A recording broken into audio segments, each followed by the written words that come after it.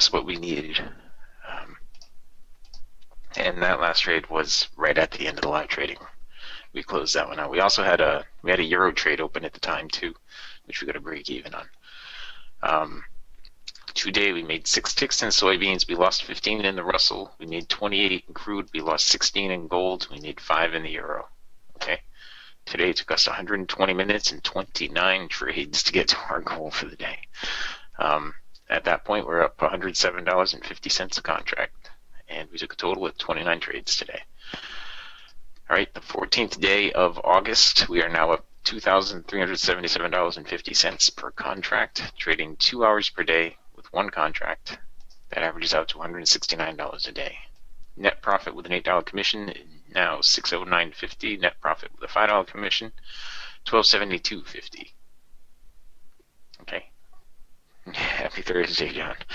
We have now traded 154 days this year.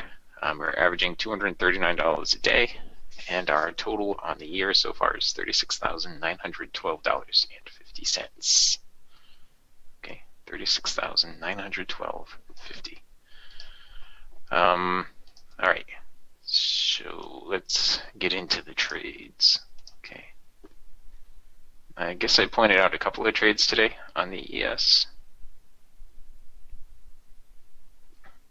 Scrolling. Doesn't look like I pointed anything out over here. Note to everyone, we're at the lowest weekly trading zone right now. Well, we hit it today. We hit the lowest weekly trading zone today. Not terribly significant, but I'm going to be checking something because I think whenever we hit those extremes, if we do it early in the week, by the end of the week, we're usually at the other extreme or pretty close to the other extreme. It's later in the week. Today's Thursday, but we did hit it pretty early this morning. So we'll see what it does from here. Okay. There was a long trade right here that went about a point, and a short trade right here that went about 3 points. Since then, it's just been a lot of nothing. That was it on the ES. Okay. That was it on the ES, and I wanted to see something else. Yeah. Hang on. I bought 2060 calls this morning for $675. Okay. Just to play my hunch that I have with the lowest weekly trading zone that we just hit. All right. And Michael, could you break that down for the non-option people? Did you say you bought some calls or sold some puts, yeah. Or what'd you do? I bought some calls. Okay. Yes, folks, it's Greek. It's all very confusing, but lots of people have figured it out, so you can too if you want to. So, tell us what that means. What is that what are you hoping that price does based on the contract that you bought or sold? Well, actually, you know what? I just realized I should sell this one and buy the next one because the expiration is tomorrow. I'm gonna jump up here to next week's. All right, that's more like I'm actually gonna buy it right now. I'm gonna buy 2060s next week, and. But can you tell us what that means? I'm buying 2060, so what are you hoping will happen? What will cause you to have a profitable trade in the market? Well, here I'll go a couple more out of the strike price. Okay. Let's just look at something that's gone up already. Now I just bought 2060s for 16 1/4. If price goes up to 2070, we'll say, roughly, you could expect See the difference between the strike price right here, not the strike price, but the actual purchase price right here and the purchase price right here. If price goes up to 2070, we'll be in the money. You know, right now it's trading at 2053, so we're out of the money a little bit. You know, there's formulas, there's Greek formulas, the Greeks. There's formulas for they're not actually Greek formulas. There's formulas that are identified with Greek letters, but that determine the best option to buy, you know, based on the delta and all that. Typically, what I usually find is the best ones are 2 out of the strike. They're 2 out of the money. Those are usually the best priced ones. Okay, for me. And usually when we do this, when we do it earlier in the week, you know, what was it, a month ago? We had 2 opportunities, one on Monday and one on Tuesday. And on Monday we made 100%, and on Tuesday, I think we made 100% on Tuesday too. But I exited one of them early, I think. But the one on Tuesday went on to make like 300%, I think. But yes, my thinking is that the S&P is going to go higher, just based upon the fact that it's hit the lowest weekly trading zone. Now, usually we do this when it's hit the lowest weekly trading zone on the first or second day of the week. Where do you pull this up on the platform? You go here, like this. John, you go to trading, then option chain, new window, and it pops up a little thing like this. I'm trying to drag it over. I move this back and drag this over, and you just enter in the symbol right here, underlying symbol, like if I wanted to buy Russell options. Okay, do that, and it automatically populates with 3 strikes. I mean 3 on either side of the strike price, you know, either side of the current price. It automatically populates with that. Okay. There was something that I was going to start doing. I'm going to start keeping track of anyway for the CFRN members, and that was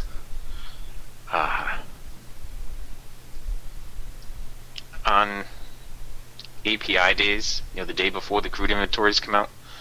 I don't know if you guys have noticed, but usually the crude inventory numbers are already priced in from the API numbers the day before. There may be something that we can do with options based on that. But what I'm expecting here is I'm expecting the ES to go up. I mean, right now it's just dropped down 3 points since I bought it. So you see it hasn't changed in price yet here because nobody's done any trading on it. But you can see the value of it's dropped down a little bit right here. But that's not too bad. But that's it. So I'm expecting higher prices on the ES. Now the thing with this is, let me just go and see the one that I bought a minute ago. Hang on.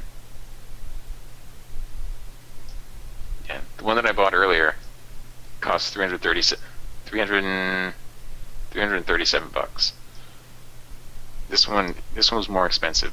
It was this one was about 800 bucks. Yeah, let me just do the math for you.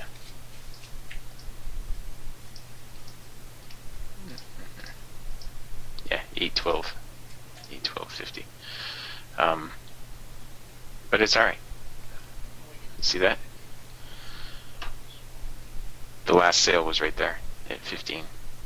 So because the ES is going down, it's going down to the zone again. So you may have an opportunity, I mean, you do have an opportunity to get it at a better price right now. If it's going to bounce off this zone and start going back toward the other extreme, which it may not do. I mean, I'm not suggesting that anyone do this. This is just my hunch. Then you see how the numbers are over here, up 100%, 110%, 97%, 120%. That's the kind of daily returns you can get with this if you do it right.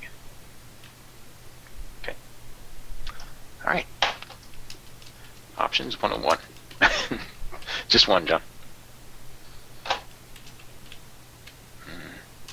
But you got to make sure you're in the right one.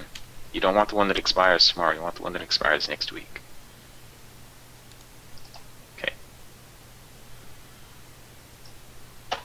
All right. So, where was I? In gold. Yeah, we hadn't even started the recap yet. So, well, I mean, it's recording right now, but anyway. Our first trade in gold. Gold kicked my butt today. Our first trade in gold was pretty much almost our only winning trade. We had one more trade that was a little bit of a win. First trade in gold, we got 3 ticks profit. And the next trade, we stopped out, break even, and another stop out. So at this point right here, we're minus 13 ticks. Okay, I made a little profit right here. Got from minus 13 to minus 7. That was 6 ticks profit. Then from here to here, I got 7 ticks. That put us back to break even. Then I stopped out back to minus 8. Then I had a break even trade here, but I had another stop out. I think it was right here. I had another stop out to put us at minus 16 on the gold. That one right there stopped us out. And we're at minus 16 on the gold. That's where we ended the day on the gold. The Russell also kicked my butt today.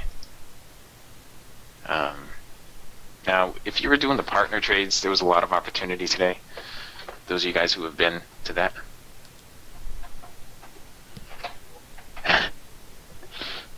You think so, John? Let's scroll back. All the way back here. Alright, so on the Russell, our first trade was right in here, and we stopped out. We stopped out right there. And we pulled back right up to the zone, pretty much stopped us out to the tick, and then went down. The next one we had a break even on. Okay, we missed that trade right there. Looks like no, we didn't really have it in there. We had another break even trade here. We must have missed something on the way down right here. Yeah, I guess right here. It was a little bit of a short. We stopped out again right there. We're at minus 16 on the Russell. Okay, and we got 1 tick profit here, putting us at minus 15. And that is where we ended the morning on the Russell, at minus 15. There was a short opportunity right here during the break, right here, and right there during the break.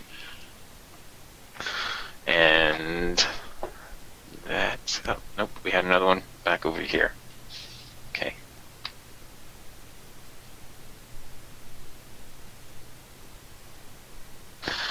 And that was it on the Russell. We ended with minus 15 ticks on the Russell. Okay. Crude oil. Crude is where we made some money today. We had a bunch of trades. A whole bunch of trades. Gold had a bunch of trades. The Russell didn't have that many, but crude had a bunch of trades. Look at them all. They're all over the place.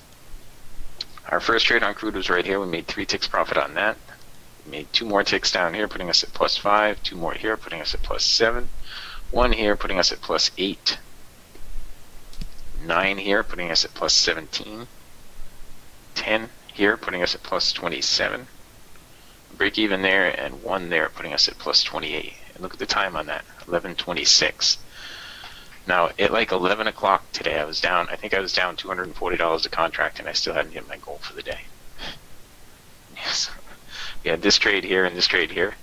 Helped, and then we had a 12-tick trade on the soybeans. That was tough today. That was tough. I'm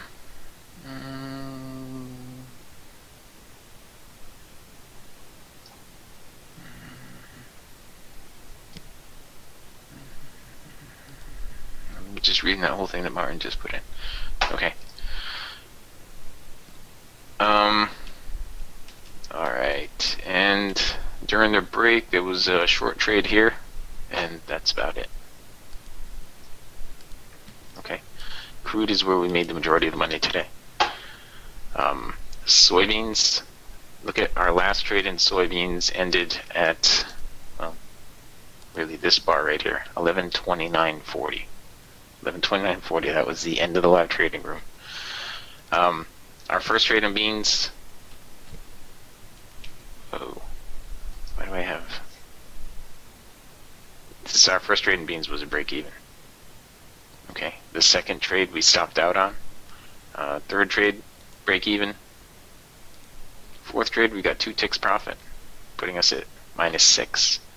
And then we got 12 ticks profit on this one, putting us at +6.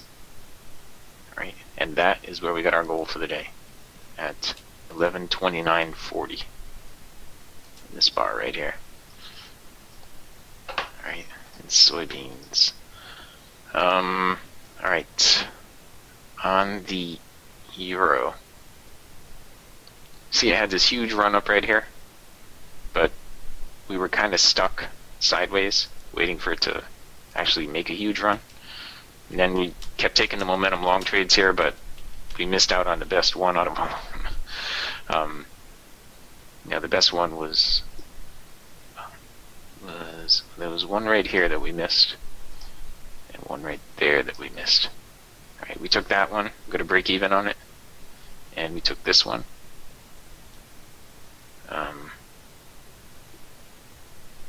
I don't know what we got on that, but I don't think I recorded it.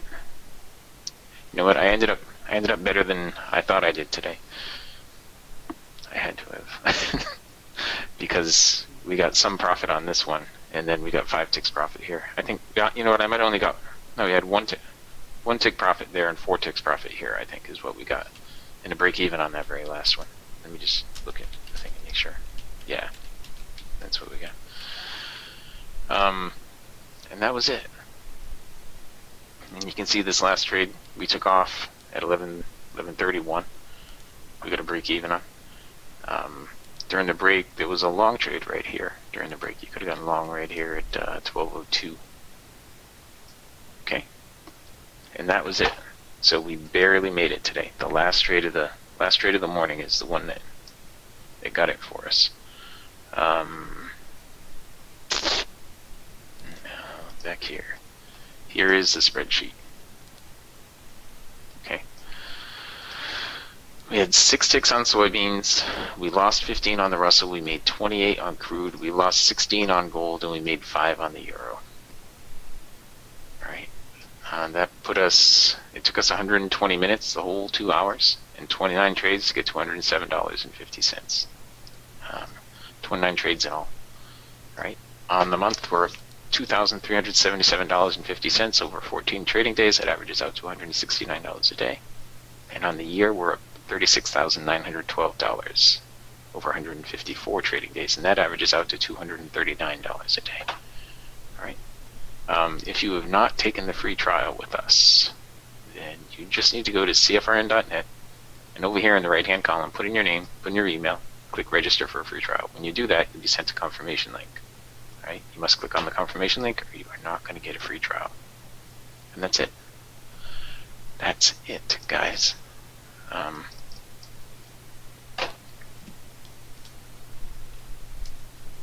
With that, we can head back out to Phoenix, Arizona.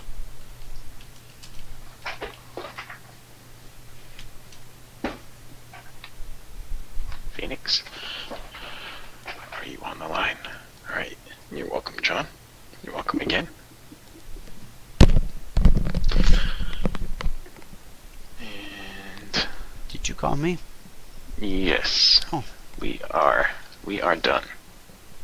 All right. I am done. Okay.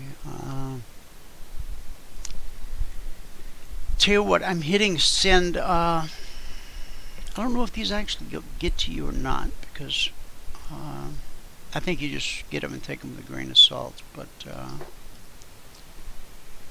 this is gonna go out later today for tomorrow. So okay. If you could peruse through it and see if you spot any any idiot stuff. Okay. I'd be happy to. Okay, recap of the recap. I know it was rough, but what was it? Well, Today it actually, took no, no, no, us. no, no. You worked in air conditioning, sitting at a desk for 2 hours, and you are still on track. If you were on that 24/20 blueprint, you would still be on track to graduate a 20 contract trader in 24 months. So, woe is me. How long did it take? Oh, it took a whole 120 minutes today. Okay, 2 hours. It took the full 2 hours. Yep. Took the full 2 hours and 29 trades. 29 trades. I could use 29 trades because I had probably 1,000 rollover trades. But see, guys, it took the full 2 hours. Now, we do the rollover trades, and everybody thinks that's really cool. But here's what I hear occasionally from some people. Let's say you do have 50 rollover trades, okay? But they have a daily loss limit of $300. Okay. What's the point of having 50 rollover trades if your stop loss limit is $300? I'm not, we're very pro aggressive risk management, more so than anyone I've ever seen, I think, and I'm happy with that. But when it comes to the 24/20 blueprint, it's based on you getting your points every day in 10 trades or less on average. That's $100 gross, 10 trades or less. So that means you have to count your carryover trades, and there'll be days when you have to use them. So when people say, so you're telling me I can't have a 300, I go, no, no, no, no, no, no. I'm not going to tell you that. I can't tell you that. It would be wrong for me to tell you that.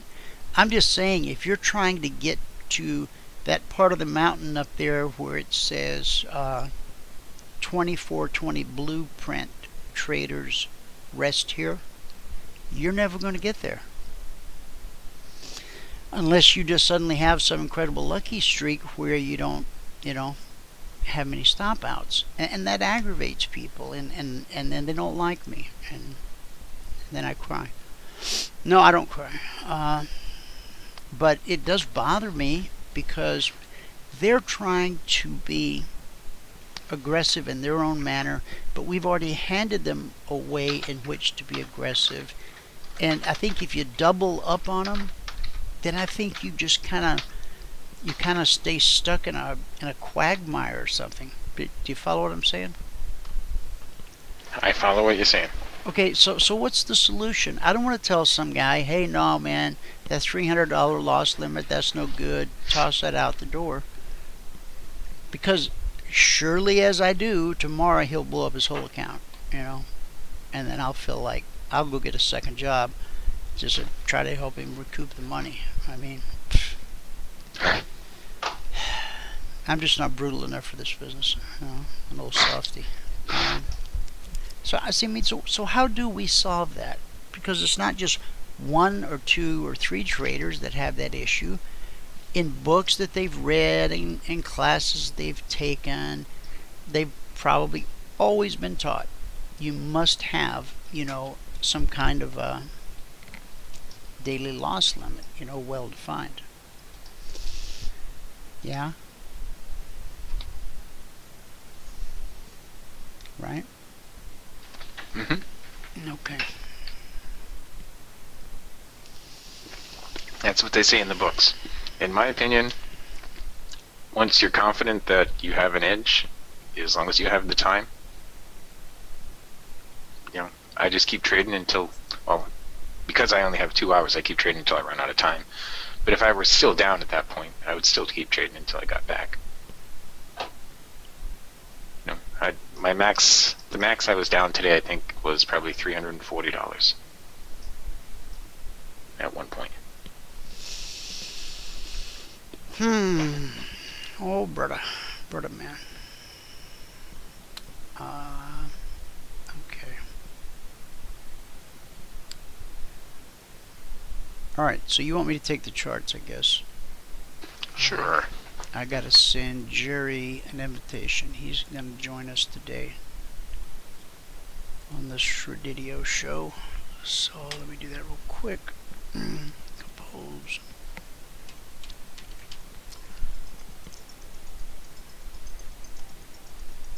And then I got to remind him today when he comes on that it's the same for the whole month for the radio show. Okay. All right, buddy. Catch and release. So I guess I'm going to release you. I have not uploaded the video from last night yet. I will labor to do that today. Do we know that we got last week's uploaded? I don't know. Let me go look. All right. Well, it's okay. I really try to stay on top of it, but then I get behind. And nobody said anything about it. So. Yeah, no. Well, and I really want to get the Madcap cast of characters completed on the CFRN team page before our new guest shows up tomorrow, because I want him to like feel obligated. Oh man, they didn't put my damn picture up, my bio. Okay. I'm gonna have to show up every Friday now. So. And I've been told I should have a more recent picture up there. Yeah, I was gonna mention that, bro. I'm glad somebody else did. Do you have one? Yeah, I can get one for you. Just go out and walk around your house, and when you find a patch of brown stucco, stand in front of it. Have your other snap about 50 pictures, because the film is free. And out of those 50 pictures, you'll get a money shot. Okay. That's what I do. I just take, when I'm out, I just take the heck out of pictures, man, and then I comb through them, and all of a sudden one just pops, and I go, whoa, yeah. Yeah, so, I have 3,800 on my phone. I think, well, I had to dump mine the other day. I do what I call an iPhone dump, where I just dump all pictures into a folder on my computer and start fresh. Because I had so many pictures, I was at church, and the pastor said, hey, could you come up here and take a picture of this, because you're real good with all that stuff? Oh yeah, no problem. Get up there. It says, sorry, you can't take any pictures because your storage is full. And when you go that far, guess what there's not room to do either? Probably lots of things. When you don't delete, there's no room to delete a picture. Oh, really? I did not know that. Color me crazy. Yeah, true story. If you reboot the whole phone and go in and don't try to take a picture, but just immediately delete a picture, now you got a little breathing room.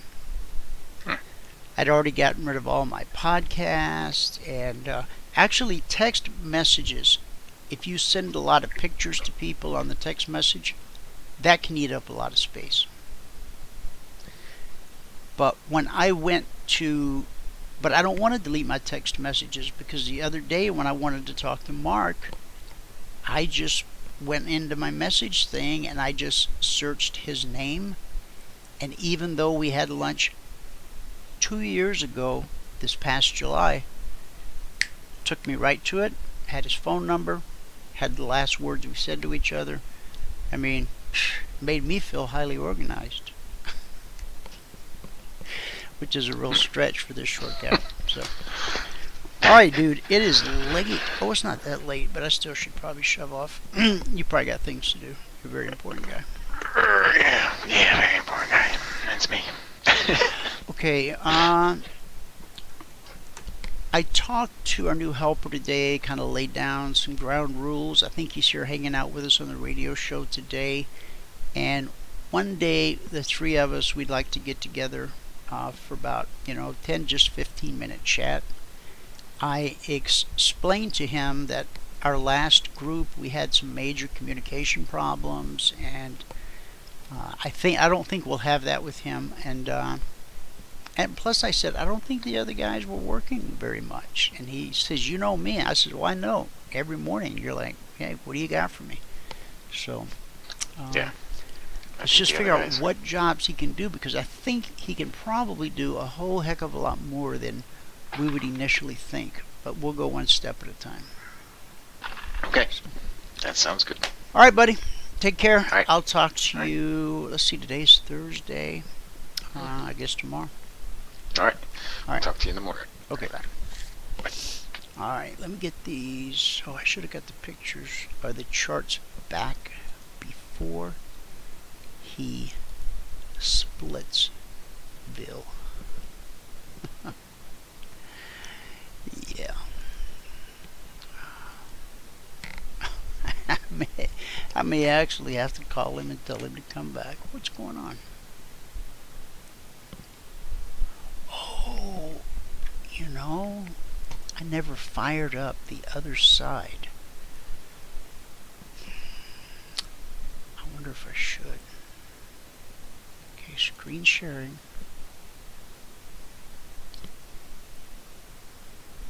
Change presenter. There we go. Dwayne Reeves. Start recording.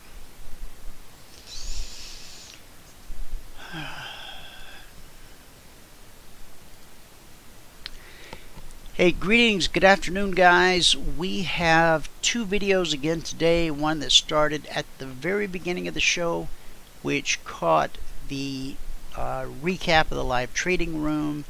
Now we're kicking in with part two, which will cover Concierge Trade Alerts, good word for the day. Our chat with David Williams from Page Trader, and one of the original CFRN partners, Jerry, who now is with David. They work together. And then today being Thursday, this is our every other Thursday Ed Corey Day. Okay? Burwell one Thursday, Ed Corey the next. Sweet.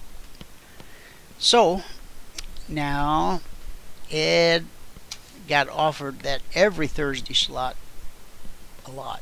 Not trying to make you feel guilty in any way. I'm just saying that. It could have been your name in lights, but it's good. I think it's good having a mix, and we have more guests coming. I just got to get through this Friday, because I'll be like a little kid in a candy store. Bert, I just see a message from you. Is Ed going to be on today? Yes, someone on the phone asking.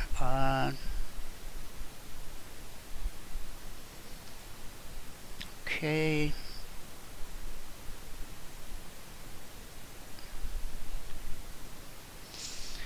Just going through here. And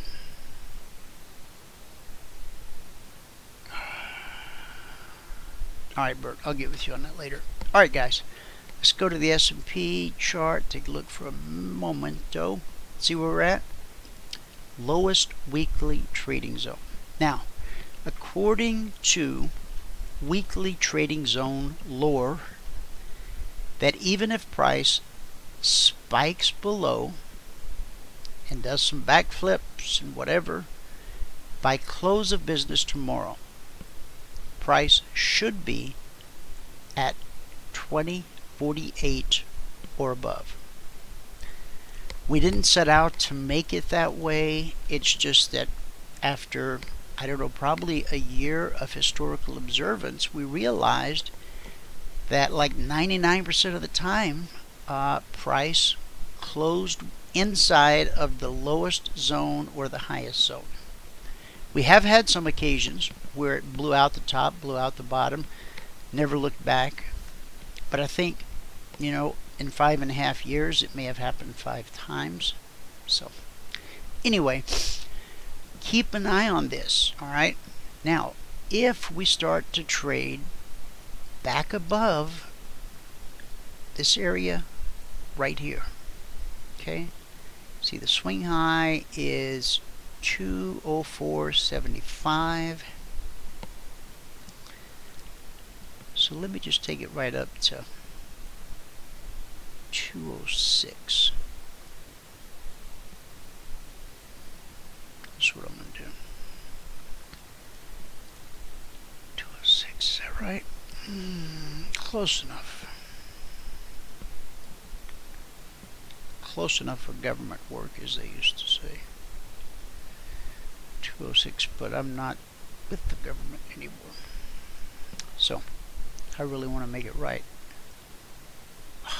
That is just frustrating. It's got to be super frustrating for you guys. All right, let's do our radio trade for the day. Consider being long above 2060 or short below 2046.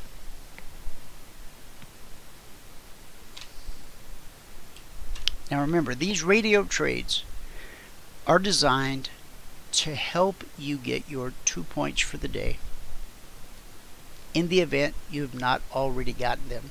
I would like to think you already got them, but if you haven't, you know, this is just a little something to try to help. Now, I do try to position them so that it's a trade that would not only give you your 2 points, but often will have the potential to run considerably further. Like here, short below 2046. I mean, good Lord, I don't know how deep that abyss is. It could. I need to get 2 points away from the zone, because the zones, for lack of a better term, have magnetic quality. Got to get you 2 points away, break the force field, whatever, and then whoosh, you can go. Here, by getting long above 2060, the weekly trading zone is at 64. And so it's a high probability that once we get into this area that we'll hit 64. If I was really concerned about it, I would just say 62 to 64. And then I would have very little concern at all. We went through this last night in the partners workshop. I don't think I went through it with you guys today. The question came from one of our partners, and she says, you know, can you help me with these weekly trading zones? I mean, I know there's something there, but gosh, I just can't seem to figure out how to put it to work. You know me, I got a long way around the mountain, and then I got Ask Michael. So I actually answered this myself. But what I wanted to say was, well, you need to come and sit with me for about a week so that I can teach you, so that we can scratch the surface, if you will, of all the intricacies that are involved with the weekly trading zones. But it dawned on me earlier in the week that I could present it in a much simpler manner. Okay?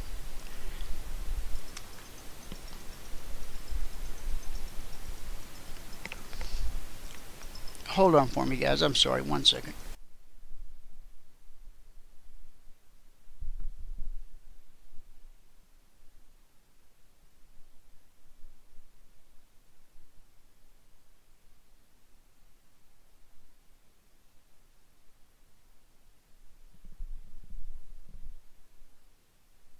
That was the automated truant officer calling me from my... my wife drops my kids off at school, but somehow they were late. All right. Anyway, back to this.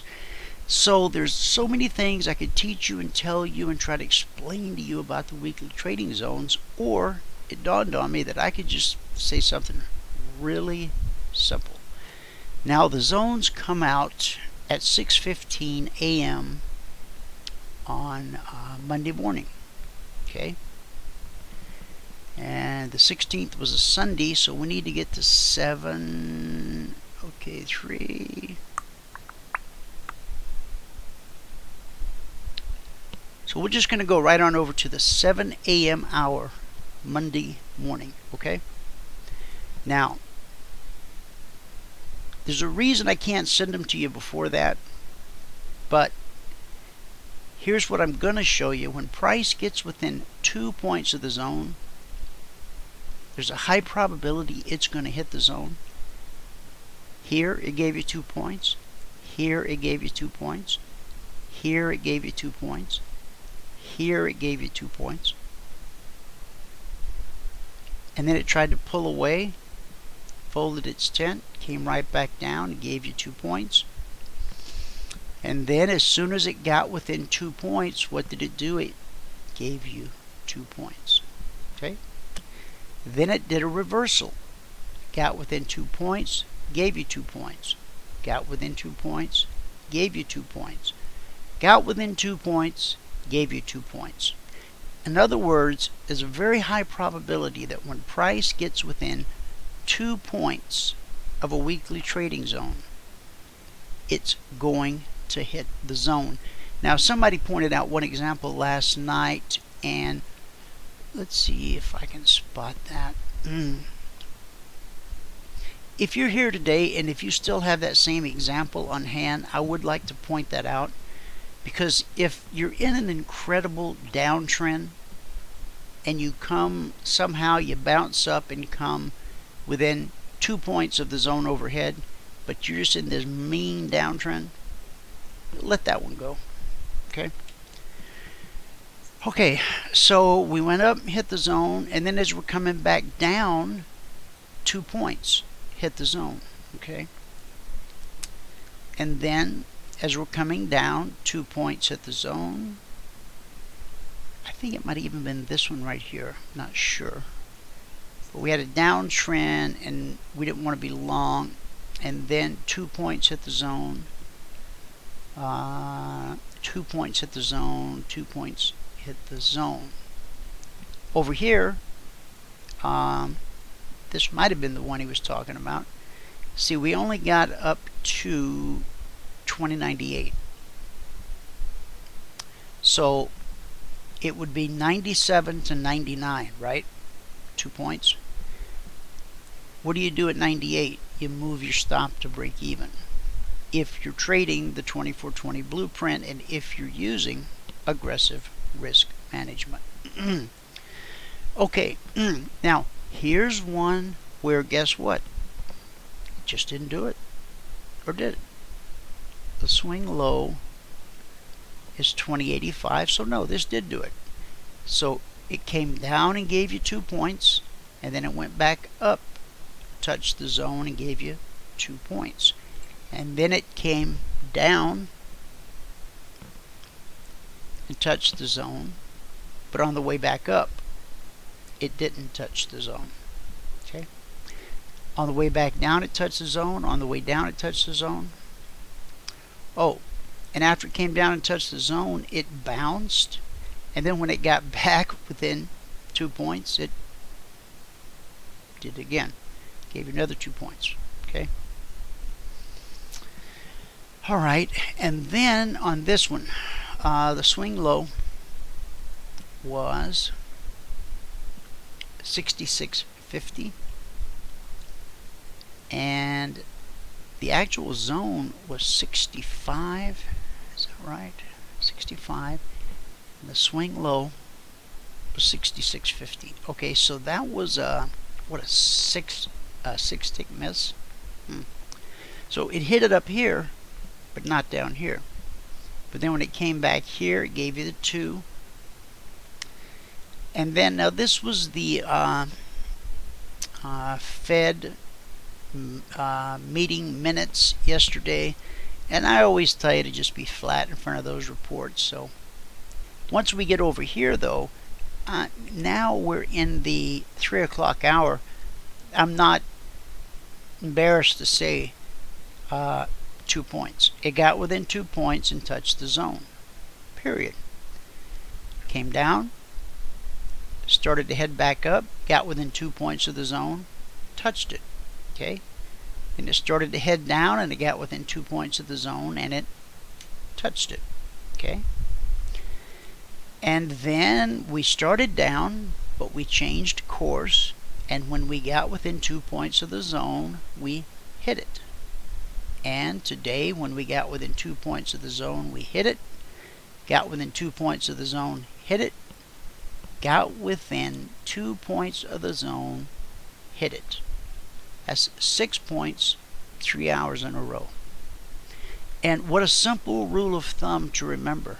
I mean, I know that as hard as we try to be transparent and simple and all that stuff. Sometimes it's, it can be complicated.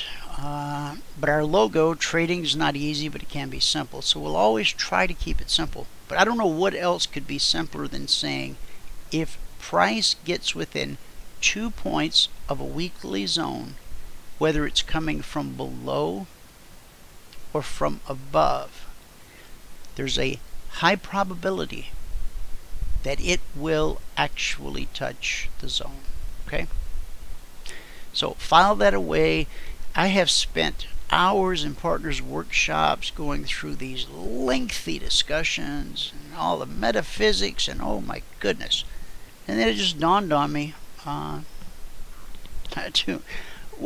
realized it a long time ago, but it dawned on me recently that I could just teach that to people. They don't got to come and be my apprentice and make my coffee and sharpen my pencils and follow my every step and shadow me.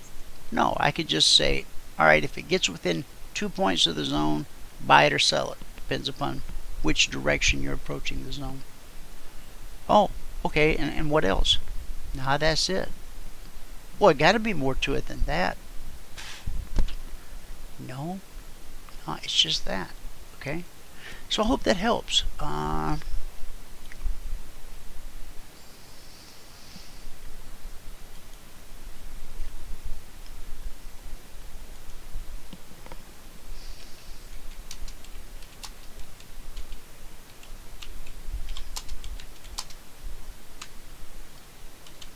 Sorry guys, hang on 1 second.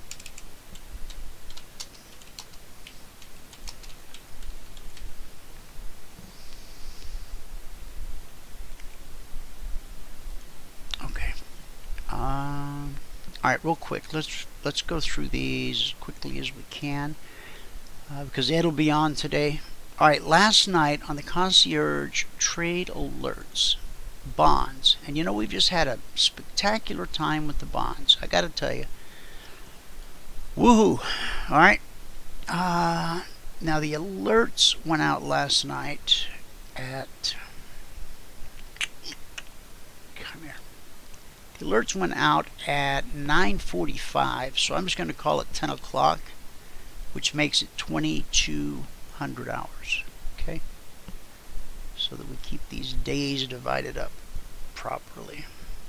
That's way off.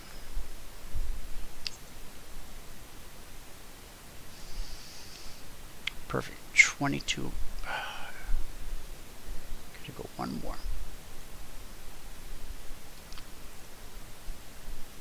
2200 hours. Okay.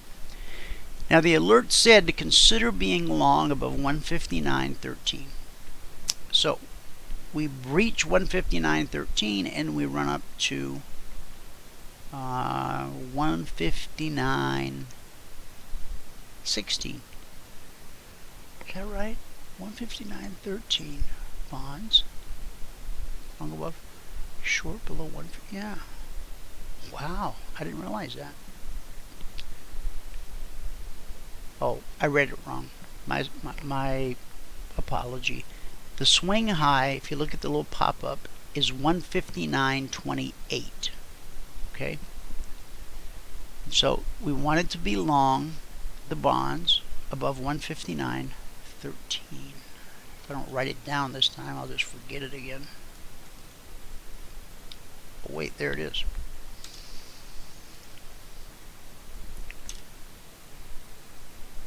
The bond fairy must have put it there. 159.13.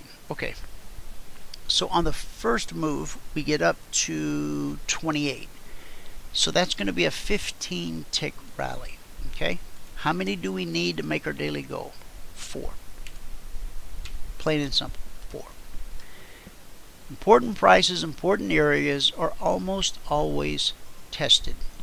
We've been saying that for some number of years, and I guess we'll just keep saying it because it keeps happening. Price comes back, triggers, puts in a swing high at 160.03. Okay. Price comes back to physically touch. It makes a run. 160.03.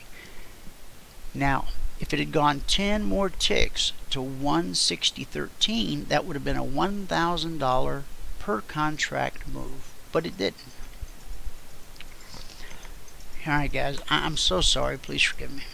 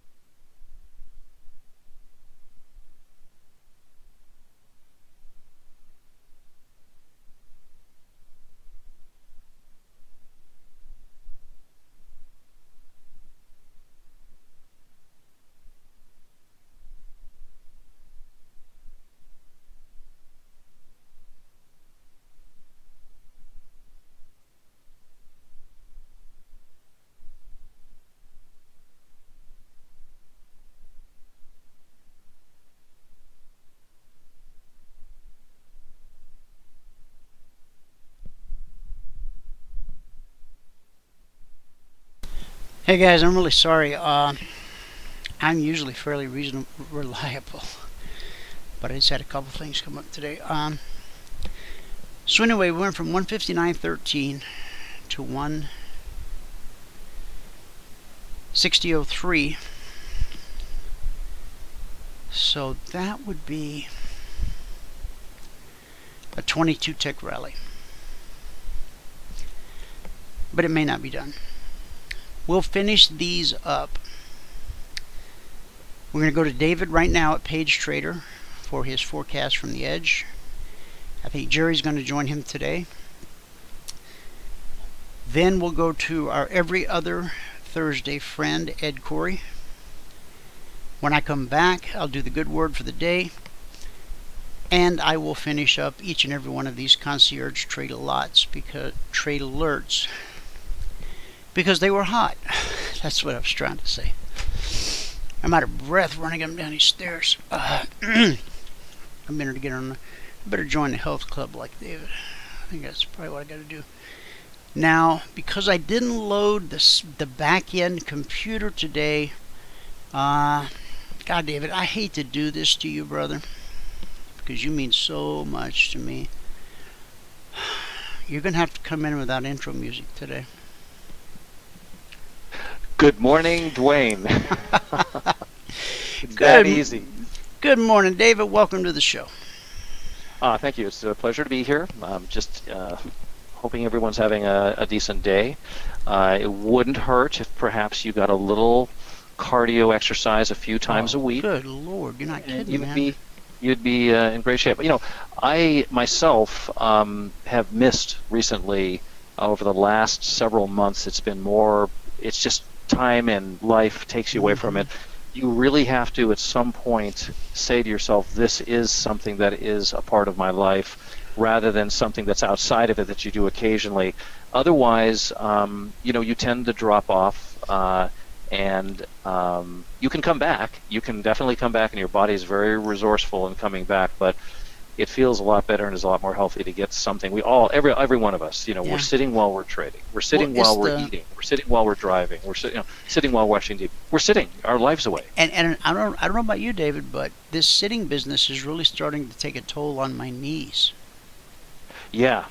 I mean, it really. Do you have I'm sure you have a nice chair you're sitting in, but even though. No, it's a leather high-backed office chair. What is it doing to your knees? Tell me what it.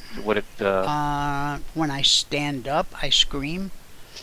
When I go down the stairs, I live. My studio office is upstairs, and my sleeping quarters are upstairs, and so I can climb the stairs without making too much noise, but when I come down the stairs, I'm like a really elderly man, and I'm only a man of a certain age, and I have to go sideways one step at a time, like gently. And my wife keeps saying, honey, you can't do that. You gotta just gut it out. That's gonna screw up your gait and the whole thing. And I'm like, well, I'm not a show horse, so I'm not too worried about my gait. But I don't know if you know this or not, but Jerry Fagnet, who's going to be on us here with us, he actually, I met him in person out here in Las Vegas a couple of years ago, and he is a tremendously physically fit and highly skilled in this whole field of exercise and stuff like that. Let's bring him on. Yeah, I'd be curious to see what his suggestion would be for your knees and to make that better. So we've been taking this product. I'm trying to remember what it's called. It's glucosamine and chondroitin.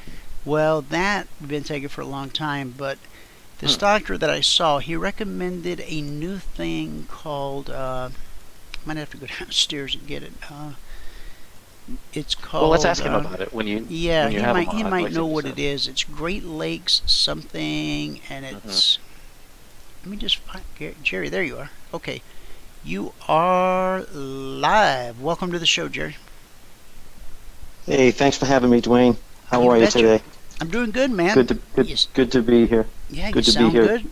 You've gotten. I feel good. Consistent with your headset, and I think everyone, so far this week, everyone has come on sounding good. I think people have figured out if you just hook it up, leave it alone, that when the next time rolls around, it, unless something weird happens, it'll just sound the same. Yep. That's what used to aggravate the dickens out of me when my wife and I did light and sound at the previous church we went to.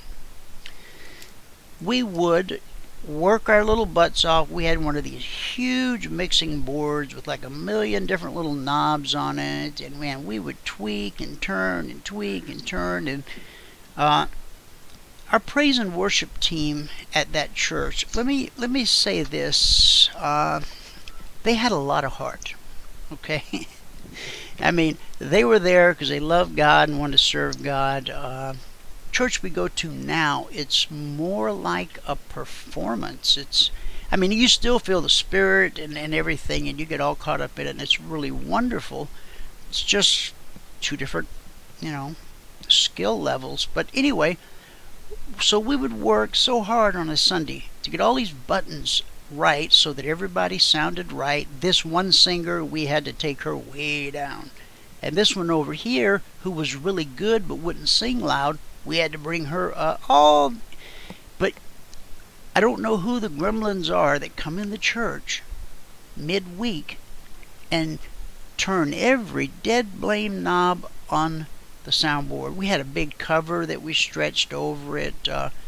It was finally my wife just quit doing it. She goes, I'm not going to do this anymore.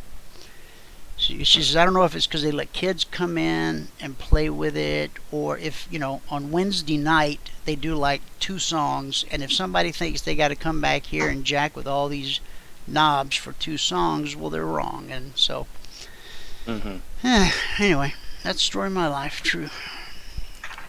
So, Jerry, fix my knees. Well, first of all, I would suggest that, obviously I'm not a doctor and I don't even play one on TV. But you're kind of doing it on radio right now, so that okay. I'm doing it on radio. I would be willing to bet that the guy like us who spends all day sitting is any pain that you are feeling in your knees, or if you're feeling pain in your lower back at any point in time, it is your hips. You could have a physical problem with your knees, obviously. Whether it's a cartilage problem or a real joint problem. But outside of that, glucosamine, deer antler, there's a number of. We take that. The other stuff we take is this collagen that comes from beef, and there was a special kind, Great Lakes, that this guy recommended to me, and he seemed like a very smart young man, so we ordered like a case of it. But what's happening as we sit? And sit, which is, the human body was not really designed and built to sit. Right. We're supposed to be out farming, fighting. It's built to squat. Now it's built to squat. And if you look at any native culture that's still, whether it's New Guinea, you look at truly. No colon cancer. I know where you're going. No back problems. Honestly, you look at any native culture that's still, unfortunately, I don't want to get too risque here, but does not use modern plumbing to go to the bathroom, and they are still literally squatting. They have impeccable lower back, hip, and knee health, and that's because we are not designed to sit. And practically zero colon cancer.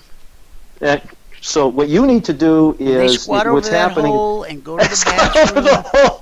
No, I'm telling you, the first time we were in Africa and we were at church, my wife told one of the church ladies, hey, I really need to go to the bathroom. They let her out in the dark to this little wood shed, little building, and when my wife says, Dwayne, I stepped inside and there was no toilet. I mean, this was our first experience in Africa. And I said, so what did you do? She says, well, it's a good thing I went commando. He said I squatted over that hole and away I went. So that's it. You have deep abdominal muscles that weaken and contract the longer we sit, and a good physical therapist will teach you how to strengthen and lengthen. It's called the iliopsoas muscle. It's deep inside your abdomen and attaches to your hip and to your thighs, your pelvis bone. And that's got to do with my knees? Yep. Wow. Most knee pain is being generated from a tightness and an imbalance in your hips, and it's pulling. and it can cause ankle pain, knee pain, plantar fasciitis. It can cause all kinds of things. Most everything generates from the hips, and it's usually transverse, which means if I've got a problem on my left side, it's really coming. Something is wrong on my right. If I've got left knee pain, left shoulder pain, it's coming from my right hip. Oh, that's kind of like reflexology and colon therapy. It's and like all that it's kind of a little stuff. bit like politics, where a lot of our problems are coming from the left. That's it. That's it. I mean, I went to a physical therapist because I was having some hip pain about 6 months ago, and it was affecting my ability to run and to work out. He put me on a treadmill. Very, very savvy guy. Put me on a treadmill, watched me run, and he said, now what I want you to do is take your right elbow, and when you run, I want you to really exaggerate driving your right elbow back and forth. And I started doing that. My hip pain in my left hip immediately went away. He stopped the treadmill, said, get off. He says, you have a rotator cuff tear in your right shoulder. It has nothing to do, your hip pain has nothing to do with that. Your problem's in your right shoulder. Go get an MRI. 2 days later, I got an MRI, and sure as heck, I discovered a rotator cuff tear in my right shoulder. That's the human body. It's an amazing thing, and oftentimes where you think you have a problem isn't the problem. It's coming from someplace else, and we try to treat that problem. I would also suggest that you consider putting something under your feet and get your feet from hanging off the chair, because that strains your knee and the muscles and stuff. I sit with the pressure on the balls of my feet, and I read that's like the worst thing you can do. The worst thing you can do. Okay. If you start sitting on a Pilates ball or a you've all seen the big. I have one of those. You start sitting on that and start to see what happens, and it's because it forces you to strengthen your core and not rely on the chair to weaken everything. You sit in the chair, everything in your core, which drives everything in the human body. It's the lower back muscles, it's the abdominal muscles. Your core drives everything, and when you weaken your core by sitting for 12, 13 hours a day, it just wreaks havoc everywhere. And the best way to do that is by sitting on that stability ball all day long. You'd be amazed at how much better you feel.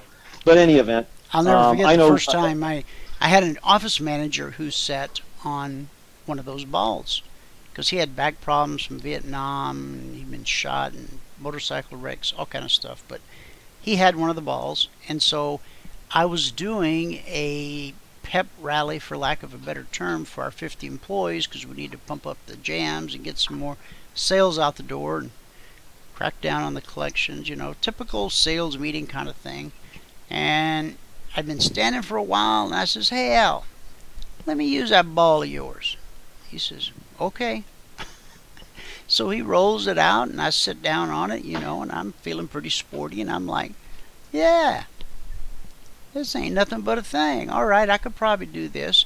And then I start talking again, encouraging the troops, and then you know how it is in the chair. After you've been leaning forward for a little bit, you want to lean back into the chair. Yeah, well, that ball ain't got no back. There ain't no back on that chair.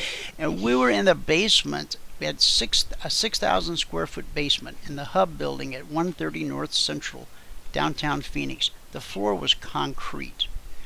And my head, it sounded like somebody split open a watermelon. But I didn't get a concussion that I'm aware of, or I got a little knot, a little goose egg. But my wife sat on that for years, and before the balls came out, my friend Rick, who's a chiropractor, he had that little chair where you sit at an angle. Have you seen those?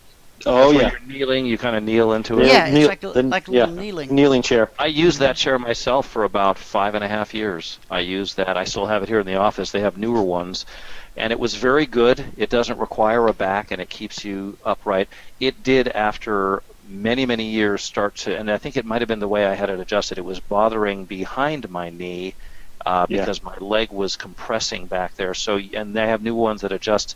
You can also do the stand-up desk thing that we've talked about, where you can stand up for a period of time, do your work, and then lower it. All of that stuff helps you to keep this from becoming a Jabba the Hutt result. Well, see, I used to That's love it. the treadmill. We were members of the Y, and it wasn't too far from us. And we would go like every day after the radio show, my wife and and I would try to go for an hour. She would try to go for 45 minutes. I would put my earbuds in and listen to some really good preacher or pastor that I like, or just some other podcast, and time would just fly by, And I knew I was getting really good exercise, and I was enjoying it. It's not like all that lifting them weights, man. I don't know.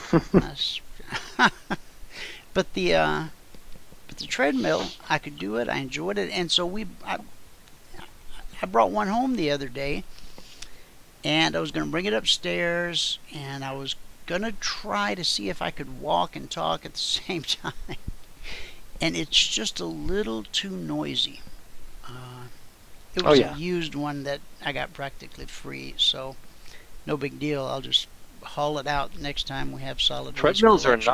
not light. How did you get that upstairs? Those things are, unless it was a very inexpensive one, I don't know. I'm a pretty buff dude, Dave. All right. Maybe that's why my knees are shot. I don't know. Yeah. When I make up my mind I'm gonna do something, I do it. I got it in the car, got it home, got it in the house. But is it a powered one? Is it one with motors? Yeah. Okay, those are usually pretty heavy devices. But it's not one of those that looks like a spaceship. It's pretty humble. Okay. But it does have that little key that attaches so that if you get thrown off, the thing stops or whatever. I'm talking about, the safety key. Oh yeah. Yeah. So, but anyway, Jerry, again, just I don't know if you heard it all, but when I wake up in the mornings, it's very difficult to walk. The more I walk, easier it gets. But when I climb the stairs, each step really hurts. But when I go down the stairs, I can't force myself to just move forward in a fluid motion. I turn sideways and I sidestep all the way down the stairs. And I think there's like 20. So, You're too young for that. I You're know. way too That's young what for my that. wife, she's yelling at me. You got to stop that. So she gives me turmeric. Turmeric's really good for that stuff. She gives me the chondroitin. She gives me the collagen stuff. And she got me hopped up on all kind of stuff. Yeah, you got to get to the root cause, which generally is, again, a muscle imbalance. It's a weakness and a tightness, and you solve that problem. I'm very confident you, at the very least, see significant improvement.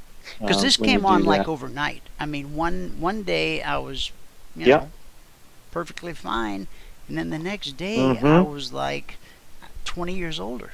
I mean, how long has that been bothering you?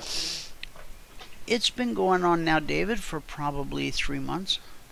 Okay, so 3 months is at least you're at the front end of it. It's not something that you've been torturing yourself with for years. And I know it's terrible to have that kind of pain, but I used to just bound up and down those stairs and never think twice about it. You have what's called there's a trigger point. There's many trigger points. There are many trigger points in the human body that need to be released from time to time. I for example, I have a similar problem, Dwayne, from sitting too long, and I get a spasm in a certain location, and I feel the same way.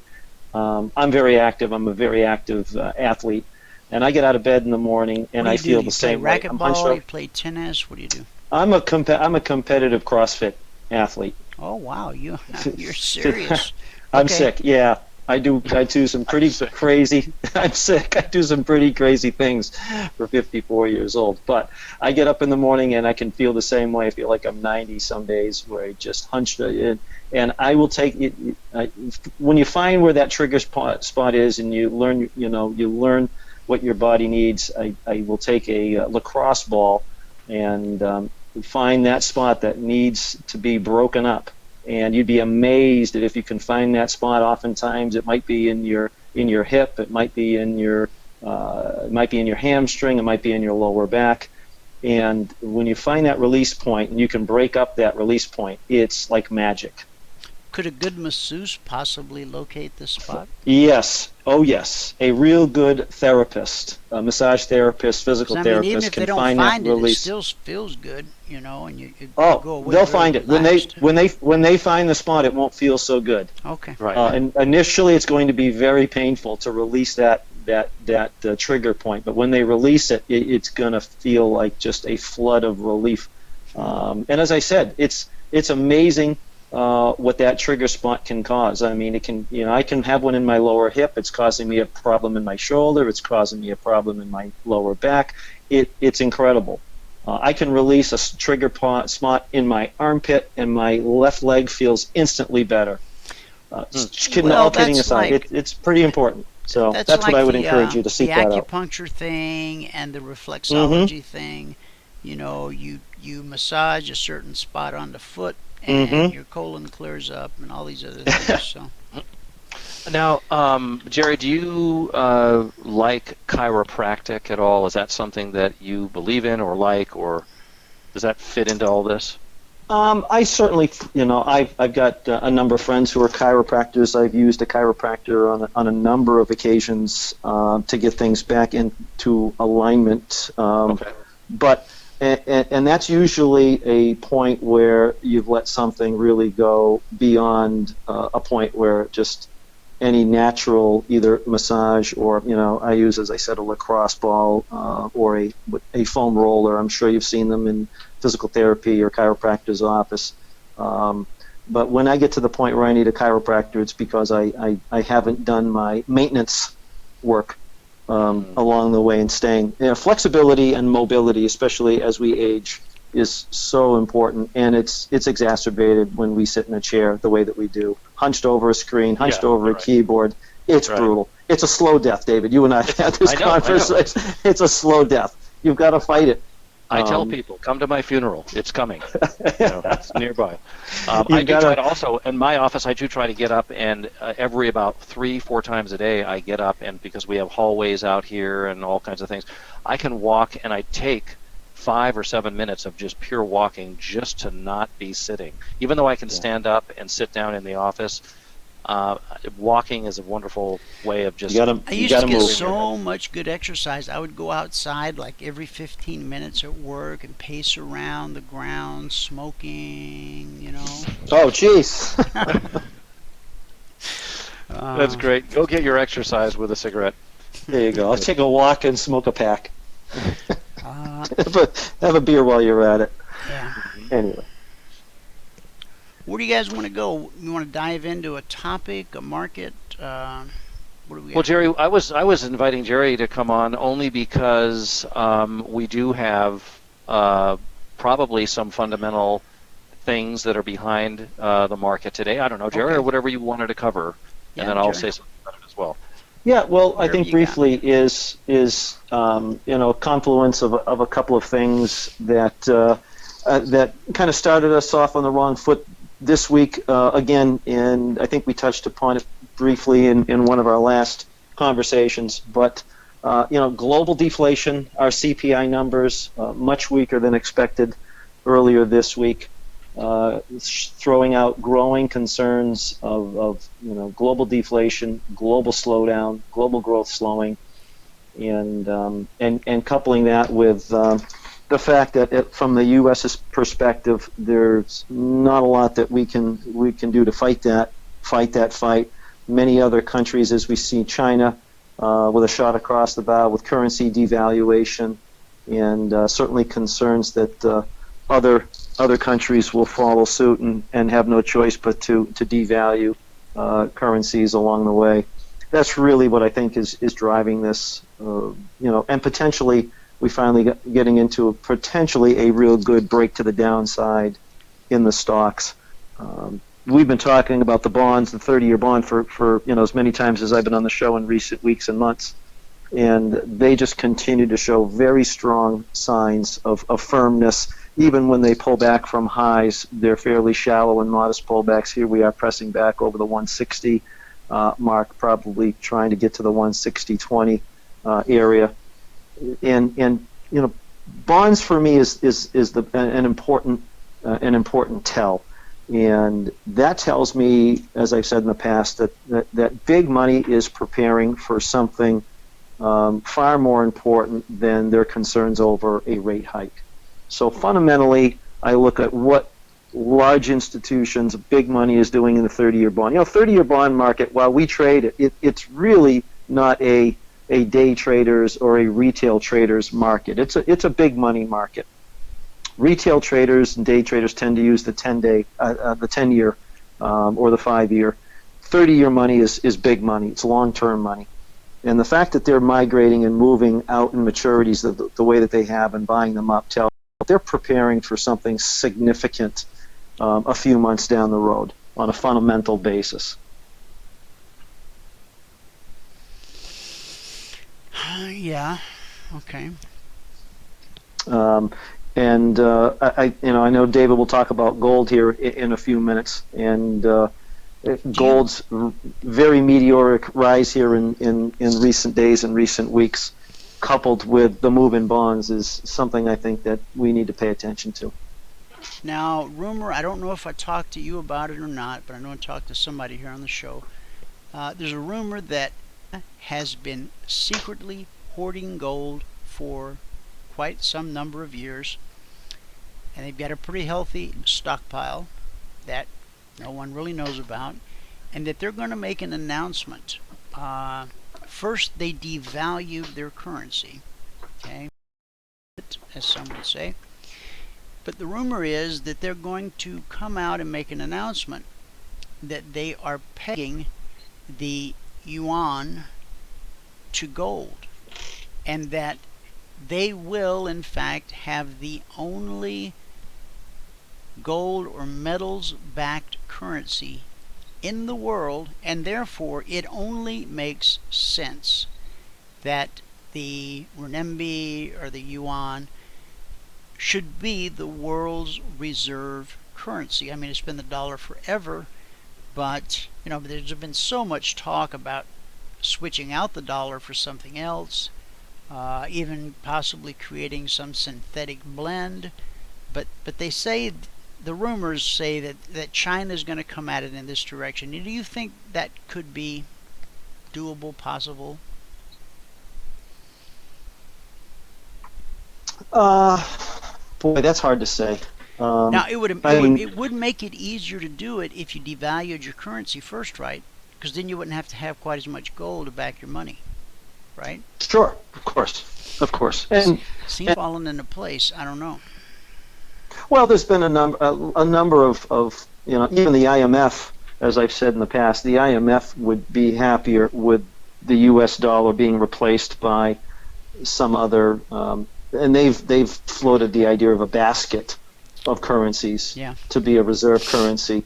China, of course, would love to be the world's reserve currency.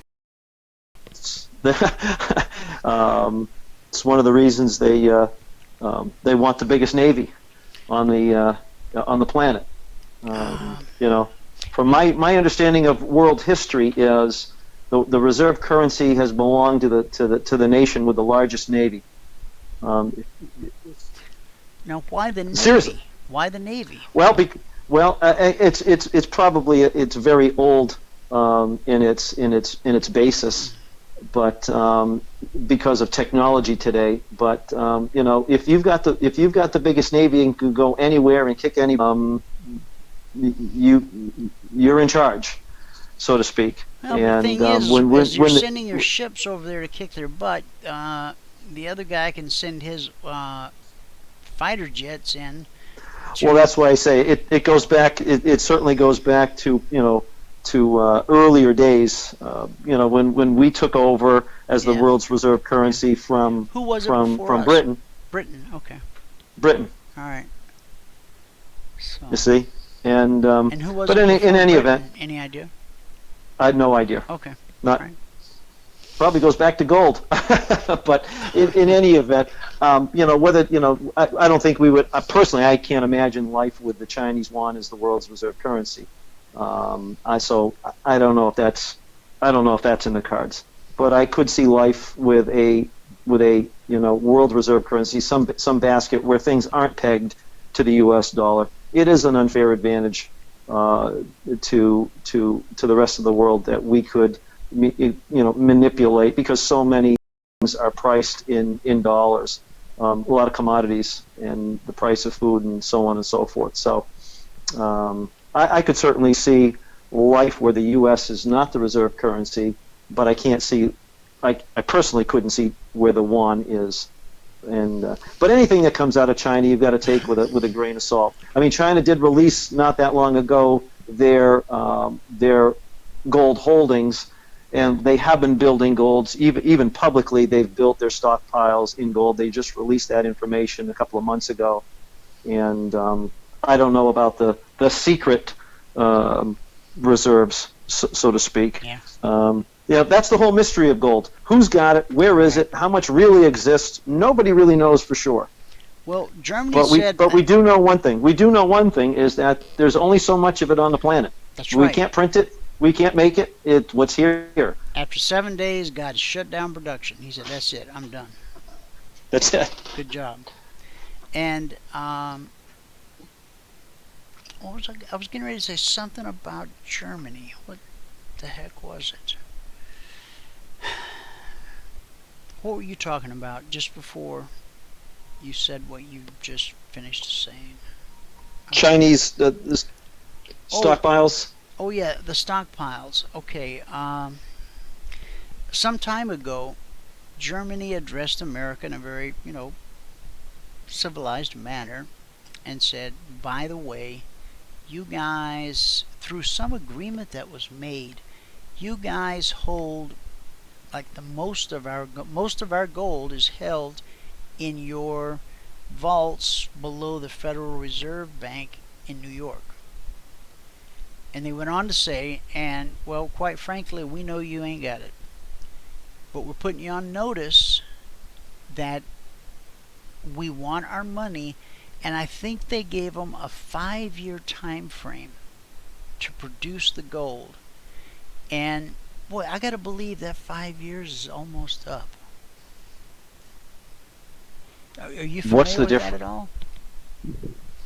I'm sorry, go ahead.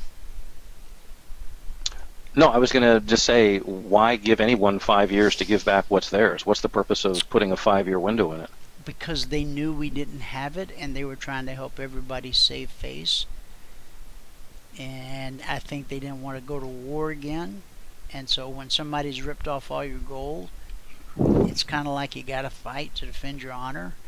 And so they were like putting America on notice. Look, you guys, we don't know what kind of mess you've gotten yourself into with all this stuff, but we gave you our gold for safekeeping, not for some helter-skelter scheme. Now, we're highly suspicious that you don't actually have our gold anymore, so we're just telling you that we want the gold back, but we're going to give you, it was either 3 to 5 years to pull it all together and deliver it. And so I don't know where we're at in the life cycle of that demand. And what if we don't have it to give them? God, we look bad. Yeah, I don't know, Jerry. I don't know about that. I mean, that sounds. I have no idea. Conspiratorial, but yeah. Yeah. Where did you I don't hear know. that? I mean, it sounds conspiratorial, David, but what part is conspiratorial? Because Germany, I read on the radio show one day. Is it a fact? That's what I'm. Germany has notified the American whoever's that they would like all of their gold back that America has been holding for safekeeping, and because they understand it might create a strain or something. They didn't come out and say, we know you ain't got it, you dirtbags. It was more like, in order to help it be efficient and all blah blah, we're going to give you some window. And I think it was either 3 or 5 years. And now I haven't heard anything. I've heard you say that for then. At least 2.5 years. Yeah, so let me try at least 2.5 years. Let me try to Google that thing up while you guys are talking and see if I can get an exact date. Well, I think Jerry also has to run soon here. That's how he stays in such good shape. What about Greece? We haven't heard anything on Greece in a while. Do you have anything fresh you want to share with us on your thoughts about Greece?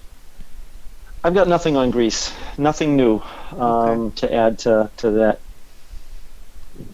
tragedy, as I call it, the Great Greek tragedy. This is a long-term problem for Greece to get into a position where they're back.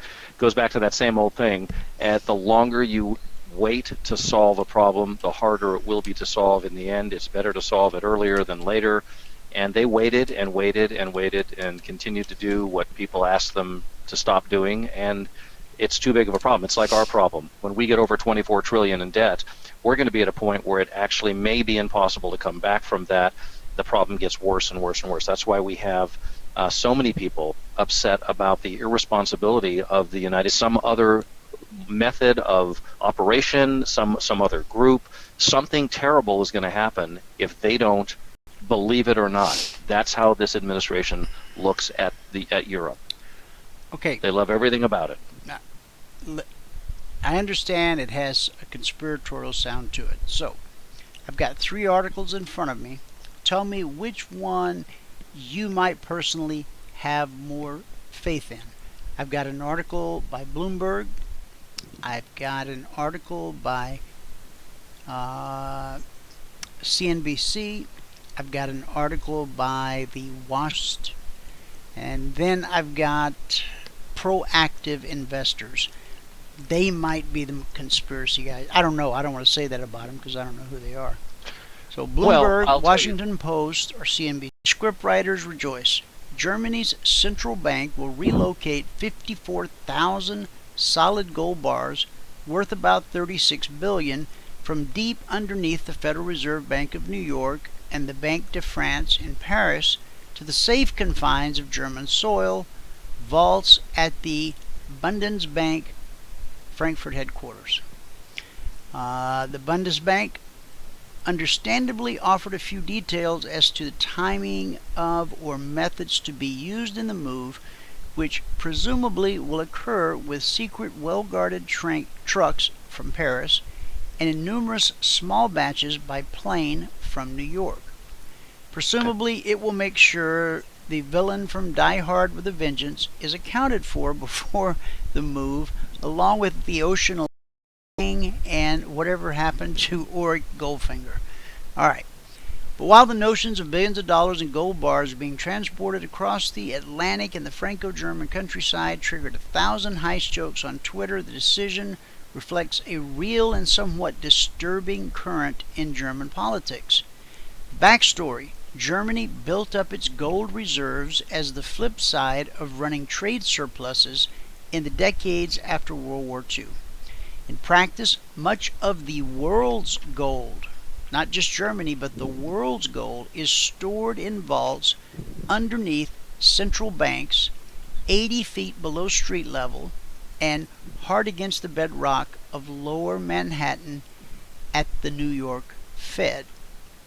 In the ancient vaults of the Bank of England on Threadneedle Street in the City of London, and so on.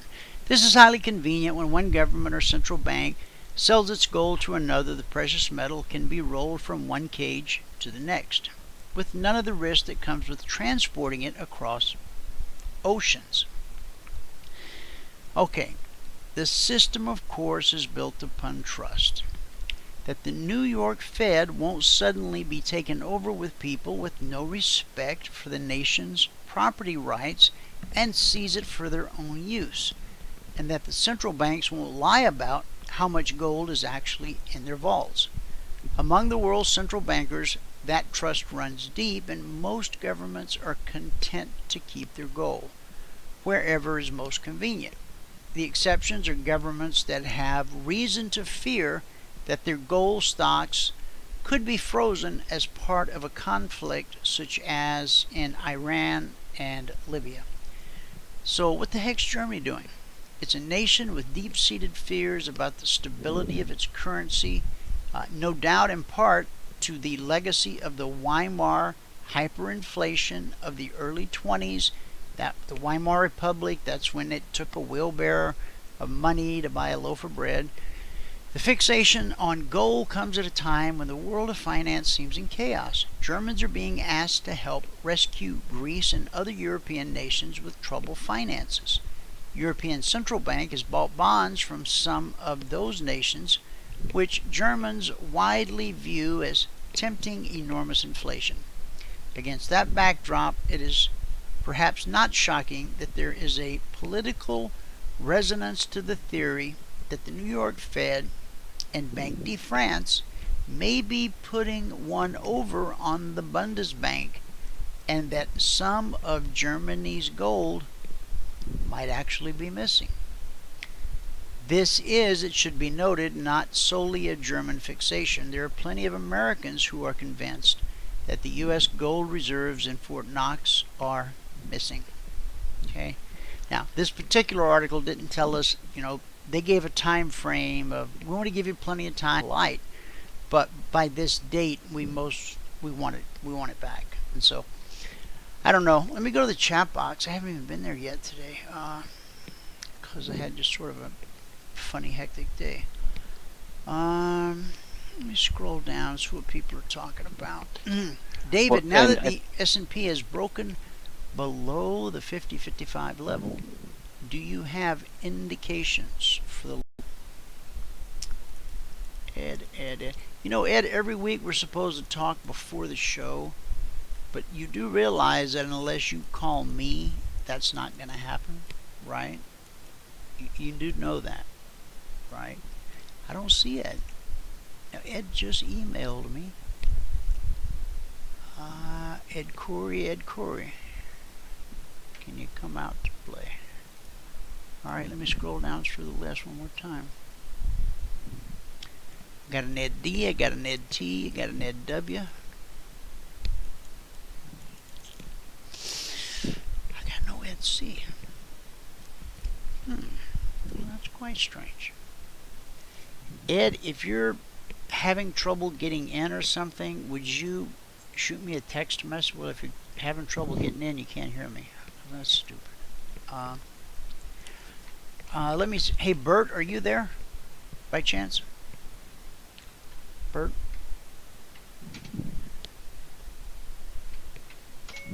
Bert, could you check on Ed Corey, please? Thank you, sir.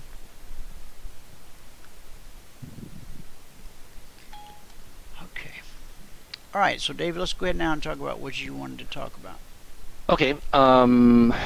Let's see. Referring to the S&P, let's go back just a couple of days, because I think it's important that we point out why we think we're where we are. A couple days ago, on the 18th, which was Tuesday, on the program, I was mentioning that there was a daily reflected wave top that was due, and it was due on the 19th, and that if the 18th, the day that we're referring to here on the radio, if on the 18th they closed below 2099 to 2100, that would indicate that the top came one trading day early, and it would be very bearish for the market. And I brought up on your program the reason it was bearish is because we have a yearly top, which is 1 year late. We recently had a weekly top, and the markets have a daily top inside and subsequent to the weekly top. That's 3 stacked levels that would imply the possibility, as we described on Tuesday, that this would begin the big break below 55 and possibly the really big move down into 2016 and so on. And I believe that that is probably what is underway now. It's really hard to discount when you have 3 things stacked up like that. You will not see that very often for those of you that use reflected wave or some other method where you're looking for that type of confluence of things to come together. It's not going to happen every day. But in this case, it did happen, and that's why August 19th, plus or minus a day, was such a important date to us and why we were so cautious about it. So now we've had the last 2 days have given us about a 60-point decline, and although that's not really a wipeout or anything like that, it's a very good early indication that the market intends perhaps on using the 19th Endies level that, if we're correct about this, would occur into the first quarter of next year, plus 1 quarter. I know that's a large swath of time, but at least gives you a window into the method. And this is not a fully vetted roadmap, but we do have early indications for these kinds of numbers and this kind of time frame, and that would lead us then into a presidential election rally from that kind of low. So one of the numbers that's really important to us is tomorrow, Friday, the 21st, is reflected wave bottom. So any intraday indications in the S&P? Good reaction off the 44 level. Yeah, I can go over this because it's basically already happened, or most of it's happened, but okay. We had been mentioning in our group earlier today that the market, we expected the market to test 2047. This is before they got down to 2047, but we expected the market to test 2047 today in the 6th hour. And we're about 36 minutes from starting the 6th hour. We did it 1 hour early, actually 2 hours early. You know, we did it almost, actually, to be honest with you, we did 2047 in the first, 2048 in the 3rd hour. But my point was that they're kind of centering at a pretty important level here that would normally be reached in this time frame. That indication doesn't help us do anything immediately because they're right at the number. They're slightly above it now. But how they handle this will help us as well. I mean, the way the market treats this level, closing above it or below it and so on. Right. So just understand that it's a wonderful day trading vehicle and it's a wonderful vehicle overall, but you better know what you're doing. Just laying it out to you. It's not for me, this is not a newcomer's market. This is a very sophisticated market that you have to know what you're doing to trade this market. It's just that simple. There's many other markets that are much, much more amenable to the kind of trading that most people would hope to be able to do. The S&P, people get hooked on it, and I don't mean to step on anyone else's advice, but I'm telling you, you know, since I'm here and I'm telling you what I think, there's better markets for many of us to trade in. There's always going to be a good trade from time to time in the S&P, but as a individual market that many people try to trade every single day, there's a lot easier markets out there, and to be quite blunt, most are not ready for this market yet. It takes a lot of skill and knowledge to trade this market effectively time after time. Anybody can be right once in a while, but the S&P is a particularly, you know, to time, right? So I think some of those songs are in my head, and that helps me to say these sentences that you can then sing on live radio too. So just be careful with it. But we do have some interesting indications into tomorrow based on today's completion of the 47 and so on. So I'm looking forward to that, and we'll talk about that in tomorrow's market. Okay. All right. We got whacked on this little short trade here, guys. We were looking to be short below 2046, and while we did come down through 46 right here, we only made it to a swing low of 42.75. So let's see. Well, no, I take that back. 46 to 44, and then that went all the way down to 4. Oh yeah. Okay, so I'm so hard on myself. Probably reaches back to my childhood or something. But all right, next question. David, Sam, I don't recognize your name. Welcome to the show. If you're brand new, we're sure glad to have you with us. What's your opinion on gold? Where is that headed? Up. Up? Okay. Yes. Yeah. I don't mind mentioning it now because we've done the original forecast. We have some more, but back on August 7th, we gave out an indication that gold, once it closed above, you could buy it above 1099 to 1100. If it got above 1099 to 1100, hourly or daily close, you just buy it, and your first target is 1111 to 1112, and then your next target is 1148.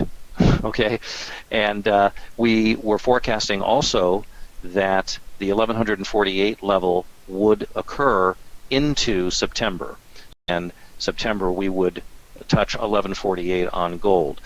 And today, we did. We completed the $1,148 upside target. We're trading. We made a high of 1153.70. We're at 1152.50. So I do believe that gold. This is not part of the original forecast for 1148, but it is part of my belief that we're going to see substantially higher prices from here, even though we've already moved up this high in gold. Now this type of indication, this is again makes me think about the S&P. This was a lot easier for people to trade and get this much movement out of the market than it would be in the S&P Bronco that kicks everyone in the shins as many times as they can before it goes to where it's going to go. It's a complicated market. It's complex. Gold is complicated as well, but because the time frames that it operates on routinely are so large, the complication gets spread out, so to speak, and there's time and space in between those complications for us to trade. The S&P is much more compressed with its choppiness, and therefore it makes it more difficult for people to really get the larger move. And we listen, we forecast a lot in the S&P. We do a lot of trading in it, but in the end, it's just it's an advanced trader's market, and that's our opinion of it. Gold is an easier market to make equal or greater amounts of money in, just as an example. But it may not be as sexy, whatever that means, as the S&P is. And people lose money in one market and they don't want to make it back in another market. They want to make it back in the market they lost it in. And so it gets to be like a battle between insane. You and the market. It is insane. I never had that particular insanity. The insanity that I had, once I got over the insanity of not using a hard stop, Yeah. I got over that insanity, and then my new insanity became, okay, I'm going to use a hard stop. But if I get stopped out for 8 ticks, because we traded the S&P and it was 2 points was your stop and blah blah. So if I got stopped out for 8 ticks on a trade, all right, well, fair enough. I was a reasonable man. I used a hard stop, and that's the cost of doing business. But this next trade that comes along, it now owes me 16 ticks. Okay. Why is that? Yeah, exactly. Because I wanted Because to you come lost in, 8 and you wanted to make your original I 8 wanted to back. come in and sit down and make one trade and get my 8 ticks for the day and be done. Right? Well, some days that doesn't happen, Dwayne.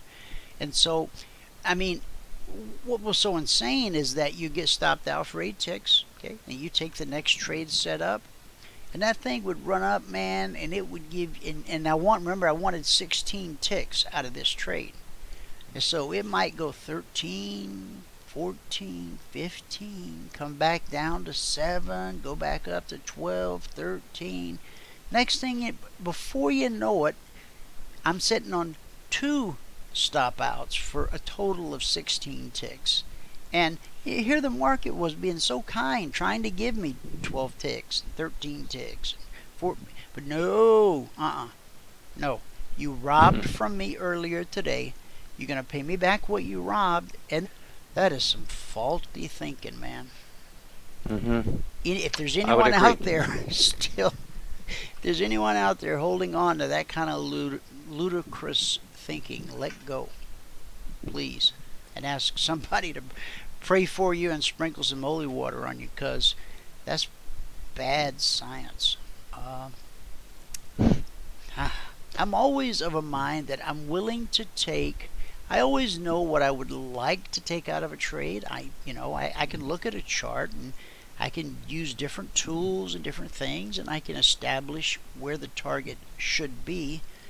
But if I see that the market just really wants to give me some different number, like, I'm looking for 16 ticks on a trade, but boy, the market just runs up pretty as you please to 12, and it just kind of hangs around, and maybe it goes 13, 11, then it comes back to 5, then 12, and it's just hanging out at 12. Take the 12, man. If the market really wants to give you something, And I know there are those who'll argue, well, yeah, but if I took the 12, then of course it would just run right to the 16. Well, okay, so what? You still got your 12, whether it's ticks or points or whatever it is. You got 12, and so now you can go take another trade if you need to, if you don't have your daily goal or whatever the case. But that was my probably single worst thing, is that if a trade cost me X, it had to pay me double the next time. Yeah, that's like the old martingale system in gambling, where you double down and Who talked keep about playing. that yesterday? Jim did. I think Jim? after you left, Jim said that for a while he's had many losing strategies over the period of time that he has been involved with trading. But he said one of them was exactly that, where he would keep doubling down and doubling down and doubling down. And I got to thinking about it, and I said, well, I mean, if your pocket's deep enough, shouldn't you get It's never paid? deep enough. It does no. Now, It doesn't work that way. You No. corrected me on the casinos. You told me that they'll shut you down. Well, the casino has a built-in limit. If you go to the card table, the blackjack table, and at any casino, you'll see that there's a little sign sitting on the table that tells you what the limit is, the limit that you can bet. And so what they've done is they've worked out the martingale approach to you doubling down, and they place that limit prior to you being able to do enough double downs to hurt their odds. So, and it doubles very quickly. Obviously, if you take just say a $50 bet, let's just say it was $50, it might be cheaper than that. Well, let's even take 5 and double it. By the time you've doubled it 3 or 4 or 5 or 6 times, you're already at $300. You started with a $5 bet, you're now betting $300, and as soon as you double that a couple more times, you're up at $1,280. So they'll put a $5,000 limit perhaps on a table, knowing, because the bare minimum of it is $5. If the bare minimum was $25, then it's even worse for you, because you're doubling up against that 5,000 much quicker. Right. But in a theoretical sense, and this is the problem with all of this, is that yes, in a purely theoretical sense, if there were no table limit, and there's no effective really table limit in the stock market. Right. There's ultimately some limit. There's some limit to numbers of contracts, but I'm not sure what they are anymore. But it's really, really big. Yeah. But you could get there really quickly doubling down. The problem is that at some point the market will freak you out by taking one after another double, and at some point you just will stop long before you make that back. And the question of the market doesn't pay off exactly like the table pays off. The table, it's a for sure thing, you win this much back.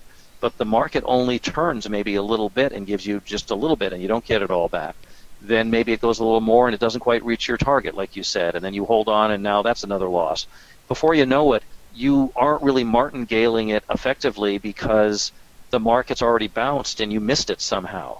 And so now it has a whole bunch of more doubles it can give to you. It's very, very dangerous to do what gamblers do in the market. Gamblers have a known payoff to their martingale, and I don't even like it in gambling. And not that I gamble, but I don't like it in that I miss system. that wink martingale. I sure do. Yeah, but you don't want to do it in the market, because it doesn't have a known payoff. It's not going to just flip around and pay all of your bad debts back in one move necessarily. You have to do a whole bunch, and it really throws the whole martingale thing to hell and high water. And so doubling down is the fastest way to empty your account other than a donation. There's no faster way other than just an outright donation to empty your account than to martingale your system, which is to double down and add to losing positions and so on. Hey, If you have to do that, you should be somewhere else in some other business, not this. Yeah, no, I agree with you. I sure do. Ed, I heard you said I'm here. There you are. I'm going to open your mic. Hey, buddy. Hey, Ed, welcome to the show. Ladies and gentlemen, Hello. our co-host, Mr. Ed Curry, our every other Thursday friend. How you doing, buddy? I'm good. Actually, I'm a friend every day, Yeah, Dwayne. you I'm are. just not on I with know. you, right? David's with us. We're still chatting about some things. Doing. Hey, Ed, how are you doing? Are you coming up with the new strategy for the tables? I've been on for about 10 minutes listening. Yeah, you won't find me at the tables. If you want to find me, you can find me at a sushi restaurant, but I don't think you're going to find me at the tables. When I first moved to Las Vegas, my first memory, I was with the mother of my daughter. Her name is Marta, and we had not had a child yet, and so on. And we were just marveling at what Las Vegas was. You know, you walk into these big buildings. There's lots of people, and those days in '79, they were still kind of well dressed, and they're gambling. And I distinctly remember I couldn't fathom what this guy was doing. He was sitting at a table and he was gambling, and Marta and I were standing. We didn't, we're 22-year-old kids. We hardly had a car to come out here, and I remember him stacking up chips and betting, and he lost again and lost again, and finally he lost about $8,000. Wife, in a business where much more larger sums than that go, but I surely have seen the ugly side of gambling. And I've, of course, told the story, I won't go into it again, but about the man whose mother had pat down and he started talking. I knew this was not, from what he was saying.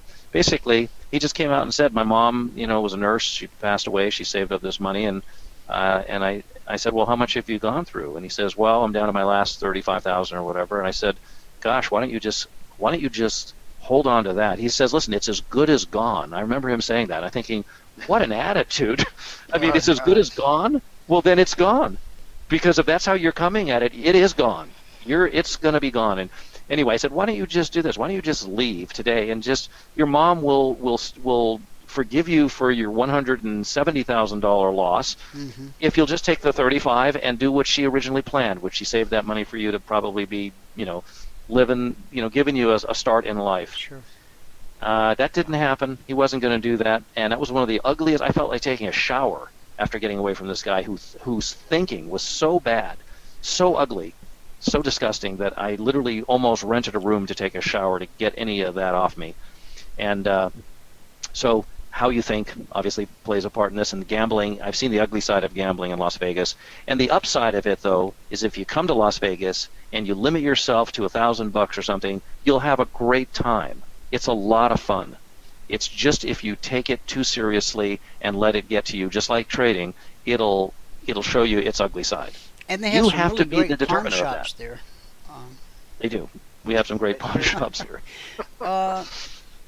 Now, my ugly scene in the casino, the last I remember, is I was walking through, I think it was the day we were supposed to be leaving and checking out. There was obviously a husband and wife standing right there in the middle of the floor.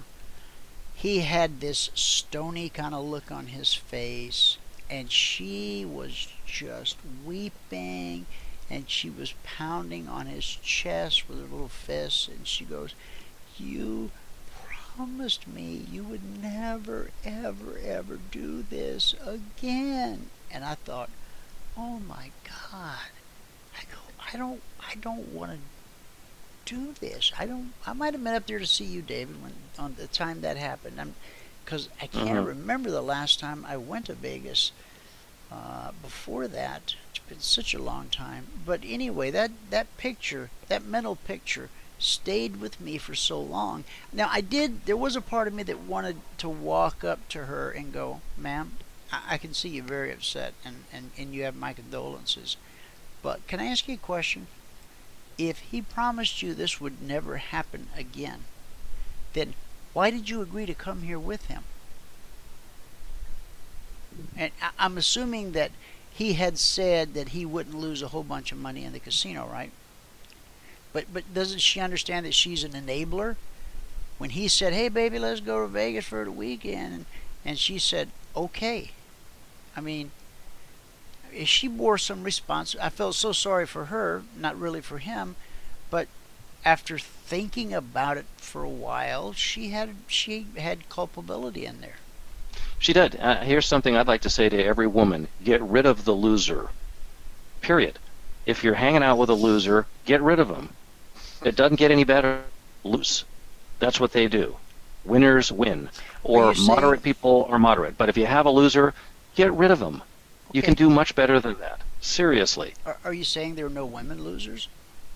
No, but I'm talking to women about men losers. Oh, okay. Well, I mean, so could you talk to the men for a moment about women losers? Sure. Men, if you have a woman loser, get rid of her. Okay? All right. Just get rid of her. Don't be sentimental about bad. Bad is not good, and sentiment makes bad look good in your mind, and it's not good. It's bad. We rename things very cleverly, and bad, the wife beater or the this, that, or the other, all this stuff. You've been through all this, Dwayne, with your other work and your other life. You know what I'm saying? Yeah. So, people rename things, and you can actually be very sad about losing someone that does nothing but beat you. You can be very sad over that. And that's how weird human nature is that it can actually rename things from bad to good and so on. So, sometimes it's good just to hear somebody say, just get rid of them. Yeah. Get them out. There's no other discussion. Yeah. Just do it. Well, the battered woman, in her mind, typically feels that it's her fault, and that if she could just be good enough and bright enough and quick enough and smart enough and fast, all these things, that then he wouldn't beat her anymore, because deep down she thinks he really does love her. What she doesn't understand is that the first time he smacked her, it set something spinning in his brain. And once that happens, it's almost like with pedophilia. Once the cycle of violence stops, it's going to take something very dramatic to stop it. And in the case of Cassie and Cassie's house, who we named our shelter after, what it took for the cycle of violence to stop with this man, if you can call him a man, was called the death chamber. He didn't beat no more women ever again.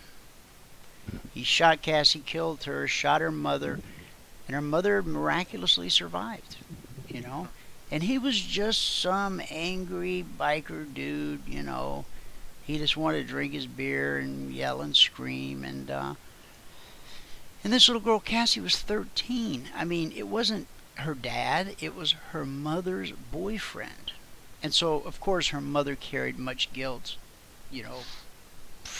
I haven't seen her now in many years, but she carried a lot of guilt, because had she not exposed her daughter to this ne'er-do-well boyfriend, none of that would have ever happened. But, guys, if you know anybody that, and I'm gonna tell you, let me just say it. Let me say it this way: you know somebody, okay? Try to figure out who it is. You know somebody that's a victim of domestic violence. See if you can't figure out who it is. Be a little sleuth. Whether it's heavy makeup or the big sunglasses or missing events on a regular basis, unexpectedly. Look for the pattern, okay? This sickness knows no socioeconomic boundary.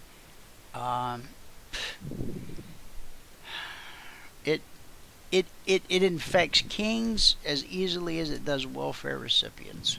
And once it starts, it's going to take something. It will usually take a period of lengthy imprisonment or the death chamber in order to stop the cycle of violence.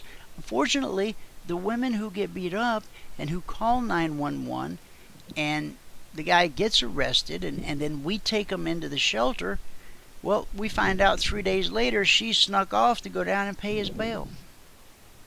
Because she's convinced, she has such low self-esteem that she needs to be validated by this man, and that if she can just be good enough, that he won't hurl that plate of food across the kitchen. Handicapper, okay, but I can read the stats. Why in God's name are you picking this horse? Because he's due. I'm sorry, he's what? Well, he's due. Well, you see, he had this history and blah, blah, blah, and it's been like 17 races since he even finished in the top 3. So, yeah, he's definitely due. I said, George, I don't think that's the way it works. And then maybe I'm wrong. Maybe it is the way it works. But, boy, it sure didn't work for those guys. And Rick, his wife, served him with papers that said, 1 year from today, if you have not stopped gambling, she wanted him to go to the Gamblers Anonymous, but mostly she just wanted him to stop gambling. She says, 1 year from today, if you have not stopped gambling, I am going to have the papers already drawn up, and on this date and time, boom, I'm going to serve you. And it's bye-bye. And I don't want that. You're the father of my children. We went to college together. We share so many common interests. And she was very attractive. And Rick kept saying, well, I'm going to do something about it. I'm going to quit going to the track next week. And pretty soon a year went by, and he begged for mercy, and she said, nah, sorry, man. And she left. And these were the, have you ever had those friends, that this couple in your life, that they were just like a hand in a glove, you know, the left hand and the right hand? I mean, you couldn't ever imagine those two people not being together. They were together when you met them, and they just seemed to have so much in common, so much simpatico going on, that the thought of them being apart, I mean, that could lead to something like the Easter Bunny not being real. So I feel so sorry for both of them and for their kids. And well, you know, it's almost too long of a deadline to give them. Why give them a year? If she felt that way, she should give him a few weeks to show that he was serious about it, or move on, or do what she needs to do. Because people like that need to be confronted with the decision and to make it without. They know they need to do it. Okay, he knew he needed to do that. If his wife told him that, he already knew before she told him. I think, you know, people know that. Yeah. But it's like not fixing a problem that you know you have because it's hard to confront. Those things ruin your life for as long as you leave them around. I'm not saying discard relationships, but make the change in your own life, in your own trading style. That if you continually, it's like going back to the same market that you guys were talking about, the S&P. Mm-hmm. I happen to know people, mainly with the S&P, David, which backs up what you're saying. Mm-hmm. It is, you really need to have a methodology that you believe in, and you need to have it to be flexible enough. If you're going to day trade it, it certainly needs to be short term, that you can stay with it. And I think, you know, I've seen people, you know, wash out of the whole thing just because of the S&P. Yeah. And, you know, back from the S&P, that's the wrong market to try and get it back. And there's so many That's other right. markets. I mean, soybeans, like right here, I've got this chart, soybeans, okay? Now, it's not any kind of a particularly straight line. Here, retrace, leg, retrace. I mean, I agree. I mean, I understand. Imagine being on the other side of that, Dwayne. You know, it is a net sum zero game in here. So somebody don't come in here talking that squealing trash while you're trading with trend. And you got to have a system to trade this stuff by if you're going to trade it short term, and a good one that you can believe in and trade. So, you know, there's always, that looks great when you're on the right side of it, but remember, someone else is on the other side. Not to say you're supposed to feel sorry for them, but I mean, there's people that believe the market should be going the opposite direction, and they're fighting it. Well, and you don't want to fight it. Yeah, let me ask you a question, Ed. Since you had to go and bring it up. All right, you ready? Yes. All right. I think I'm ready. Let's say I sell. I sell some soybean contracts right here. Okay. And I hang on to them. I have a little pullback, whatnot, you know. And then I want to get rid of them, right? Okay. Okay. And so this fella here, he says, You know what? This isn't a good chart to do it on. I'm going to get a different chart. And I don't want to drag David into it because him and I, we've gone fisticuffs over it before. So I'll talk to you about it at the end of the show. You really do believe it's a zero-sum game? You and I had that conversation. You're picking at me. That's what you're doing.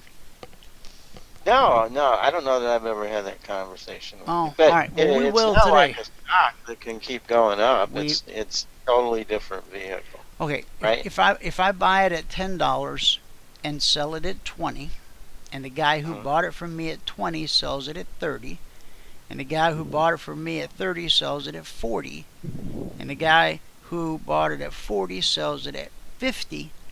Okay, there's 5 transactions off of one soybean, one contract of something. Who lost money?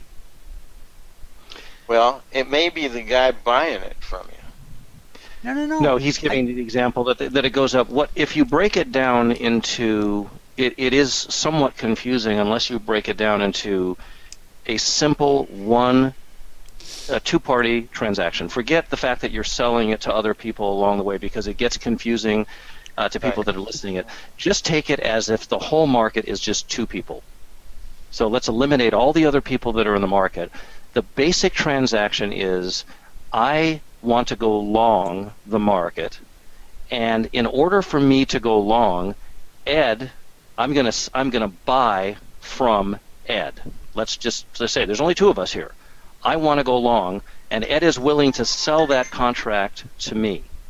So if the market goes up, I am winning, so to speak, and the person who's losing is Ed. Yeah, but if you're the only 2, there's no way you can go up after your transaction.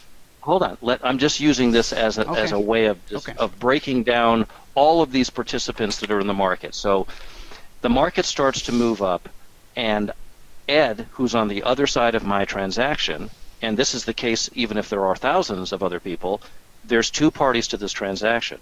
There's myself, and there's Ed. And even though there's thousands of other buying and selling going on, when I buy from Ed, Ed is responsible for the movement that goes up against him. He has to pay for that.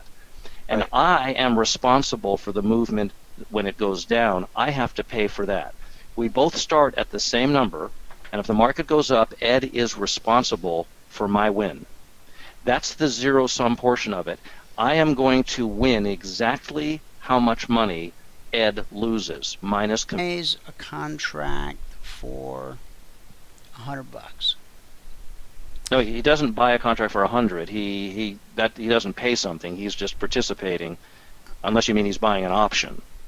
Well, What do you mean he buys for $100? What does that mean? Right now, if you want to buy one soybean contract, it'll cost you $9.70. Or what was the swing high here? Okay, so in other words, he's paying that. He's buying at that price. Yeah. That's what you mean. Yeah, Are you trying to say buying at the swing high, Dwayne? No. Except you're only having to put up whatever the day margin is to put on that trade. Just like here with the S&P, one contract represents 100. Well, if you take the current price, which is 2043, and you multiply that times 50, that's how much equity you're controlling for $500, right? But there is an actual price, which is like $5 of anything, that he paid $100 for. David comes along and says, dude, that's an awesome contract. Might I purchase it from you for $200? Well, slow down. Slow down. Okay. Ed can't do what you just said without involving another party, and that's where your error is. Why does he have to involve another party? Because he had to buy that from somebody in order to sell it to me. Right. So and the guy there's he another bought it from, party involved. The guy that he bought it from sold it to Ed for $50. Right. So, in other words, he's not starting. Your error is that you're starting out assuming that Ed is he just magically has a contract? No, he had to get it from someone else in some transaction. He bought it for $50. Right. And then you came along and said, I'll give you $100 for it. And he said, well, that's pretty good. I'm double my money. Yeah. So he sells it to you for $100. And then a week later, he says, man, I wish I hadn't sold that contract. Dave Williams, would you sell it back to me for $200? Well, now that's a chance for David. See, Ed already doubled his money, and then David doubled his money, and so Ed wants to buy it back at $200, and David says, well, yeah, okay. And then there's a second party on each one of these transactions where that money is coming from. Can you tell me where that money is coming from? This is why, again, you're forgetting that the money doesn't come from the market. It comes from every time you exit the market, another participant is paying the seller. Yes. And each of them are taking responsibility for the adverse market movement. There's no other money. It's just, consider it just between two people. That's what I was saying before. There's somebody has to pay me when the market goes up 5 cents in my favor, and that's somebody is Ed if I buy it from him. And if I buy a contract and Ed sells it to me. Now, if that's the case, that 5 cents that it goes up, that $2.50 is going to come from someone. It doesn't come from a pool of money just sitting there. It comes from Ed. He and I are temporarily connected up as buyer and seller in a zero-sum transaction. We are. He can get out at any time. Because in the real market, you don't ever know that an Ed exists. That's just like your argument about you're trading against professionals and there's no such thing. But it doesn't matter that Ed exists as Ed himself. If Ed gets out of his contract, there's still somebody else on the other side of my trade that is responsible for the movement that happens. Ed steps aside and somebody else comes in. He's taking responsibility now for that trade. So it's effectively just two people. The confusion is that you can add other people in. One person can duck out, another person comes in to buy, to sell, buy, to sell. But there's always two parties in every transaction. One party is responsible for the other's gains. The other party is responsible for the other. If the market goes up, the money doesn't come from the market. I'm not getting it from soybeans. I'm getting that $250 from Ed. Right. There's no one else to pay me. Because he's paying you. Because, okay, first Ed paid $50, and then David. I don't understand that thing. You mean the price of the soybeans is $50? Is that what you mean? I'm just using it as an example, as a round number. Okay, but the market's at 50 is what you're saying. I want to make sure we're not missing something. Yeah, the market's at 50. The market's at 50, and so Ed bought a contract of soybeans for 50. David comes along and says, "I'll give you $100 for that." Yeah, and, I don't quite understand where you're going with that. The market goes up or down. I don't offer, my offer has to be what the market. Trying to round it so that you can understand a concept. Okay, if he buys it for 50 and sells it to you for 100, and then you turn around and sell it to him for 200, and then he turns around and sells it to you for 400, and then you turn around and sell it back to him for 800, who's lost money yet? All you've done, each one of you has made money all the way up the tree. Now, let's say by the time this thing gets up to $2,000. Yeah. Well, those are all let's say, well, yeah, exactly. Let's say that's separate. But let me throw something else in, Dwayne. This is. I know. I guess we can argue it's this. Been preached and teached for 100 years that it's a zero-sum game. Realistically, though, let's just say that it is. It's a fact that it is a zero-sum game, Dwayne. I'm surprised that you. No, I'm really surprised that at this point you don't see the error in your. It's difficult to describe because it is complicated with all the participants, but if you reduce it down to just the two participants, one participant is responsible for the other one's gains. So let's just use your analogy. If Ed pays me, the market goes up and I get $250 from Ed, Ed is out $250. He didn't make any money, Dwayne. He's not up $250. No. Ed bought for 50, sold it to you for 100. Ed made $50.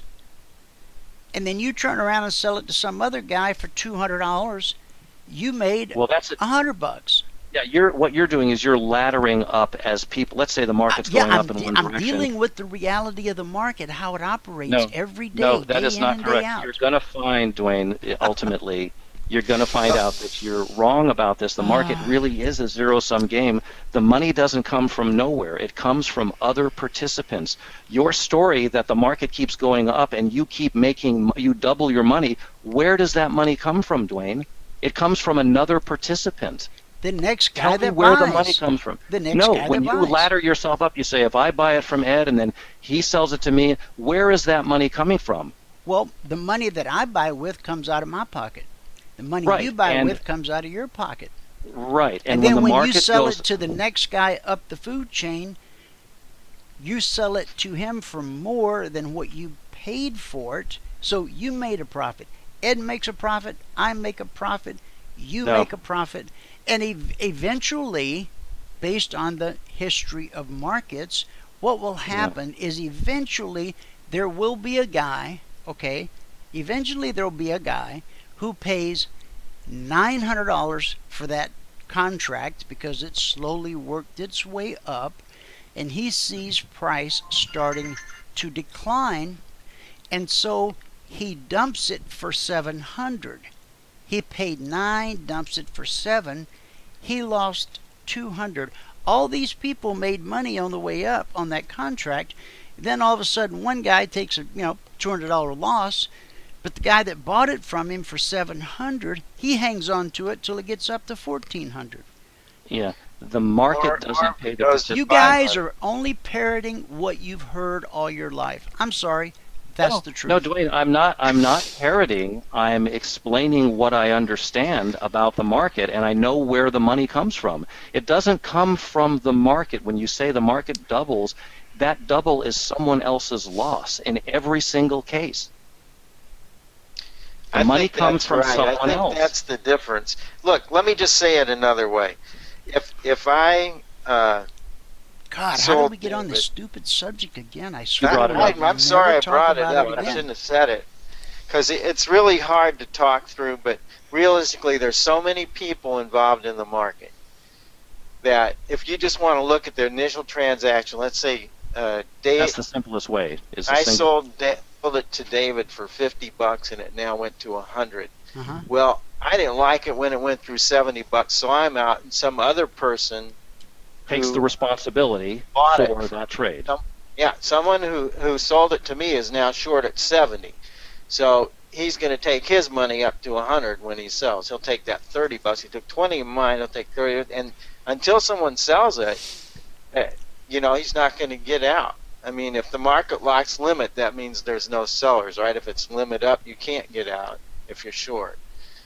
So you can't get out without having somebody take a hit on a limit up move. And then the question is, how big of a hit? So really, unless you're using huge stops, real market stuff is it's a collaboration of a lot of transactions of which everybody's got a piece of the loss or the gain as it goes. But the commodity exchange and the banks, they don't put anything up. It's all got to be in your account, That's why they do the margins, and they don't put up any more than the initial margin that they get to take out of your account.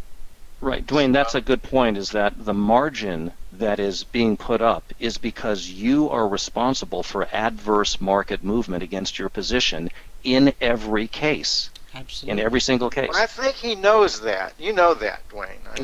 But I think he's confusing where the money comes from. I think he believes that there's a pool of money that keeps paying people out as the market goes higher if they're all buying the market. But each one of them is buying the market and someone else is paying for that movement. It's not the pays you the money. It's the movement of the market that tells you where it is. There's participants that owe each other money when that happens. It's a zero-sum game in the sense that whatever I make, you are going to lose. If you break it again down to an individual trade, would you agree with me on this, Dwayne, that if you and I trade soybeans at $9, that's a real price that happened today. Okay? I buy one little bushel basket of soybeans for $9. Okay? And then you come along a little later in the morning and you say, hey, Dwayne Reeves, you're a pretty savvy businessman. You bought those soybeans for $9. I think I'd like to give you 903 for those soybeans. And I say, well, I just bought them today, but if I can make a 3-cent profit, well, that's pretty swell. Okay, so I paid 9, you paid me 903, and then later in the afternoon, Ed comes along. Slow down there for a second, if you would. No, I'm not going to slow down. No, because I'm telling you the truth. Later in the afternoon, Ed comes along and said, hey, David Williams, you bought those soybeans for 903 from Dwayne, who only paid 9, right? And you go, yeah. Well, David, I think Dwayne was smart to get them at 9. I think get them at 903. What I'd like to do, David, is I would like to purchase them from you for 906. I made 3 cents. David made 3 cents. And if somebody we don't know comes along and says, hey, Ed, them some mighty pretty soybeans, let me give you $9.09 for those soybeans. Now, Dwayne made 3 cents. David made 3 cents. Ed made 3 cents. What the heck is so hard to understand about that? It's math. Because there's 2 sides to each of those transactions, and that's the problem. That what you're misunderstanding where the market, where the money comes from. So when I sell, well, just hang on. When I sell my soybeans I bought them for 9, and I sell them to you for 903. Who loses money there? The guy that was responsible on the other side of your original trade, Dwayne. Oh, you didn't just magically appear with a contract. Oh, you mean had to the have guy? A participant. David, you mean the guy who bought them for $8.50 and sold them to me for $9? How did he lose money? You can't have 2 buys on a transaction. There has to be a seller and a buyer. No, a gentleman got up before I did and bought the soybeans at $8 and here. You can keep saying that, but there's a seller and a buyer for each transaction. So yes. And one of those guys is responsible for all of the movement until he exits, Dwayne. Yeah, but see, David, listen. Let me answer your question here. You could have that whole ladder of trades that you just laid out on your screen there, right, and one individual that's still holding everybody all the way up. Hold on. All the way up makes money. Every stinking one of them. Dwayne, there's a person on the other side that has to pay that money to those people that are making money. Someone is losing money so that they can make money. It may be one under the original short contract where he was short and the guy bought it from him and he's long. He's responsible for all of that money those people are making. It's still a net sum zero game because someone else is paying for all of the gains that you're saying. Who is this someone else? If I buy it for $9, I've tried to describe it to you with simple. For $9.03. Who lost money there? Who lost money? Dwayne, the guy on the other side of the trade. There's no such thing. What other guy? It's me and you. Dwayne, there's no such thing as 2 buyers. There's a buyer and a seller for every transaction. Right, I'm the seller. I'm the seller.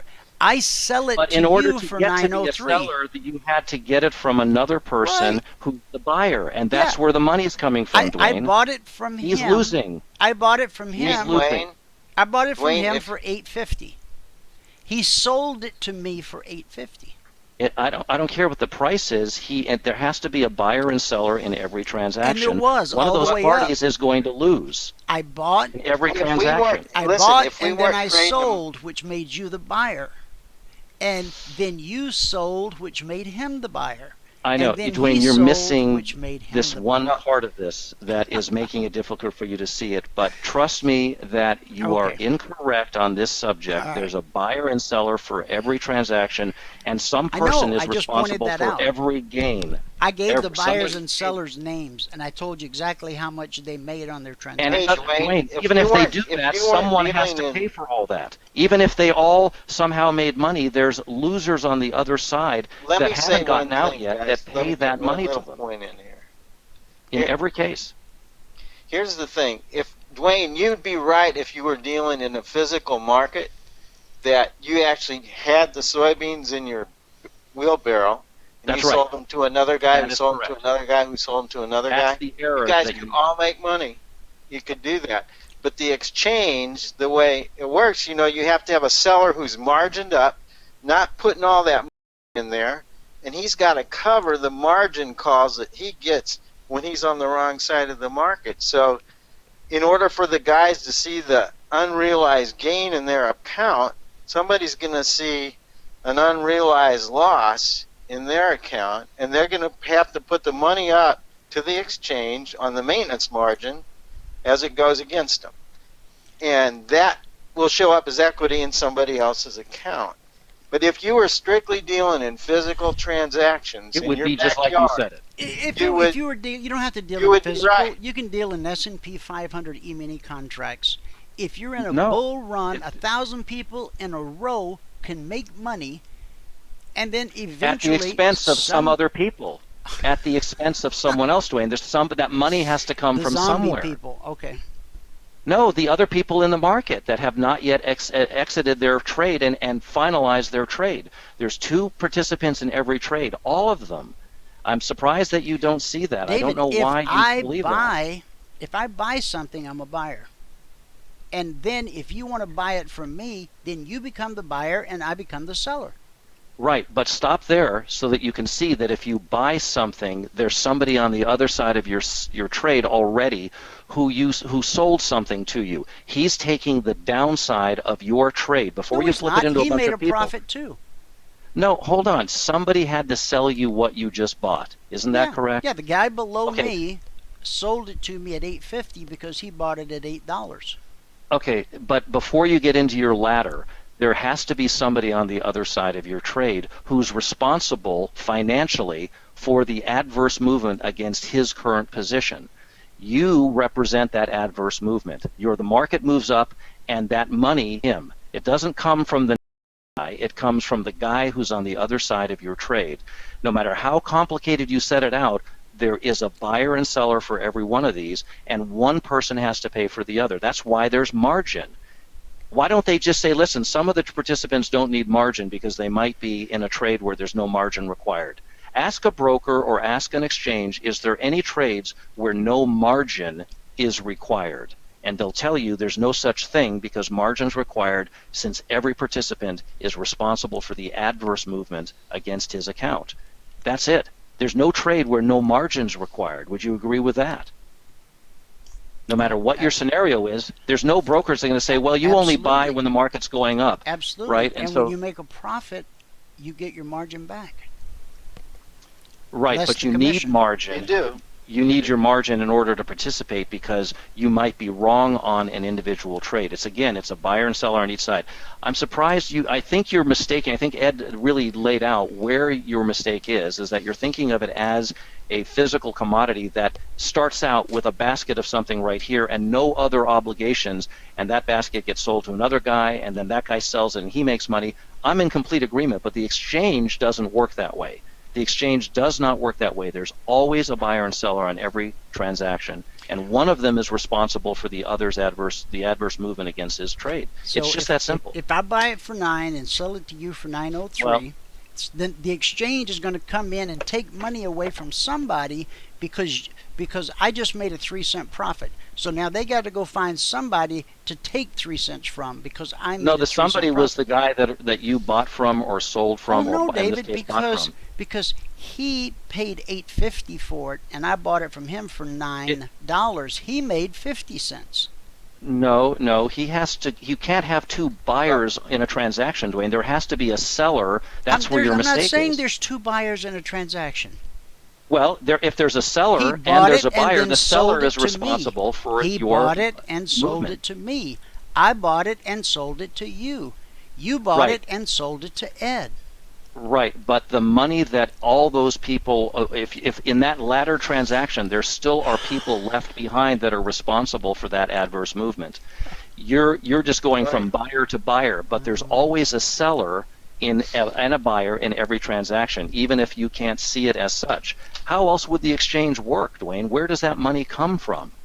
You keep saying it goes up and everybody keeps making money. Where are they getting the money from that you're saying these people are winning? You have it at 9 and you sell it to me for 9 and we're both really happy. Where did the money come from? Where does it come from? Please answer that. Where does what money come from? The money that we just won from the market going up. You said that, you have it at 9, you sell it to him for 9, he sells it to him for 10. Where does that money come from? Where does my profit come from? Yes. It comes from the person I sell the whatever to, whether it's a soybean or soybean contract. And where does his money then come from? Where does okay, if I buy it at 9 and then become a seller at 9:03, then the guy who becomes a buyer at 9:03, apparently he must have an account so that he can make that transaction. And so then when he makes later in money, the did day, he make it from you? and Dwayne, then did he later- make it from you? I don't care who he made it from, David. Well, I'm trying to point out that he has to make it from a person who's on the opposite side of his trade in every case. That is the No. most ridiculous thing. No, I'm no. not having this argument anymore, guys. This is it. I'll shut it down. I'll pull the plug Dwayne, on the server. We've done this understand. now for several The money years. has to come from There are some somewhere. very Dwayne. intelligent people in the world who understand that this poppycock about a zero-sum game is simply that. And you can believe it till the cows come home. It won't affect how much money I make this year. It won't affect how much money you make this year. It's not a zero-sum game. It won't. I wouldn't make that argument either. It won't. No, it doesn't make a difference on how much we make, but it does surprise me that you view it as not a zero-sum game when it's really obvious to the exchange itself. The exchange I'm just that not a shill balances that all these believes books. everything people tell me. Okay, I'm Well, just but not. there's people- I oh, think well, I okay, have a that's- brain. Okay, you do think, but you can be mistaken about things, and the exchange Oh, has and to when I'm balance all of when these I'm trades wrong, at I'm the the end of the first to session. say, dude, I'm wrong.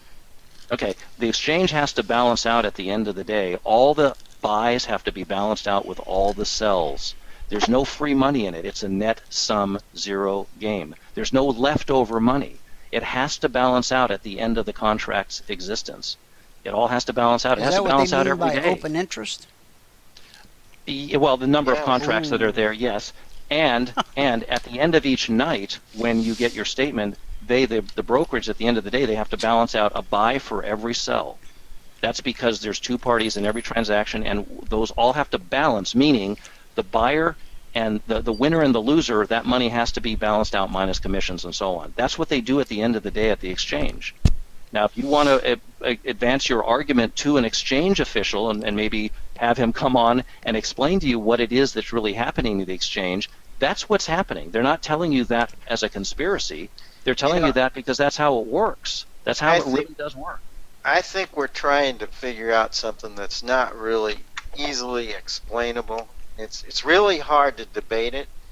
It's but basically it's a buyer and a seller, Well- and one's responsible. Each one is responsible for the adverse movement of the market. Now, well, I'll And that- tell you, when I used to work at an oil company and trade, hedging, when I wanted to hedge our gasoline or our crude oil, and I'd have some numbers in mind, and I like where the market was, I'd just go in and sell, several thousand contracts in the morning.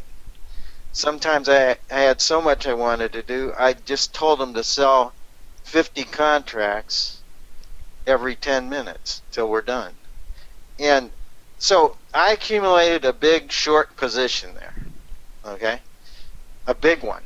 Enough for a lot of guys that were getting long to speculate on the market going up to make easy money.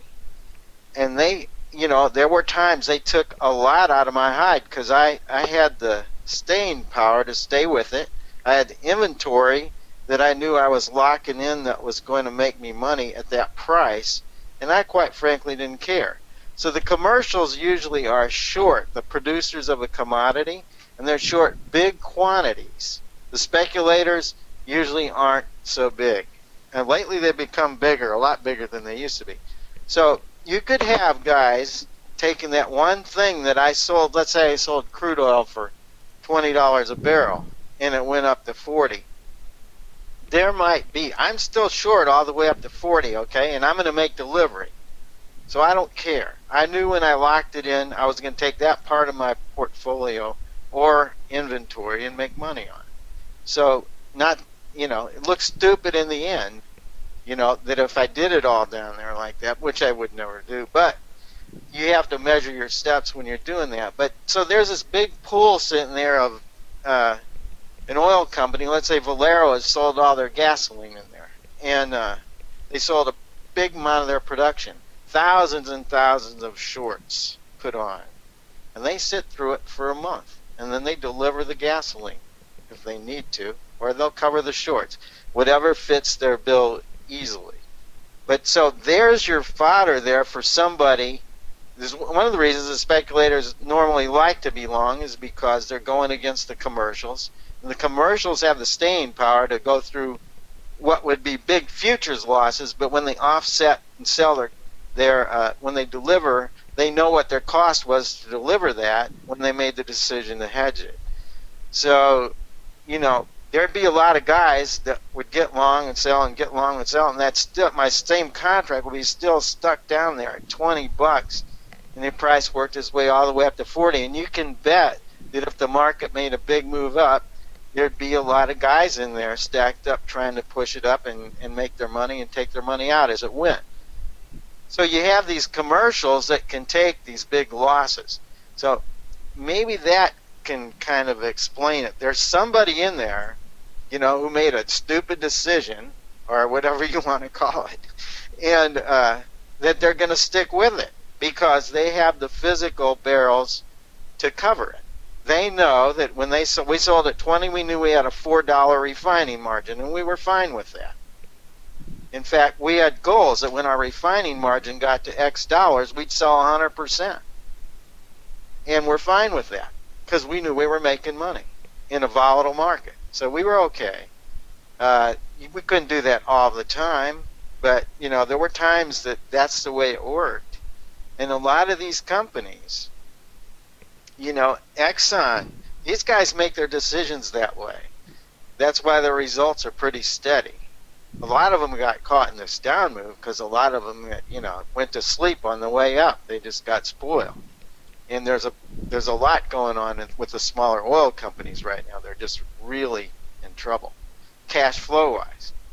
So, that's the one thing I would say, Dwayne. If you think about that, the commercials are a big part of the market. In an open interest is a buy and a sell together. That's right, one, as opposed to one as an open interest. That is open interest, but the stock market, as an example, is more like what Dwayne is really referring to. I can buy stock, and there's no one on the other side of that trade who's responsible for adverse movement against his short. He's not short the stock. I bought the stock, and I simply own the stock. And then if the market itself goes up, I sell at that time to a new person who indeed could be a buyer at that higher price, and there was no loser that was responsible for that upward movement in the stock market. So, Dwayne, the stock market is actually much more like what you're thinking about, and what I think you're mistaking the futures market for, where in the futures market there's a responsible party in every case for the adverse movement against his position. If I buy IBM stock today, there's no one on the other side of my trade. They just sold me the stock. He's not responsible for the movement when the market goes up. He doesn't owe me anything. In the futures, it's exactly that way. He does owe me something for the futures market going up. So your example of the buy all the way up and everyone's making money with no loser, that would be true with the stock market, and it's true with the stock market because there's no other party that's responsible, that's taking responsibility for adverse movement. You just simply bought the stock, and when you decide to sell it, you're selling it to another person, and so on. There's not two parties tied together, both joined at the hip throughout the whole transaction. So it is, it's a complex thing, and we're probably boring the audience to tears here, but I think if you go into the definition of what a zero-sum game is, which you can find on the internet somewhere or whatever, you'll find out that is what the actual futures market is. the stock market is different than that, and it's more like what you said in your analogy, which is this guy buys and then he sells it to this guy, and that's a profit, and then he sells it to this guy, because there's no party on the other side taking responsibility for adverse movement. In the futures market, there is. Eventually, it's like musical chairs. Eventually, the music stops, and there's no one willing to pay a higher price. So that guy has to sit on his asset, whatever he has bought, or he has to be willing to sell it for a lesser price. So after 10 transactions, maybe one guy finally loses $20 or $200 or $2,000. It depends upon how big of or how expensive an item that we're buying and selling and moving back and forth. I mean, right. In the stock market, the money, if I buy IBM, when I sell my stock, the money doesn't come from an individual who was responsible for the difference between where I bought it and where I sold it. The money comes from the market's level that it's at that time, and someone else comes in and pays that much money for my stock. You kept using that term pays, like what happens in the stock market. But the stock market and the future markets are very different from each other with that regard. There is a buyer and seller in the futures market that are hooked together. Even though they may go off and do other transactions, that effectively there's a buyer and seller that are responsible for each other, and that's not the case in the stock market. So the money that gets to me when I sell my IBM stock for $10 higher, I'm getting it from participants who are willing to buy the stock at that price. That's where that money comes from. In the futures market, I'm getting it from the guy or a series of guys who are on the other side of my transaction until I decided to close it out. That's where the money comes from, and that's the difference between the futures and the stock market. So I think you might be thinking of the futures like the stock market, and I know you started in the stock market, but it's different with that regard. And we'll leave it at that, I think, probably, because it's probably going to tear your audience to tears to hear us going over it anymore. But, you know, that's my best explanation of it. It is a zero-sum game. Okay, that's the end of the discussion. It's not a zero-sum game. All right. All right. Fair All enough. right. That's fair enough. Yep. Fair enough. We should, just so we can finally resolve it, because I know you really feel strongly that you don't believe that it's a zero-sum game. Why don't you have a guest on that actually is an exchange person, so that you can hear from somebody who actually deals with this stuff all the time? Don't back out of it. Why don't we have somebody on and resolve the issue so that you can see what the reality is behind futures contracts? Why don't we do that? Okay. Yeah, I'll be happy to. I'll be happy to. And I don't care what their pedigree is, but they're not going to change my mind. Because if 10 well, why don't you give them a chance? Well, why don't David, you give them a chance? Because the math's too simple. But I'm more than welcome to talk to them. Happy to. If 10 people in a row sell a futures contract, and each one is able to sell it at a higher price, several times. Right? Yes. But you keep saying there's this mystery person that has to lose money because Yes. I buy it at one price and sell it to you at a higher price. You've never told me where that profit comes from. You never have explained where the money comes from that you are supposedly profiting from. You've never answered that. David, you can't answer it because you don't have a person. Didn't you buy it? Didn't you buy it from me? Where does the money come from for your profit? From your account. No, it comes from my account. Yeah. But the market is not where it gets paid from. You're right, it comes from my account, and someone has to be there to pay in every case for every one of those transactions. In the stock market, it would work that way, where I buy the stock at 10 and it goes up to 20, and I won, and the other guy also, when he buys it at 20, goes to 30, he wins. Because in the stock market, there's not two parties tied together from the start. That's the difference, and that's what I really want to get across, so that if you'll take the trouble to get somebody on and you explain, you sit them down like you're doing with me, and explain your ladder of transactions. I know what you're saying. I get the scenario, but I want someone who really knows and can explain it clearly, what actually is happening in the futures market and how you're actually getting paid. You can't make money unless there's somebody on the other side of your trade that's forced to pay it to you when the market moves against his position. And I will bring the person on this show who can show me that guy. Show you who guy? When I buy something and make a profit selling it to you, and then you make a profit selling it to someone else, the guy that can show me the guy who lost money on those two transactions, I'll have that guy on the show. I'll kiss his toe and his butt on Las Vegas Boulevard. Well, you better get ready for that then. Okay. You best be ready for that. That because is the most whatever. when I'm long and I say, boy, I've got 5 cents in this, and I sell my contract, and Dwayne Reeves picks it up. Yep. I got my money out of it from somebody who was short.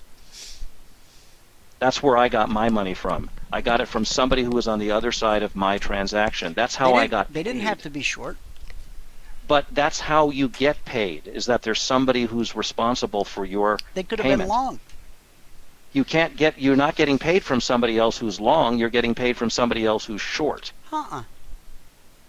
That's the only way you can get paid, Dwayne. There's no other money in the market. It's a zero sum. There's no other floating around money. You can. It's being paid by two participants. There's two participants. You can buy low and sell higher. You can buy high and sell higher. Yes, and that's what I just described. If I buy at 9 and sell at 9:05, there's a guy on the other side of my trade. I'm not getting paid by you, Dwayne. I'm getting paid when I get out of my transaction from an earlier participant who owes me the money. I don't have to wait for you to come along. When the market goes up, anyone who comes along, it all balances out at the end of the day. But I have somebody on the other side of my trade already who owes me that 5 cents. And so when I get out and I complete the transaction, I'm out of the market. His money, that guy or that series of guys' money who was in there for that 5 cents worth of movement, that's going to be transferred into my account tonight. That's how I got paid. And that's the same. You're not getting paid from me when you buy my contract.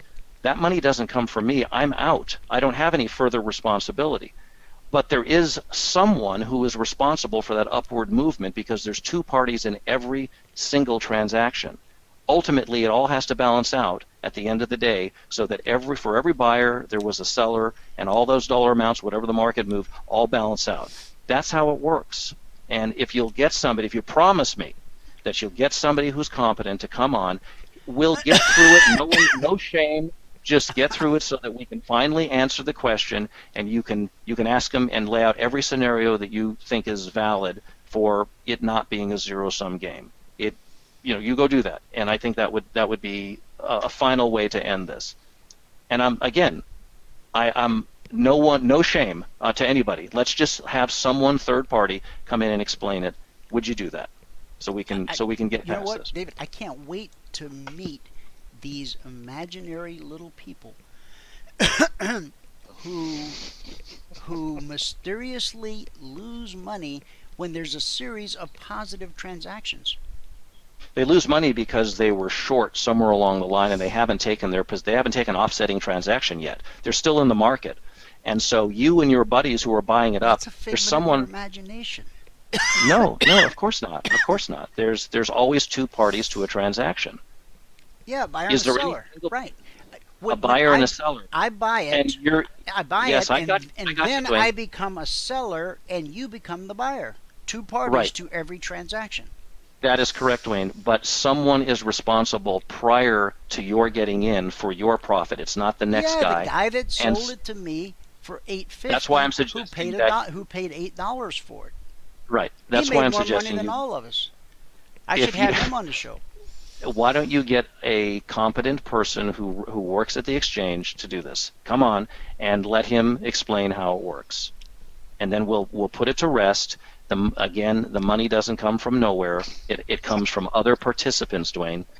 I don't know why that's so silly and so funny. I'm sorry I brought this up, you guys. Of course it doesn't come from nowhere. I own it at 9, and you walk up and say, "I'll pay you $9.05 for it." That's where the money comes from. No, it doesn't come from somebody paying that money. That's where you're wrong. It's not. Nobody's paying anything, Dwayne. That money doesn't come from somebody paying. When you buy something at $9.05, you don't need any money. You don't need any margin. You don't need anything. No, Dwayne, this is where you're mistaken. Nobody's paying. When I buy a soybean contract, I'm not paying $9.05 for it. I'm entering the market at $9.05. That's the demarcation point, but I'm not paying anything for the Hang on to market. that sucker till the contract expires, and you'll find out whether you bought soybeans or not. Well, of course, but I'm Oh, not yeah. paying money. I'm not paying money for the contract. You keep reverting to this 905 that I paid. We don't pay 905. That's where the market is when we enter it. There's a big difference. If you buy a stock at $110, you paid $110 for stock and you got stock. That's not the case in the futures market. You don't pay anything. You have a margin account so that that's your responsibility. That's your financial responsibility as a margin account. You don't pay anything for 905. You simply enter the market at 905 and you are now responsible for any adverse movement from that point forward. And that adverse movement is going to be taken out of your margin David, account you if can you bop close the your trade. gums till the freaking cows come home, dude. You're not. We've been. We're 10 years at this, and we've had this conversation Well, it more hasn't than been a 10 few years, times. but it was a few years ago, and you need to get a guest on. So let's just agree that you'll get a guest on, and he'll explain the difference between the stock and the futures, and you'll understand that you're not paying anything for futures contracts. You have a margin account that allows you to be in the market at a certain price, and Okay, that's David. one of the areas that you're making an error with. So Okay, buddy. please do that. Oh, Please do that. absolutely. I'm all over it. All right, I'm waiting for it. Okay. The day can't come soon enough. All right. I hear you, bro. All right. So anyway, we're way over. And Ed, I'm sorry we took so long time, but you started it, Ed. You brought it up, and then Dwayne picked I will it up. never start it again, I promise. All right. I will never say that again. All right. There you are. Well, Ed, I'll let you guys. I'll let you go. Thanks for having me on, Dwayne. I'll see you guys tomorrow. We'll end up the week, and we'll talk about this another time. Okay, buddy. Thanks again. All right. Take See you care. soon. See you, Bye-bye. David. Okay. Well, Dwayne. What do you want to talk about? You got some charts you want to show? Yeah, I can do that. Okay. Yeah.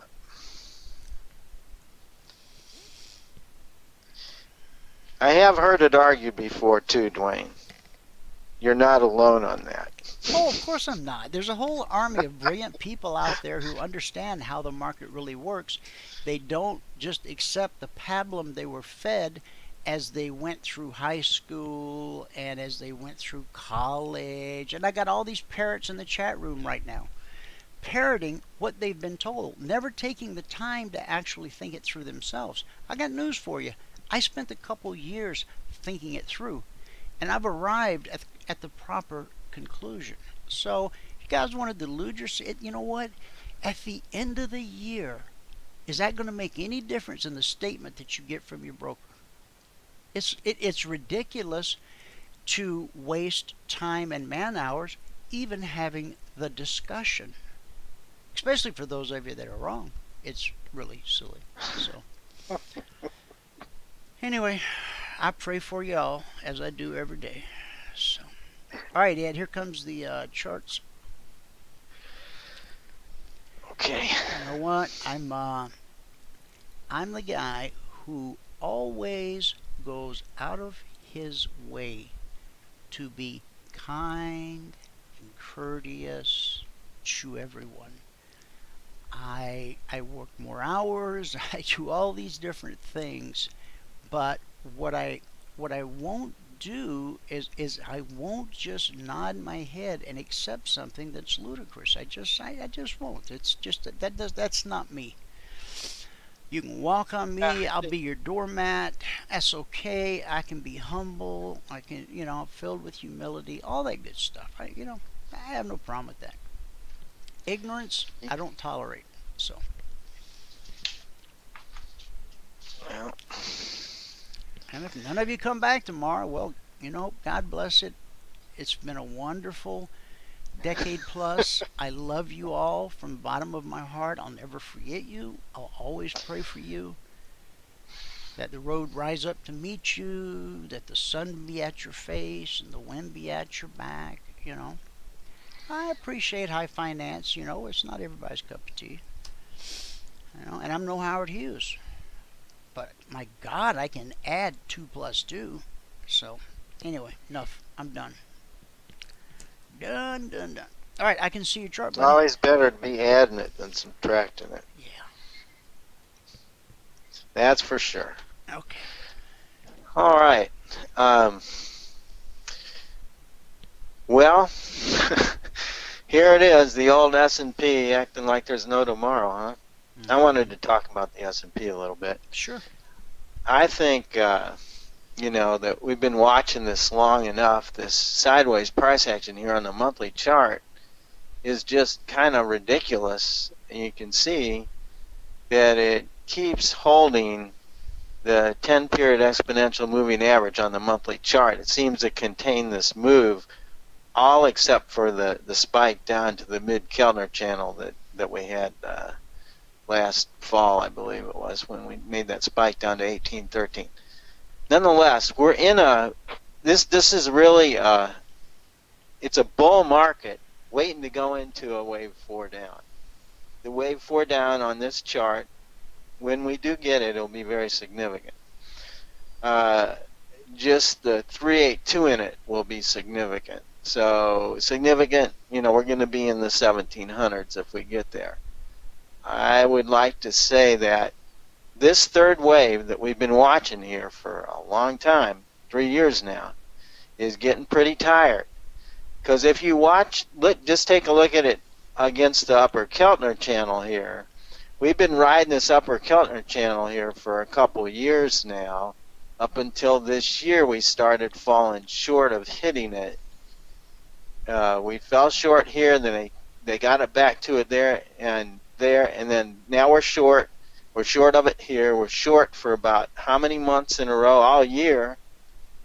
Have not been able to reach that point that it had no trouble going through. So this is showing us we have a transition going on here.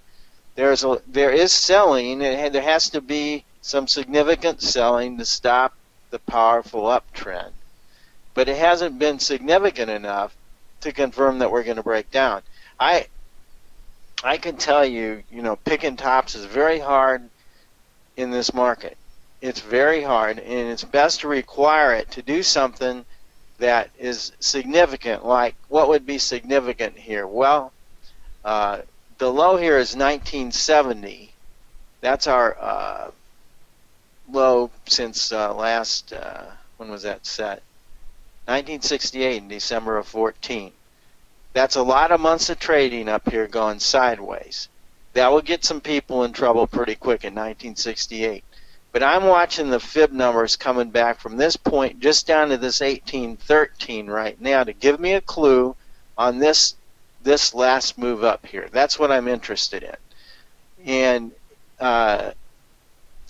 it's almost like you have to be a detective here. We know what we think, and everybody gets real emotional in this market, and right now there's almost a global depressionary mindset that's affecting everything. It's affecting everything in a big way. Some of it's justified, I think, and some of it may not be. But in any case, we're the recipient of a lot of funds coming out of China and Europe on a daily basis. And they're going into the dollar and they're going into our asset markets. That's why we're treading water here. Otherwise, we'd be going down with the rest of them. So the market may not give up very easily here. I'd be the first to tell you. I'm not going to jump in front of it. But once I'm convinced it's time to go short, I'll be willing to swing the bat. And I'll be willing to, if I need to, if I'm fortunate enough to get my initial position on early enough, I'll be willing to hold it and add to it. But only when I'm right. I'm not going to add to it if it starts going up against me. That is the quickest way to blow out your account. And it's happened to way too many people that I know. So it is, if you're not really sure, you don't have to do anything. Okay? That's how you pick your better trades. What is your probabilities? In any case, here's the weekly chart here. This too is in wave 5 up right here. And this move up pretty much encompasses the third wave from the monthly chart we were just looking at to determine, is it finished? Well, it doesn't really need to make a higher high here.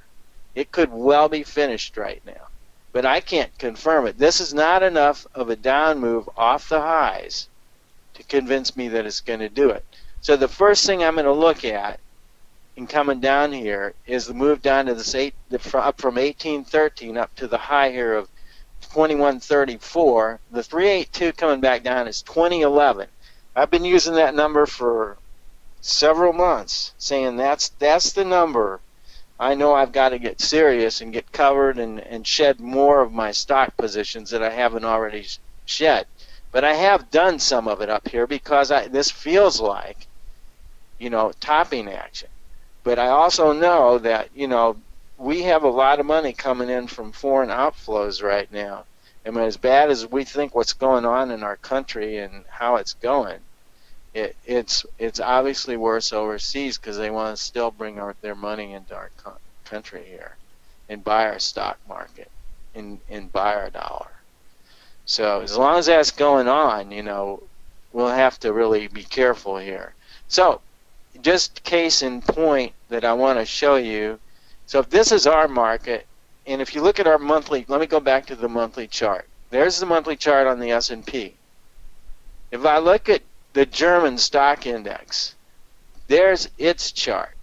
And you can see it looks like it's breaking down right now. It's going to go at least into a fourth wave down on this chart. I believe it will. And it's coming out of it almost every day. You can see today it's down about 2.5%. It seems to be 2 to 2.5% a day, the way it's been just recently. Here's the Chinese stock index, and it's come off quite a bit. I mean, it was in June it was 716. It dropped all the way to 436. So that's a significant move in a couple of months. And now it's kind of a dead market because it's not a real market right now. They're not allowed to sell the big cap stocks over there yet. Very limited, and they've opened up margin accounts for a lot of people that want to buy stocks now. They're trying to find a way to get it to go. And this isn't the end of the world, but anytime a market changes that percentage in a couple-month period, you got to believe there's something bigger going on. And so we are the recipients. Our markets are relatively stronger because of this, and that's the point I wanted to make. That we can't get too crazy about it yet. But we got to be ready because we got all the signs coming in here. And so here's the weekly chart that we were looking at. Looks like it could be in the fifth wave. And if we take a look at what the daily chart's been doing for several months, it's really it's an undiscernible wave count. It's what I call a worthless market in congestion. And the only way you can make money in this market is to be willing to trade the range. And it's, every time it comes down here, they seem to bring it back up. We all are wondering, well, what's going to happen that day they don't bring it back up? Well, we may have to wait a while to see that, and we may not. We'll see. So the current move down is labeled as an ABC down, and it came down here and it held 2038 today. Now on the support zones on this market, we have support at 2036 and 2034, which are previous fractal reaction lows, and it held in front of them so far. This is counting as an ABC, but my bet is it's really going to be a five-wave move. This thing's going to come probably low enough that this will be relabeled as a 1, this will be relabeled as a 2, and we'll find ourselves in a third wave impulse down. That's what it looks like it's going to do, but we'll see. Until it breaks 2011, I'm not going to go crazy. And I want it to close under it because the S&P is notorious for spiking important levels and ended up closing the day strong. So, and we'll see how it goes. But the warning signs are there.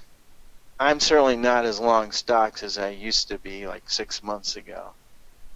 And, I think it's wise to measure your steps and not have to make a decision on your whole portfolio in a panic rage. It's never going to work out for you if you end up relying on that. And if I look at this, let me just look at this 17-minute chart I'm going to pull up here. Yeah, it's typical S&P. It's not clean, so I'm not going to put a lot of faith in it right now. But I know what the numbers are, and it's paid money really well to sell rallies up to 2090 to 2100. I don't know why that would change yet. You know, I think if you have a system that can trade trading ranges, look for setups in the upper part of the range and be willing to short them, because if you're willing to do that, there's a lot of money to be made in here on this market, a whole lot. You can see the people that were shorting the rallies, you say, well, how do you know exactly where to short? Well, if you have a short-term trading system, you can figure out where to short it. You have other ways to trigger you into a short position. I'll usually find one of my bars like this around the top, so I'll be looking for that, and different things like that, you know. So I'm going to run to Crude, Dwayne.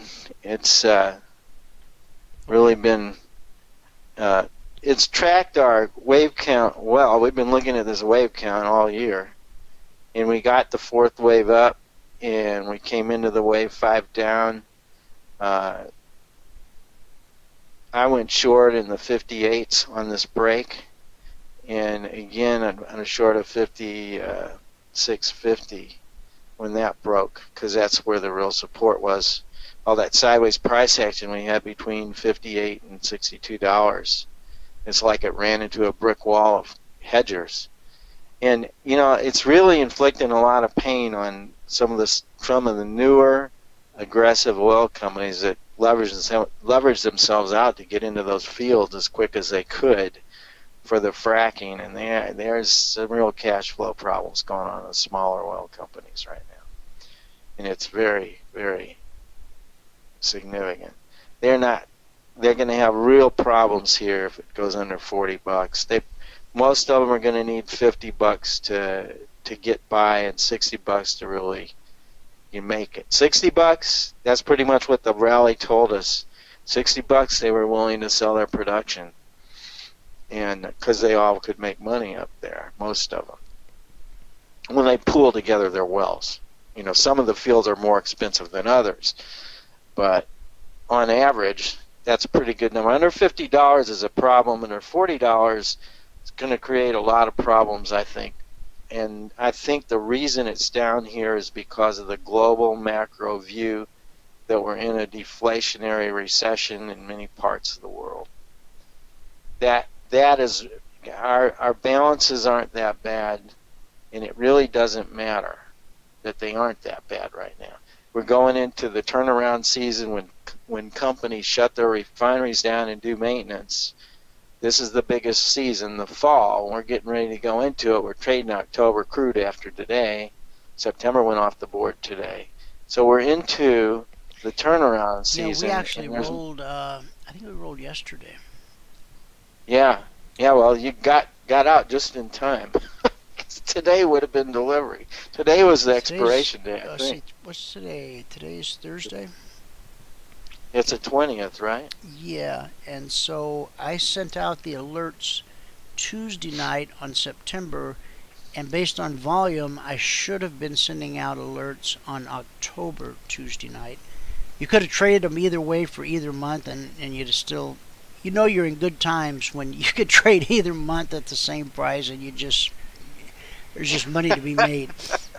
Well, you've been really doing well on crude, Dwayne. But I know that. Well, Unbelievable. It's a great market. We have had so many $1,000 per contract days in crude and in bonds.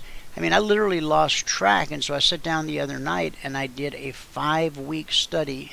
It's on youtube.com/CFRN, and it's also on our Google Plus page. But I went back all the way to July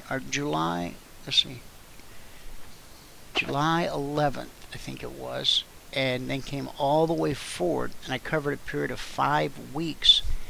And we had so many $1,000 plus per contract days.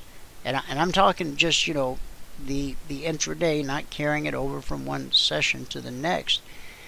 It was stunning. It really was. And there was a couple days that didn't trigger. There was a couple days it didn't produce quite $1,000 per contract.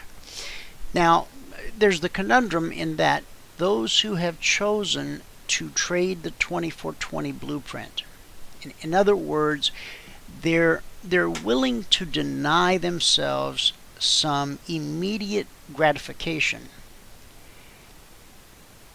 so that they can learn discipline and grow their account size and become a better trader over a longer period of time. And I mean, their gratification's on the way. I mean, every day that they make their daily goal, which is $100 per contract per day, I mean, that's gratification right there. Okay, it's not $1,000 per contract day gratification, but you still get positive strokes every day. In fact, the little app that Dan S. created for us, guys, if you go to cfrn.net/performance-tracker, Dan's created about 4 videos that show you really how to use that thing. Okay. Now, the app itself is inside of the members area. Okay. Now, I'm serious about this. I don't want to see that app end up anywhere else. Okay. I know we're all Christians and believers, and that nobody would take something and give it to somebody who you're not robbing from me. All right, you're not robbing from Michael. You're robbing from your fellow partners and God. If you were that person that so chose to go and take something like that and then distribute it on your own. And I really like to believe that we don't have anyone under our roof, and we have hundreds and hundreds and hundreds of partners, and even those who are having a rough patch or a struggle, I don't believe that they would stoop to that. So, but every now and then I have to kind of say that sort of a thing, that not stealing from me, not stealing from Michael. You're stealing from your fellow partners, the people just like you, and of course, because everything belongs to God, and Michael and I have simply been asked, and you too, to be steward of all that is His, then you're stealing. Man, it's just like these kids that go out and do this vandalism, where they spray the graffiti and break all the stuff. I mean, now they could have done that in a convenience store, or an auto body shop, or a church. Talk about stupid. I mean, you're going to go in and set fire to a church, burn up a church, spray paint the walls in a church when you could have done it at Tom's Hardware. Sorry, Tom, no offense. You follow what I'm saying? That logic and line of reasoning is just, it's beyond me. But so anyway, guys, I made the videos publicly available so that anyone who's interested in becoming a partner can go and watch the videos and see if this app is something that would help them. The app itself is reserved for partners. However, I will send you a copy, Ed, because you're a part of the show. And did you ever send me a headshot? No, I didn't yet. Dude, is there any chance you might be able to do that today? It's just, use a cell phone. Comb your hair, use a cell phone. I mean, well, I think I need to grow some hair first. No, well, if you don't have any hair, then it's not even a problem. Just put on a clean T-shirt, And the reason being is my new co-host, who starts tomorrow. You may have heard of him, a man by the name of Mark Douglas. Oh, really? Yeah. Mark Yeah. Douglas. And what I want to do, I mean, I don't have a whole lot of hours left to get it done, but I want to have our CFRN team page. I want to have everybody on there, with their picture and their little bio and what day they're on and what time they're on. And we really do have to. I've been I've been lenient these last few days with times and running over and whatnot, but I just can't keep doing that. And especially tomorrow at 1:30, Mark is going to expect us to go to him at 1:30. I mean, he's brand new to our radio program. I mean, he's looked into us because I had lunch with him a couple years ago, and I invited him then to come be a part of the show, and he says, I'd like to do that. I mean, he's a believer. He and his wife both. He said, I would like that very much, but I have so much pressure on me to finish this book. I just really want to get it finished, and then I'll have a clear head. And so last Friday, I had an open spot, and I thought, you know what? I've left him alone for 2 years. Let me just shoot him a text message. And when I found the last text message from him, I realized it had been 2 years since I went to lunch with him. I couldn't believe it. I told my wife. She goes, "You're crazy.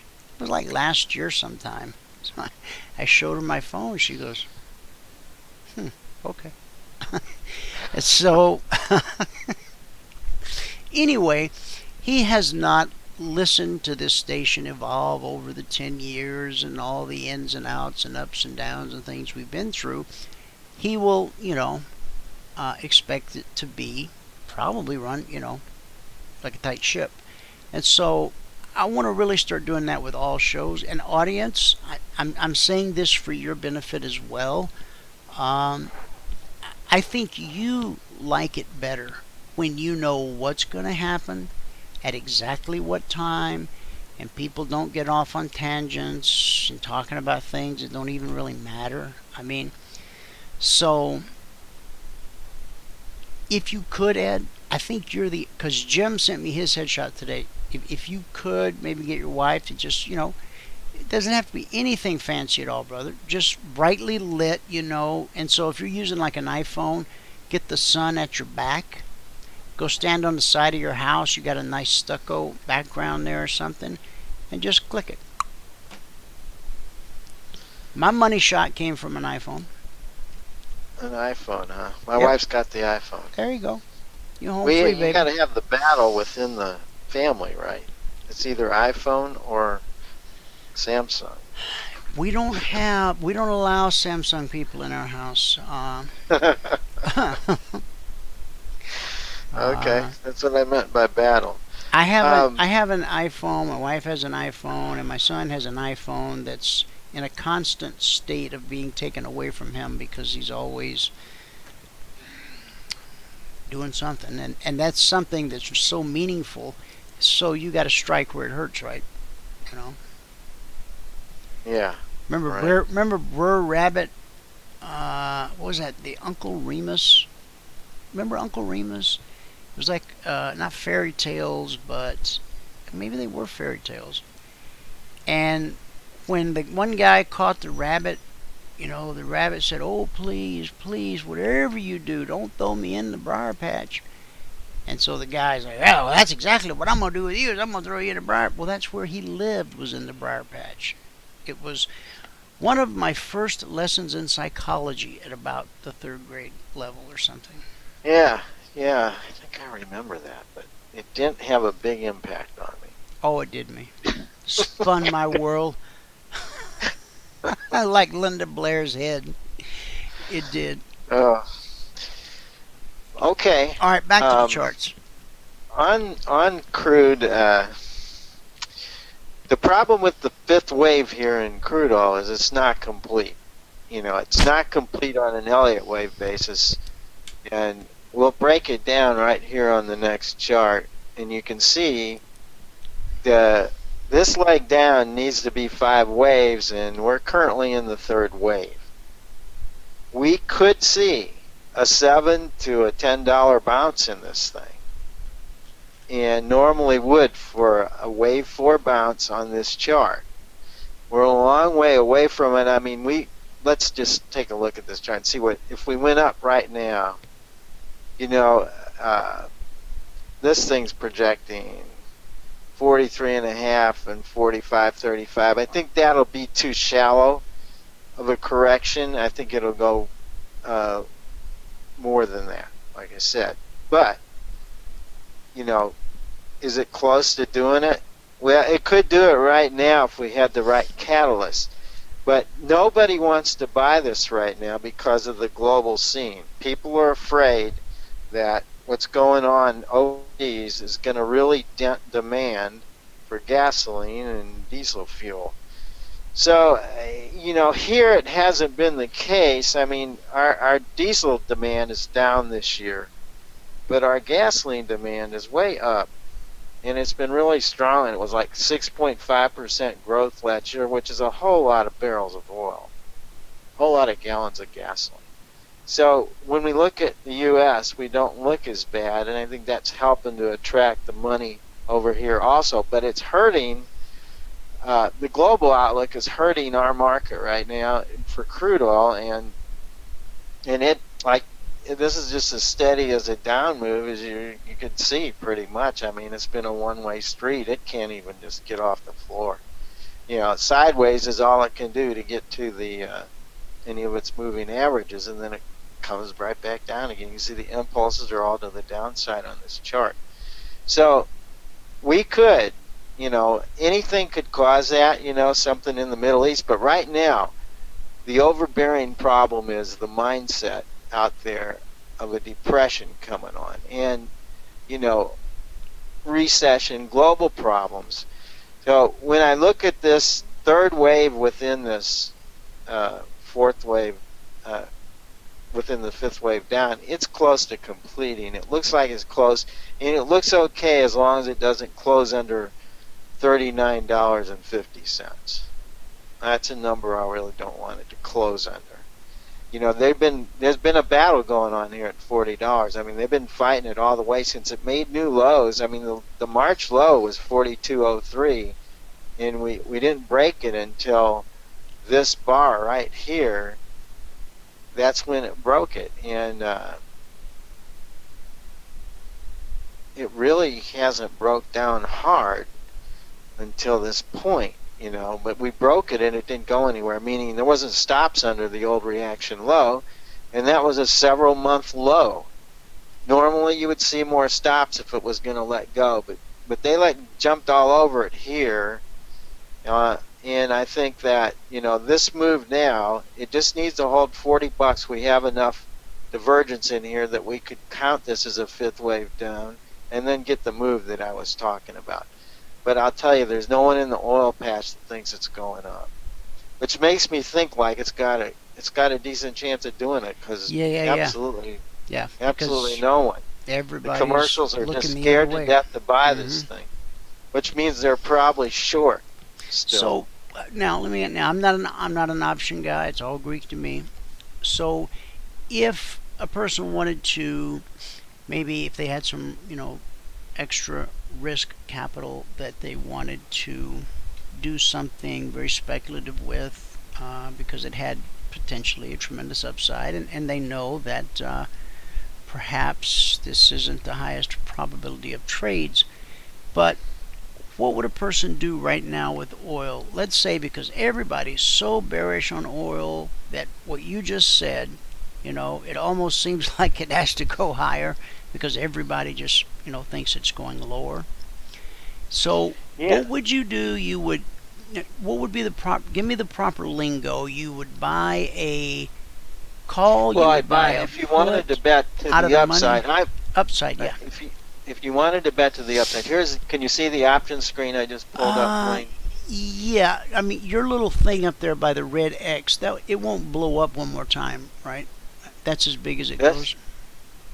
Well, it won't blow up much. Okay. Is it hard to read? Let me see if I can change it. Well, you see, my desk is all the way across the room from my monitor, because I have a big flat panel. Oh. Well, we'll just lose a lot of the.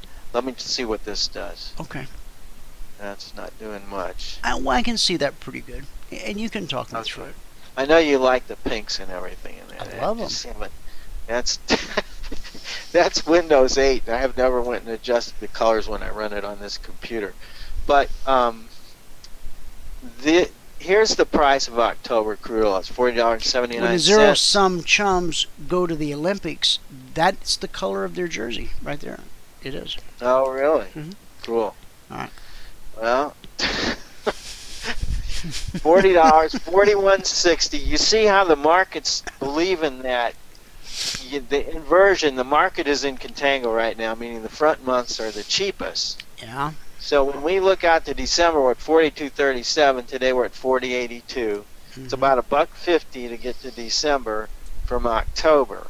Okay. So that's 50 cents a month, say. But if we went out farther, and you can see when we got into the middle of next year, we're at $46. So that's significant. So that kind of works. What if I thought oil could potentially go to $60 in the next 6 months? What if I thought that? If you thought that? If I thought Okay. that, and I'm not saying that is what I think it could be. Do you want to buy a 6-month option so you have time to see if it does it in 6 months? Well, isn't that part of the whole thing, to give yourself some time? Right. So here's 6 months. The March calls 181 days. Okay. That's about 6 months. They expire on the 17th of February. Okay. Now look how expensive these jewels are. You right now, the March is at $44 while we're in the 40s on the front month right now. So you're starting with the $4 build in the premium that you're paying more because this thing's already higher. So here's the prices right here, Dwayne. It's $44.34. So let's say you wanted to buy a $45 call. Okay. So we'll come over here, and the price for a $45 call. All right. It Well, now expires hang on. I'm buying a $45 call, but I think price is going to go to $60. Yeah. Okay. So you would pay $4.14 for that if you were right. If you were right, you would make $15. Okay. So you'd make almost 4 to 1 Okay. if you were right. Now, if you didn't want to pay that much, let's just take a look and see what the 50s are going for, because you still got plenty of money to make. So the 50s are $2.26. By the way, that's $2,260. Okay. Okay, that's what that is. That's $2,260. $2.26 per barrel. There's 1,000 barrels in each contract. So still you're going to get 4 to 1 if it goes to 15, right? You're going to get even a little better than that. So you got less of a likelihood of making money on this. So you're taking a bigger risk. There's a greater chance of you're losing on this than there is on the 45. What if I think oil's going to $100 in a year? Yeah. I'm just saying, what would the cost of it planning be? ahead, man. No. I haven't calculated any of this out. I'm just I trying to wouldn't get be an surprised idea. if it did, actually. I'm just trying to get an idea of how much money you put into these vehicles and what you walk away with. Right. Right. So you're teaching someone really from the ground up here. Okay. Okay. So the option gives you the right, but not the obligation to buy it. Okay. If you buy the option, you don't want to sell short options. You don't want to do that. Now that's the very thing that David does, right? Yes, but you have to have an exit plan. Okay. You don't want to do it in oil because oil has the capability to move $5 or $10 overnight on it's something in the Middle East. I've seen it happen many times. Many times. And so I don't want to subject myself to being, if you wanted to sell the call, like the guy who's going to sell it to you is going to be on the hook for this thing as long as he's short. But what they'll do is they'll take your $2,200 that they take out of your account today, by the way, if you bought it for $2,200. It'll come out tonight, and it'll get deposited in that guy's account. It won't be, it'll be $2,200 will end up in his account the next day. He'll show an equity position of $2,200. Of course, he's got to pay margin on that because he's obligated to make good on this thing. But if you bet on $100 oil in a year, you could buy a $50 call for $4,950. It would potentially go to $50,000 if you were right. Okay? So you pay $4,950. You get $50,000 if you're right about it going to $100. Now, if you don't like that price and you don't want to pay that much, you can go to a $60 and buy it a lot cheaper. You can buy the thing for $1,920. You'll still get $40,000 for your $1,920 if you're right. The options are the only way for. This is what attracted me to them initially. When I got one of my first jobs, I wanted to learn about options because there was a friend in there who was telling me they're the way to go. And unfortunately, I got in there and I made money early, and I really built up a lot of false confidence. And I was just doing options on stocks. I wasn't doing futures at the time. But I learned the options market pretty quick. Anyway, if you wanted to go to the 66 call, Dwayne, can you see these premiums come down? This is $1,020, and you would get in return $34,000 for that. So you get 34 to 1 on that. So the leverage multiplies as you go out, but the likelihood of you being right goes down as you go out. Sure. So you get a lot more leverage on buying the outer month jobs, and that's good for up until August 17th. So you got a year on this to be right. So so if in a year's time from now, crude actually did go to $100 a barrel, and again, guys, let me just say this to the whole audience: this is not something I've sat down and calculated and figured, and I'm getting ready to put this trade on with Bert. Not at all. I'm just trying to grasp. We know where oil is right now. It's pretty beaten down. I don't think it's going to stay down, but I also don't. I could not, like, you guys know how I walk you through technical analysis at the end of the radio show each day. Even when I give you the radio show trades, I'm able to support my case. I'm able to go, okay, I think this would lead to this, or this would lead to this. And so that's why I've given you this trade. Here, this is all brand new to me, and so I'm just getting enough information now to see if it interests me enough that I would sit down and start creating some type of a plan, some type of a filter, some type of a something that would. Now, you can't trade this just purely technically, can you? I mean, you in fact need this has to be fundamental, right? Trade it off longer term charts if you have an opinion. Yeah. You can trade it off longer. You can use your shorter term charts like dailies to find a better entry for yourself. But let me just show you one other thing. Okay, here so while we're before we on leave here, we were talking about $100 crude a year from now, and you're saying that would pay 34 to 1? Is that what you said? On the $66 call is $1.02.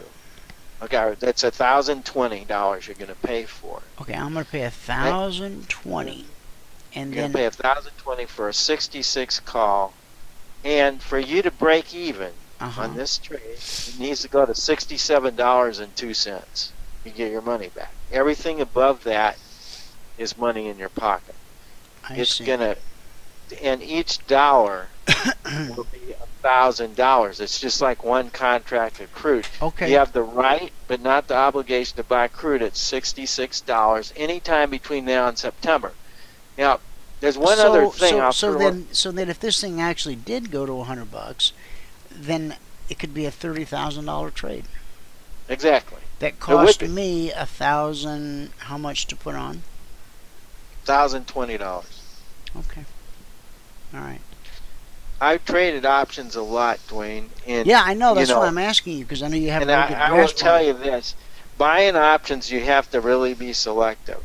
Okay, but buying them out in time gives you. There's been a lot of studies done in the leap options that go out 1 to 2 and 3 years are generally underpriced. They're underpriced.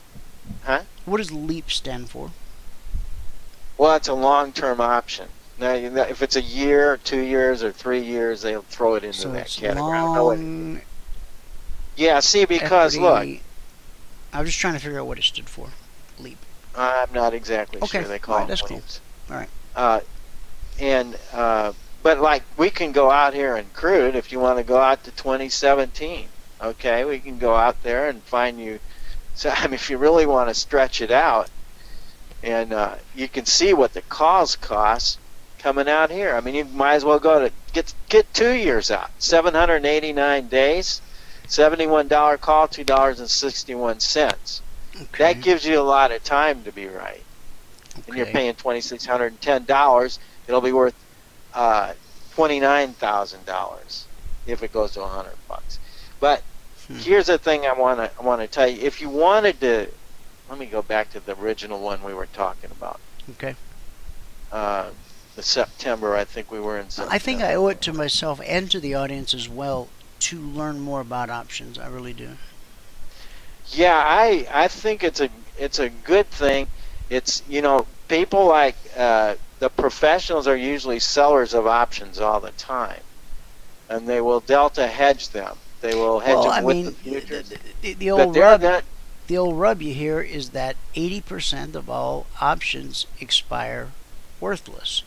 So I believe that's very true. So then that means that if you're the seller of the option that expires worthless, so then that means you're right 80% of the time.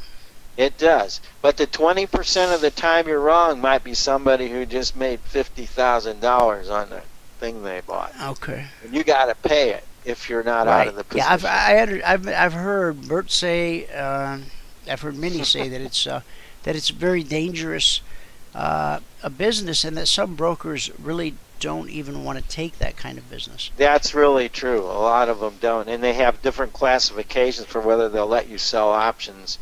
A lot of the brokerage firms won't let you sell them, but they will let you buy them.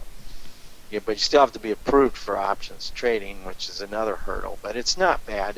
You can make that hurdle. But let's say you bought this thing tomorrow, Dwayne. Uh-huh. At $1. Let's say you bought this $66 call. We'll stick on that 66.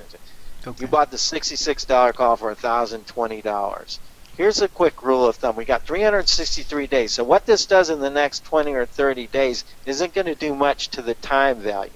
The only value in that 102 is the time that you've got for it to be right. So you're basically buying time to see what happens in the market. Somebody is selling time.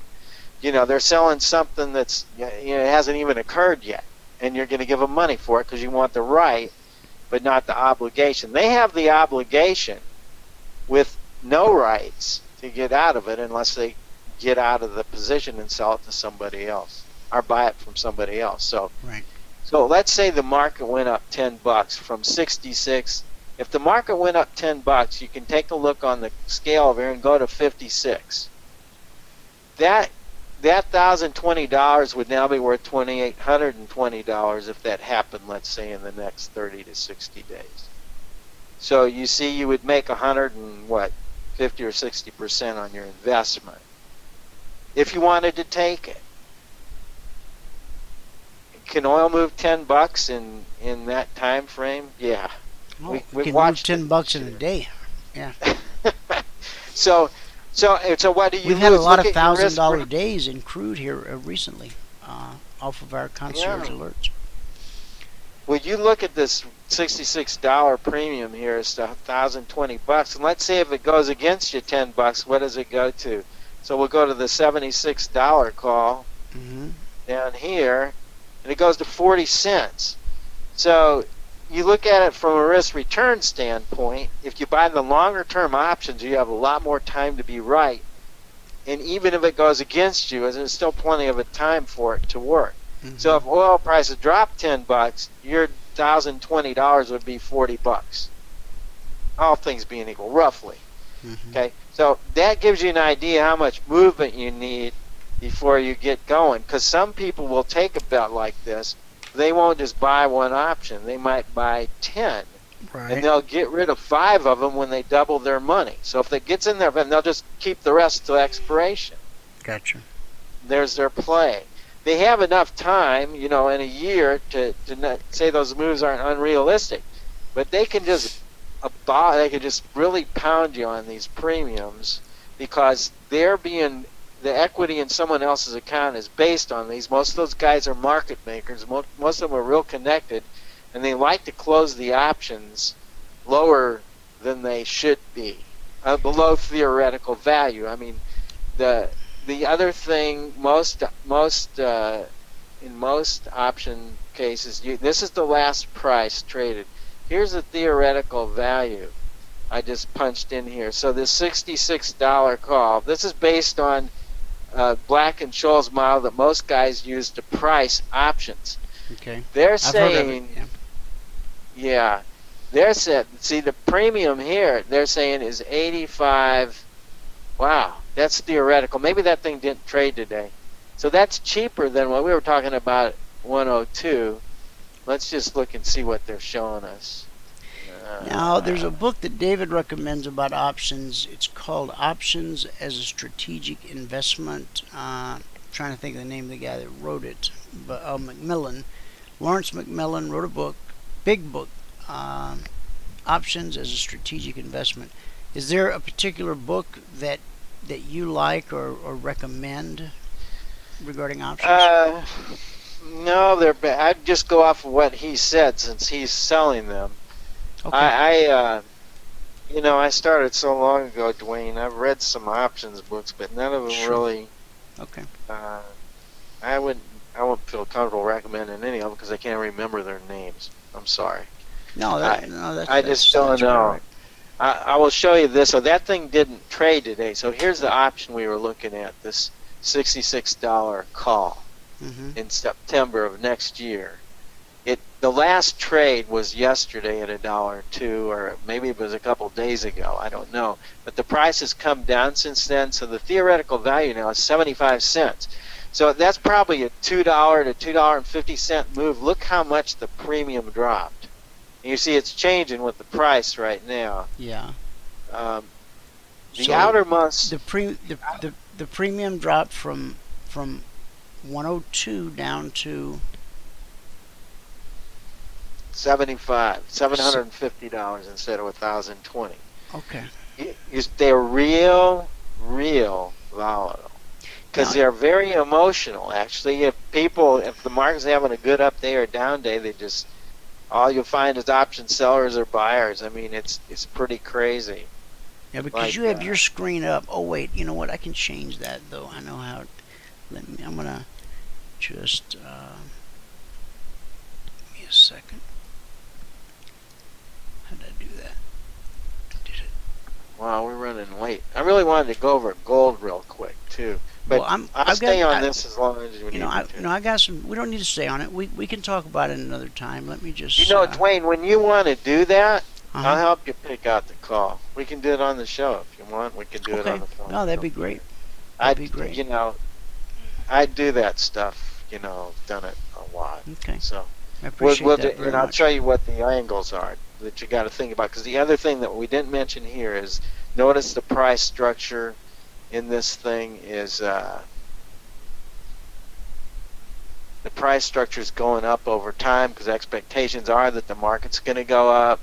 We're looking at $47.56 on the September call. No, we started this conversation. We started the conversation out with everybody thinks oil's gonna go down. But the commercials do. The commercials are way too bearish on it, but the physical markets have just got everybody wanting to give their stuff away right now. They're worried about a break of $40 in an acceleration under it, because I mean that it could well happen. I haven't seen enough to make me want to do anything with it other than day trade it. Hey, have you seen this West Texas Investors Club? No, I haven't. It comes on at night on CNBC. I think they've only made about 5 episodes so far, but they just keep replaying them every night on CNBC the same way they do Shark Tank. I'm telling you, man, It's a couple of good old country boys in West Texas who are billionaires, according to the promo on the show, but they wear dungarees and boots or tennis shoes or whatever. And the two guys who appear to be the ones that have the money, and then there's this third fellow with this long white beard, and they call him their mentor. And instead of meeting in a beautiful shark tank, they meet in a barn and on one of the guy's properties. And when the people come in to pitch their product or idea to get funding, like Shark Tank, there's no place to hang up all their fancy things, and they just tell them to sit on a milk can. And the one guy's always chewing on a cigar stub, and the other guy's always got a can of beer in his hand. And it's just it's Shark Tank, but it's like the polar opposite of Shark Tank. And the guys are very likable. They don't ever get mean-spirited like, Shark Tank. That's part of the shtick, is that, Mark Cuban shows his real side, and Mr. Wonderful shows whatever I don't know him. And this Herzovich guy, I haven't quite figured him out. I haven't figured any of them out. But anyway, I enjoy that show very much. But this West Texas, I really get a kick out of it because they don't seem to be too concerned about the money. I mean, the guys are billionaires, but they dress like, somebody you bump into at Walmart in West Texas. I mean, and people are coming to them for $75,000, $100,000. Every now and then somebody might show up, need $1 million or something. But their way of evaluating the business deal, I mean, they still apply, business analytics. What's your cash flow? Do you have any sales? What's your debt? I mean, they look at that stuff too. But the one guys the other night, they funded a guy who had a product called Speedy Tab, and I caught the tail end of it, and the best I could assume was, why shoot, I got the internet right here. Let me just look up Speedy Tab real quick. I think it's a way of getting cocktails and drinks out to the table really, really quick. This guy was only in 8 locations, but they went, Speedy Tab, white label solutions. Is this the same thing? Speedy Tab, white label solutions, yeah. Well, okay, how do I get in here? I just want to read a synopsis of what their business model is, but their website is nothing. There's nothing on their website. Well, that's you sure they got the funding? No, they really liked him. But anyway, here's what he said when the guy left. They gave him however much it was he wanted, and they have connections at all these fancy places like Caesar's Palace, and so they're telling this guy, part of what we'll bring to the table along with the money is we'll get you into these. And they had a whole list of fancy places that they would be able to welcome. Let me see if I can. SpeedyTab.com is the fast and easy way to pay for your favorite food. Your Speedy Tab makes it easy to order meals directly from your favorite restaurants. Becoming a Speedy Tab is quick, easy, and free. Setting up multiple accounts and entering your payment information each time you want to eat is a thing of the past. By becoming a Speedy Tab, you can place an order and pay via a variety of methods, including cash, on delivery, credit and debit cards, echeck.net, and even redeem your Amigo medallions. Using Speedy Tab is also simple. If your favorite restaurant's a member of the Speedy Tab network, you'll be recognized as a Speedy Tab once you gain access and log on their menu. Place your order and let Speedy Tab take the check. Now, see, that's not how I understood.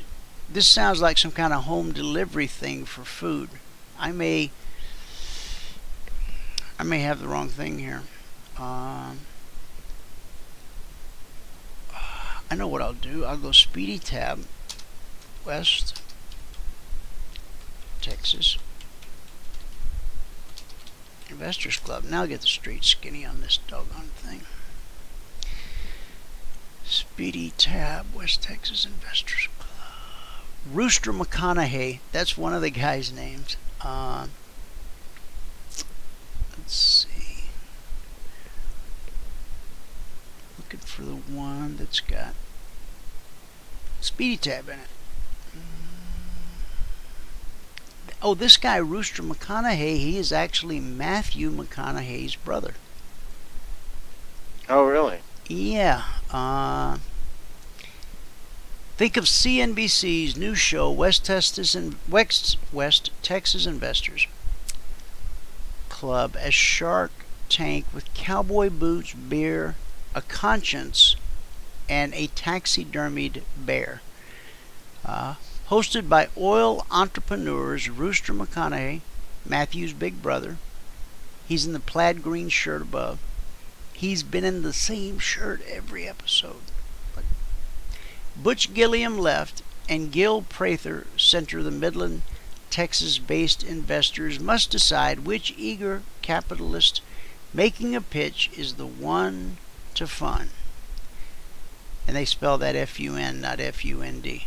We spoke to Rooster to learn about what it takes to make the cut on his new show. How'd you get the nickname Rooster? I had a spiked haircut. Okay, that's... I really want to tell you about Speedy Tab and the show, but I'll tell you about Speedy Tab another time. That's funny. And I know you're running out of time, but try to check it out. If you just turn on CNBC at night, it's on. Yeah. It's either that or reruns of Shark Tank. Yeah.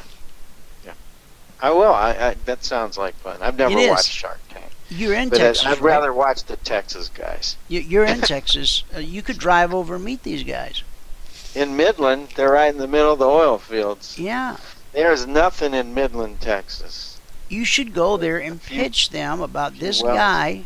You know, you're a co-host on this radio show, and they're looking to open a trading floor. You may have heard, sir, that the pits in Chicago have closed. Yeah, as he chews a cigar. Well, I'm a co-host on a radio program, and the owners of that company, they are looking to open a live trading floor and a brick and mortar trading and training school to complement their online effort, which has done really well. They feel that, you know, God has really blessed them and that they're right in the palm of his hand, and they want to take it to the next level. And since you guys have a few commas in your checking account, we thought you might, just want to take on 25% of this company for $1 million. And they would probably write you a check on the spot. And at that point, we would then make you some kind of an equity partner just for going and picking up the check. So. Well, you know where Midland, Texas is? I can meet you there. It's about there. as close to you as it is to me, because well, all right. Maybe that's the deal. There. Maybe we should just meet there. Yeah, we might have to meet in the middle.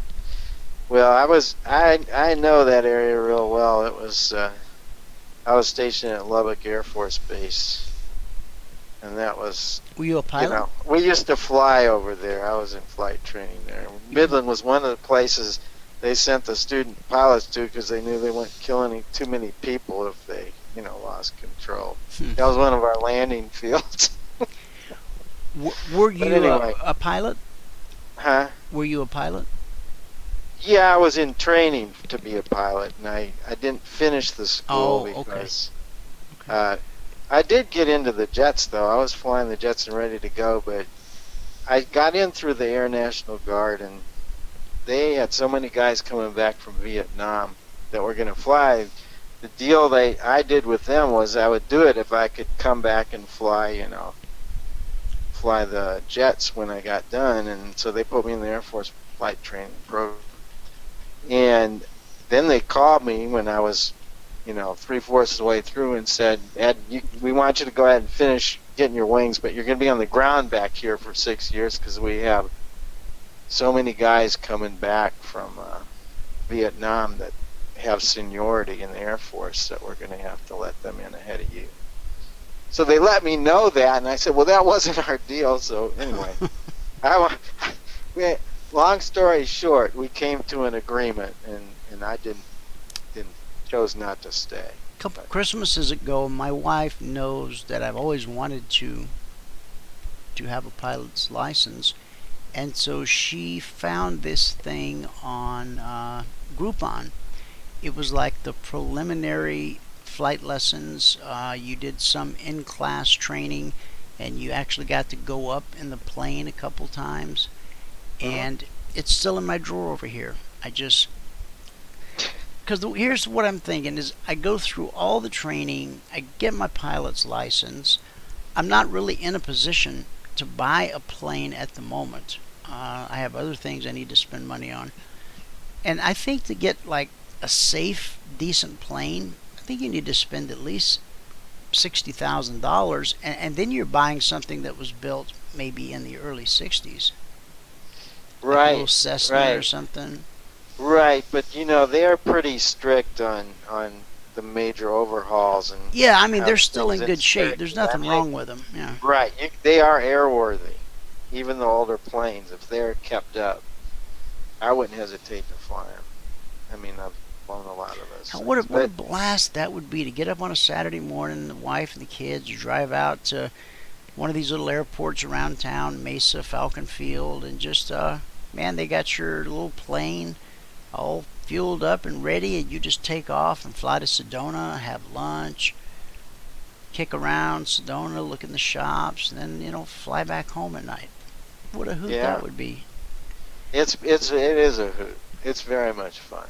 I'll tell you about some of my stories. My nephew is a pilot in the Air Force now. Overseas. Huh? My nephew is a pilot in the Air Force now, and I'm trying to.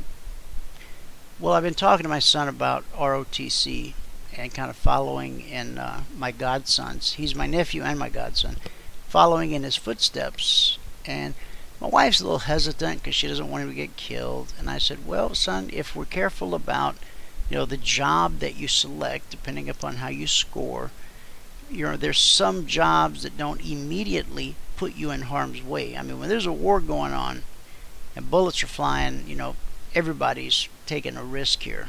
But yeah, right. There might be something you could do that excites you. And my nephew, when he came out of college, he was recruited by the CIA because he had been in ROTC since he was in like junior high school, and then high school, and then the military sent him to college. And on the weekends, when all the other kids would go out drinking, he had to go and do like boot camp kind of stuff. Right. And he got a letter from the CIA, and they said, "We know who you are. we like you very much." He's such an upstanding young man. It's like, dang, I want to be him when I grow up. And they said, we'd like to take you away from the Army and put you to work here. And by the way, don't worry, we have the power to do that. And he turned them down. He just said, nah, I made a commitment here, and I feel like it's only right that I stick it out. That's what I'm saying. The kids got the right stuff, right? Yeah. Well, all right, man. I know you're gonna have to run in a minute. So what do you want to talk about? Let me talk about gold real quick. All right. Because since it's finally coming to life, it hasn't broken out yet, but it looks pretty good.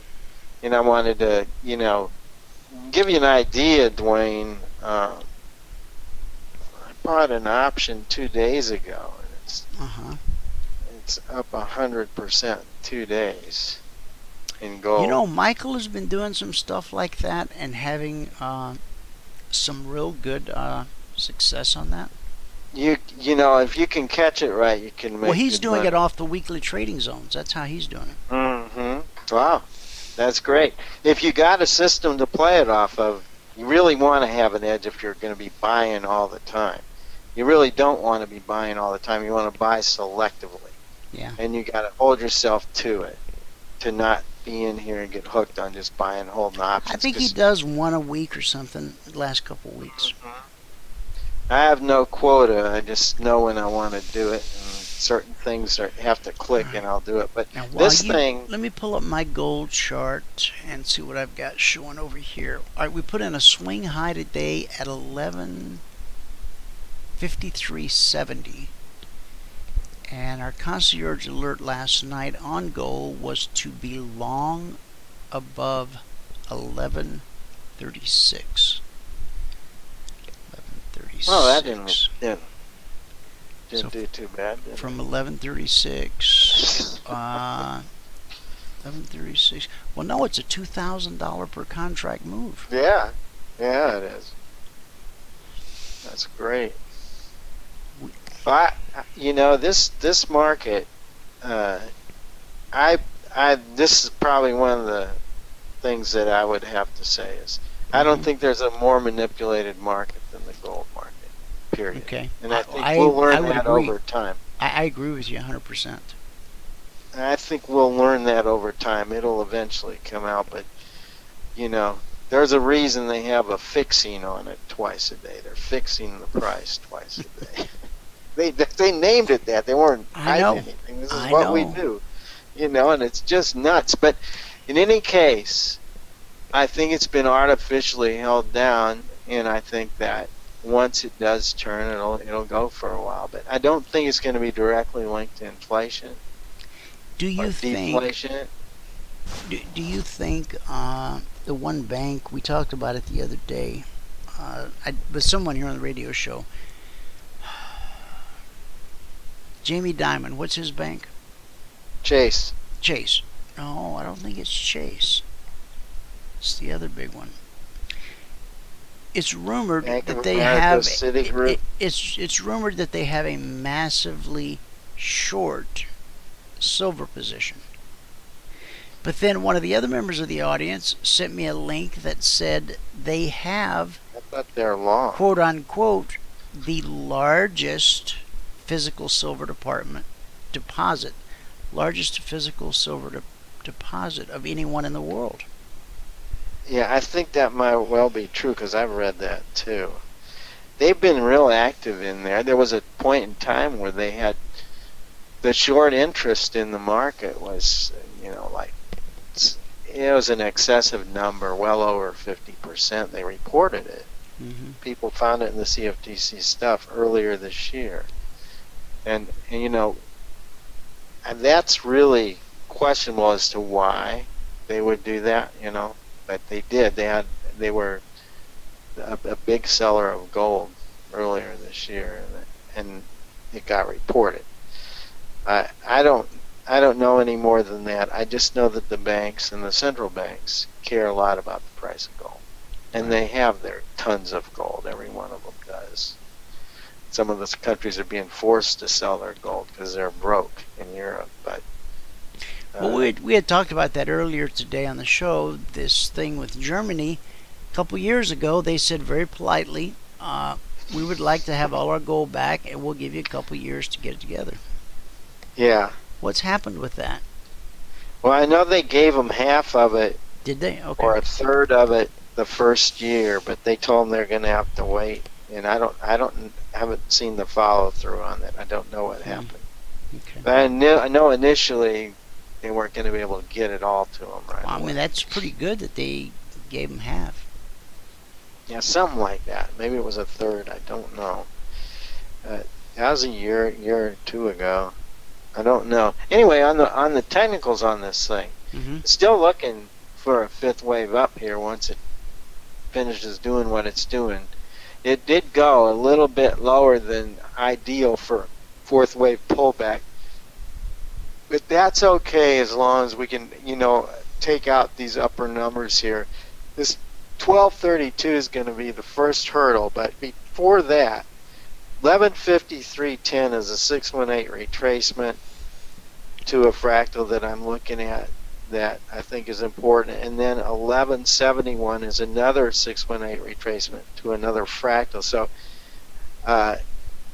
and I even have another number in here. Where is it? At 1177. So I think between 1153 and 1177 we could run into some selling.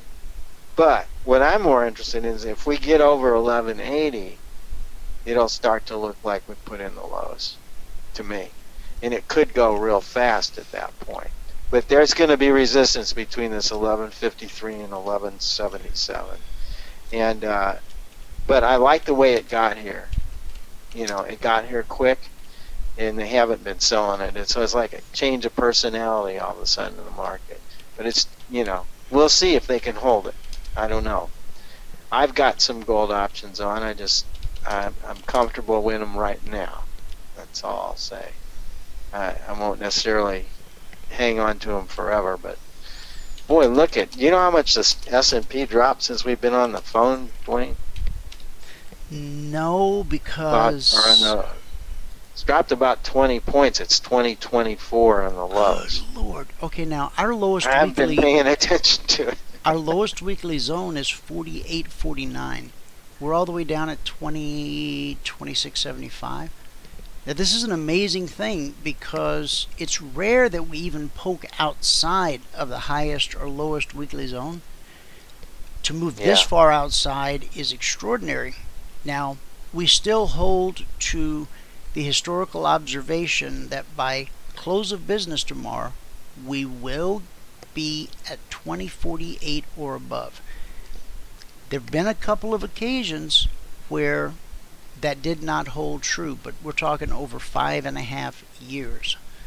So there's 52 weeks in a year, and so 52 times 5.5. So we've issued weekly trading zones 287 times, and there's probably been, I'm going to say 5, maybe even 7 times that we actually closed the week outside of the zone. But there's been many weeks like where we're at right now that we would be 5-10 points away from the zone and we would be headed into the close, and that thing would just take off like a racehorse and then screech to a halt right at the zone. Craziest thing I've ever seen. And well, you know what? When you've got something that works that way and you see it being pressed right now, what the other side of the coin is, if it does not do that, it'll probably go a lot lower next week. And I don't know how you do your zones. I just know if you're accustomed to something like that and it works that percentage of the time, then when something doesn't fit the mold, it's a bigger thing happening, and you better be ready for it. Because well, now that's a good point, and I'm going to have to ponder that a little bit. One thing that we do watch for is if by Tuesday morning we've reached the highest or lowest weekly trading zone early in the week. By Tuesday morning, we do some options. Michael puts the option trades on because we expect price to race across the charts to the other side. Like if on Tuesday morning we're at the highest weekly zone, I mean, there's actually been weeks where on Monday morning we would be at the highest weekly zone. And so we short the dickens out of that thing, man, and then just watch it fall all week. So I'm going to think about what you said, because I've only had 5 to 7 opportunities to be faced with these circumstances and to try to figure out. Right. Well, you might want to go back and look and see what happened at those points. Any input that you have, I would be happy to talk with you and hear what you got, what you think. Yeah, but I'm only going off your confidence level in the way you're talking about it. Yeah. Oh, we're very confident. There's something big going on, and look, the thing is really, this thing could be really quick and dirty, and it get the corrections take place in 5 or 6 days. They're the most wicked ones. So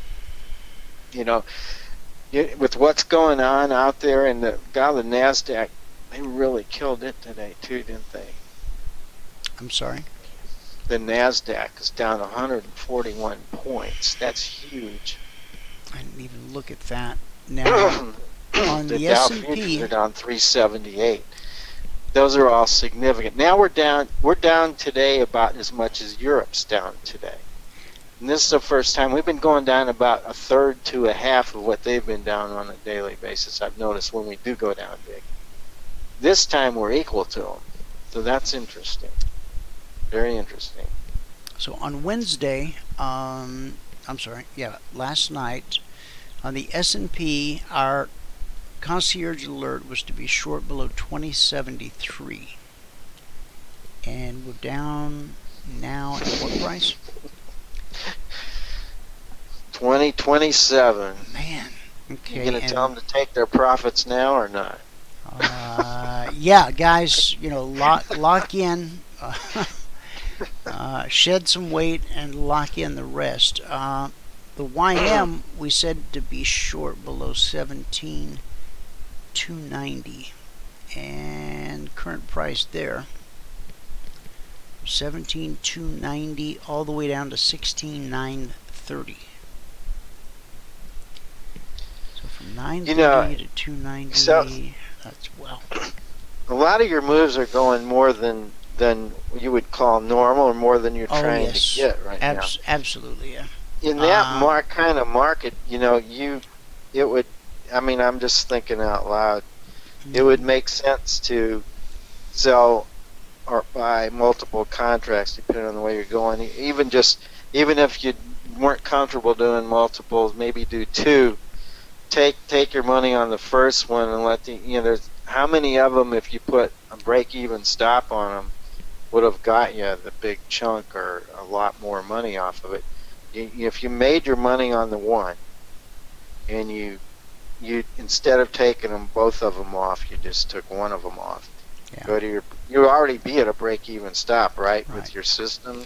Well, we have a number of partners that have graduated beyond the 24/20 blueprint, so they've decided to grow their business larger than 20 contracts, and so I need to talk to some of those guys, and I'd like to have. Thing is the guys that are making that kind of money tend to be a little reluctant to talk about it because they're afraid they're going to jinx themselves.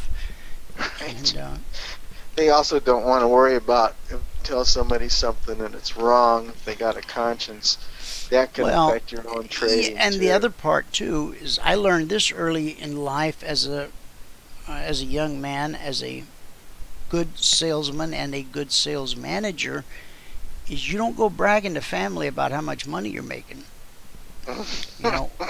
It creates problems. Oh my God, it's the early 80s and you start bragging about how you're making a gee whiz a week, and now everybody needs their rent paid and new shoes and tires. So you learn to just keep it between you and God. You don't want to not be generous and help people, but you can spot where there's a need and you can step in and say, hey, can I help you? But when people just start beating a path to your door, that's a little bit disconcerting. My wife is like, she goes, you would just give away everything we have if I let you, wouldn't you? And I go, yeah, probably. And I said, and that's why I'm so thankful for you. I said, because we balance each other, I have my head in the clouds, but you're firmly planted on the ground and you got a hold of my ankles. And that's kind of how we go through life together for 30 plus years. Yeah, sounds like a good fit. It is, man. How's your wife's ankle?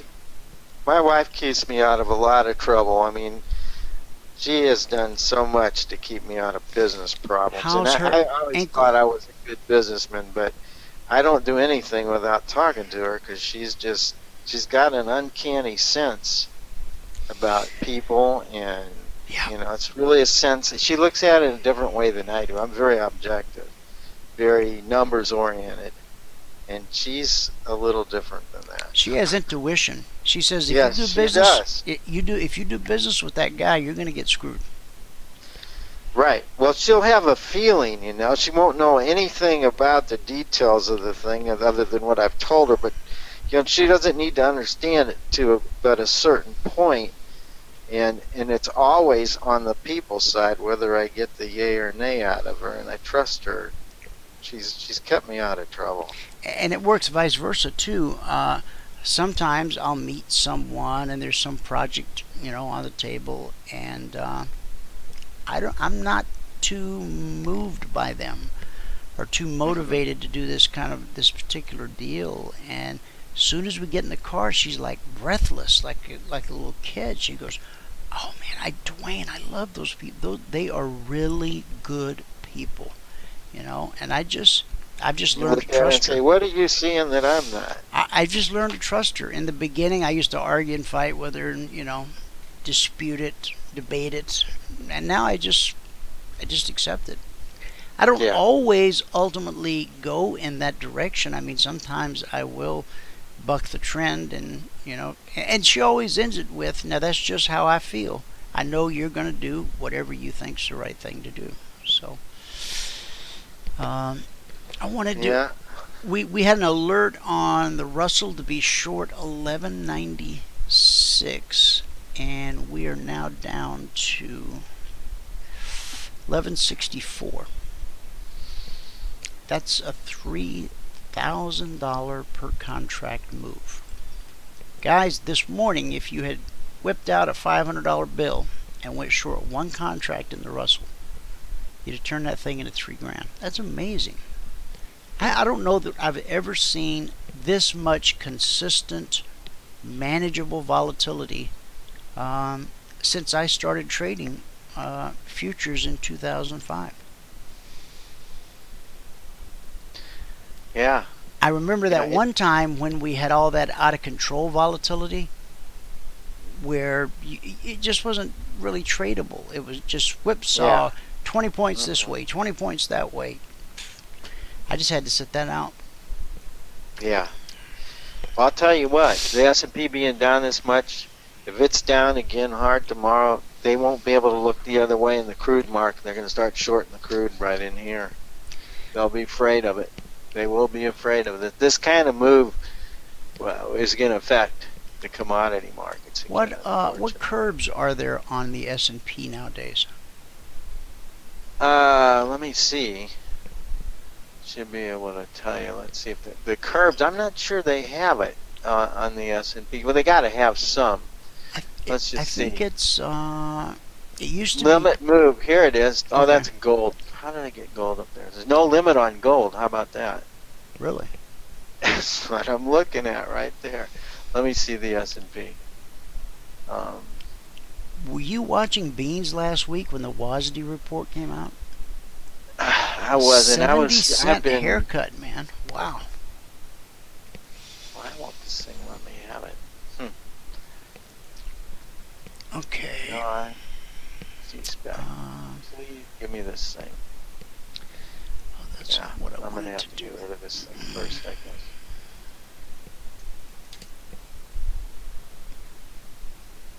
Okay. It just wants to give it to me on my chart, I guess. I can't seem to pull it off.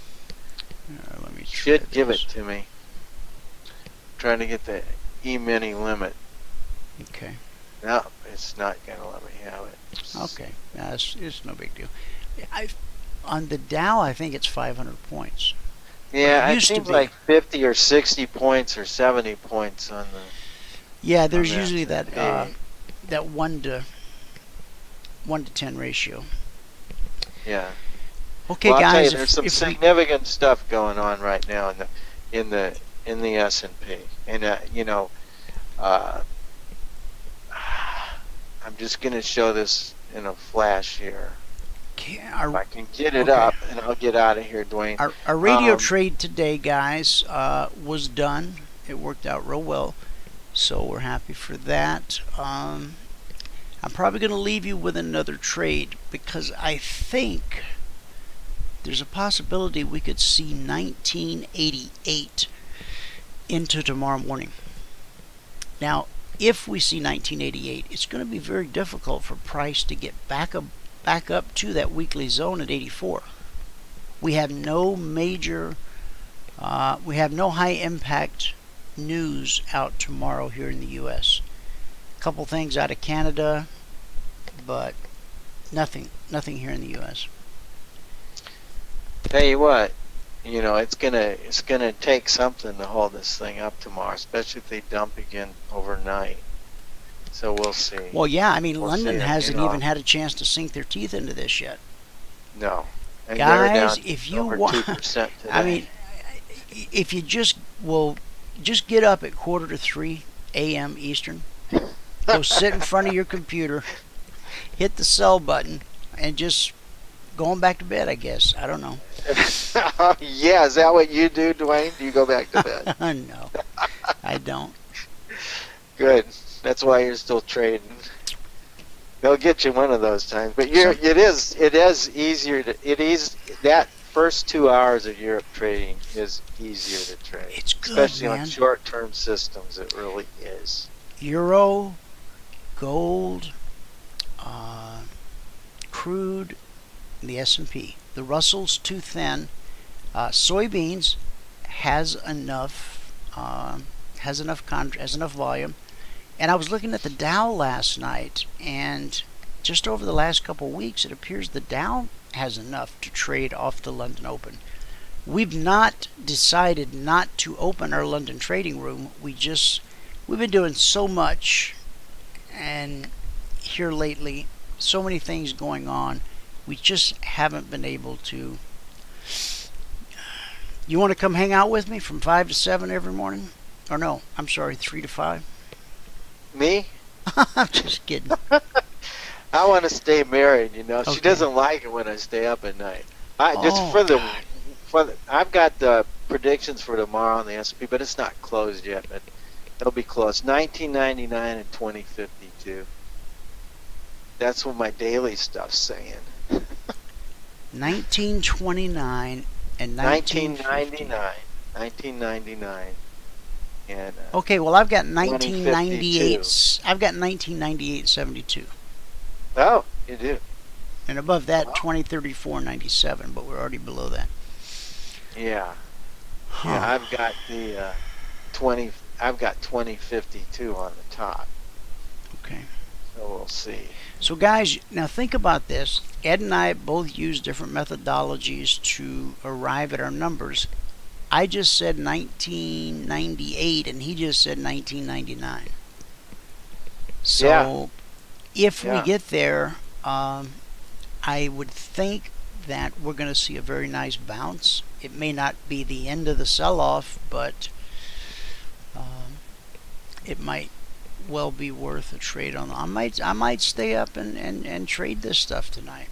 If this thing rallies first up, I'll be looking at it anywhere above 2045. Oh, if you get that rally early, I would look for it because this while we were on the show here, this thing really, this is the chart that was an ABC down. The software finally figured out it's a wave 3 down, which is what we were talking about.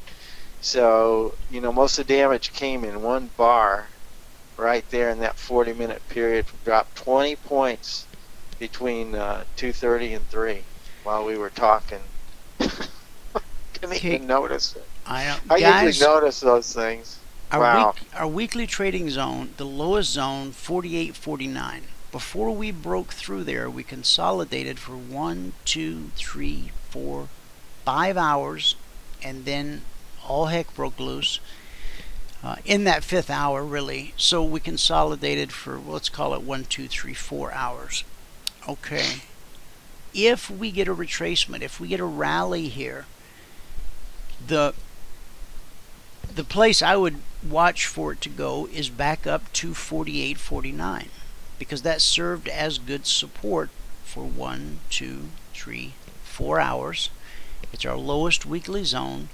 So now that price has broken well below it, if we catch any kind of a rally and get up to 48.49, look for In fact, do this. Use an hourly chart and look to see if those last 2 hours as you approach 48.49, check to see if they don't get to be shorter and shorter candles, because that's a surefire sign that once it hits that area, it's ready to roll. Just roll right over and head back down. Okay, because you don't have any momentum going up there. It's like limping. It's on its last leg. That's those candles getting smaller and smaller. Okay, so I might even, if I see this thing starting to rally up into 48.49, I might go on YouTube and just launch a what do they call that? A pop, not a pop-up store, but I had a name for it. Now I forget. But I can go, well, we're live 24/7 on the radio, but I like for people to be able to see the charts too. So. It looks like here, Dwayne, just on the chart here, short-term stuff, we're looking for a wave 4 bounce between 2040 and 2050. That's not saying it starts from here, but if it does, you're going to find the market run into trouble in this area. And with a 99 up here, it's got a very good chance. Now, what's the 99? What is that? It's an algorithm number that says that chances of new lows in wave 5 down are extremely high. Okay.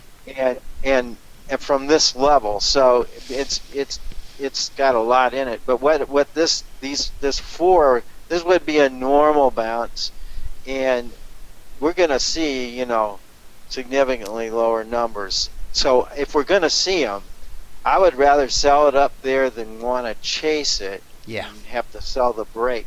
So this would be ideal that we get some kind of bounce in here. I'll be looking for this MACD to come up to the 0 line, and when it's there, and I don't know where the price is going to be at that point, then I'll have the wherewithal to take a short trade. This would be a normal wave 4 bounce, so you see it's between 2040 and 2050. And the short-term stuff on Elliott, I'm saying if, it's all conditional, but when those things do occur, the odds would be on my side to take that trade, especially if this thing comes back to the 0 line. Especially. You see this little deal here? I mean, it's just one little point, but I can tell you how often it happens. Usually it happens. You come back up to the 0 line here, that was the top of wave 2, right, and that was it. It never came back. This will be somewhat similar, because this leg here, I should probably...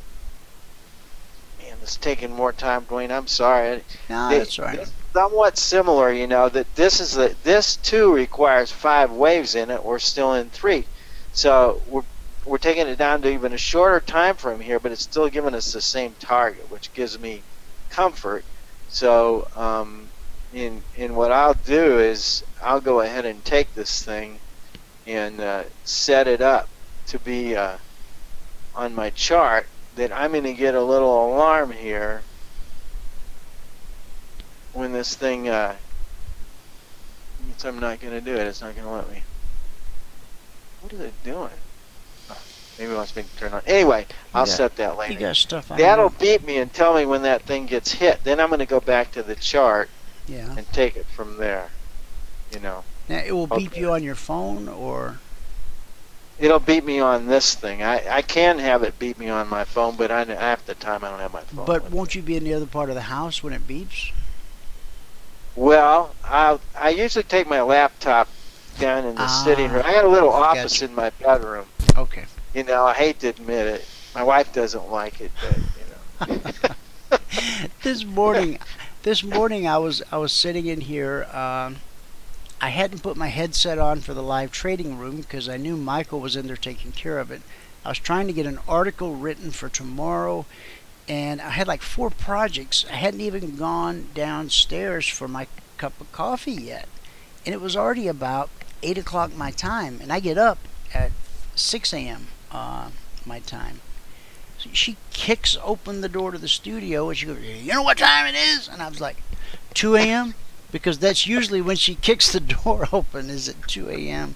And she goes, "No, 8 a.m. And I'm like, "Oh, okay, what did I do this time?" She goes, well, you haven't come got your coffee. You're not in the trading room. I go, well, Michael's got the trading room, and I got to get this letter written. So, anyway, that was funny. She loves to kick that door in, boy. Just, That's boom. hilarious. She's not from Texas, is she? You know what time it is. She came from a military family, big family, 9 kids, Catholic, 2 boys, 7 girls. Her dad, what a tragic. He died so young, in his 40s, from a heart attack. And everything I've ever heard about this guy, from everybody that ever knew him, he was the guy we want to be when we grow up. Yeah. He was that kind of. He had 9 kids, his military job, plus he owned a janitorial cleaning service for office buildings, and he had some other kind of gig going on. I forget what that one was. I know. Wow. And so you wonder, man, why the guy die, so young of a heart attack? I mean, burning it at both ends. Okay, I did want to make a comment here. I've been in the process of typing a snarky comment, but I'm not going to do it. Oh, he already left. Okay. So much for me and my snarkiness. Hey, you don't need to waste your energy on that. No, he said. Is there any way I could talk to you for 2 minutes after we get off here? Yeah, you got my number, right? Hanging around a while. No. Do you have my number? Yeah, the 625 number, right? Or you don't know your number. No. Well, I know my numbers, but that's not either one of them. I think that's the AC. Okay, one of them has a prefix of, after the area code, has a prefix of 743. The other one has a prefix of 595. Just tell me. Actually, if you would call on the one with the 595 prefix, do you got that one? I'm going to have to find my daytimer thing here and look for it. But yeah, I probably do. Do you have my number? Somewhere. Okay. Don't worry about it. I'll find it. Here, I will find. No. Let me just shoot you my number, because I want you to call me on that one so I can wear my headset. I need to go walk around. I've been sitting behind this desk. I need to go to a little room first too. And then okay. Yeah. Yeah. Just call me. I'm gonna send you the email. Okay. To call me on, and I'll talk to you soon. Okay. All right, buddy. Okay. Thanks, okay, buddy. bye. Okay. Right. Good to talk with you. You too, man. Okay, how do I get out of this? My screens. There we go. By Jove. Alright. Move that. And I'll move that.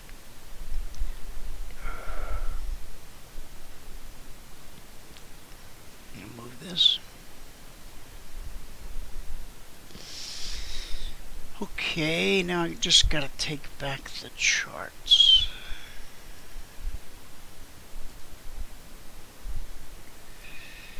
Which would be like that. And like that. Okay. So, I'll get all these CFRN lines out of here, as Jethro used to call it. They don't make TV like that anymore. On purpose, I think, but anyway. Okay, so our Monday radio trade, it went well. And then our Tuesday radio trade went well. Our Wednesday radio trade went well. Our Thursday radio trade went well. And so, our little slogan, the station that pays you to listen, I guess we can keep using it. We haven't had any bumper stickers printed up yet or anything, so. Now, Bert and I are going to be teaching a class next week. If you guys have a specific topic that you want us to teach on, let us know.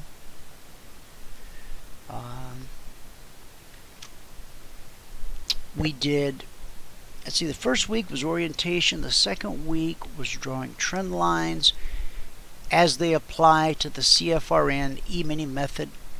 And then we did Fibonacci as it applies to the CFRN Emini method.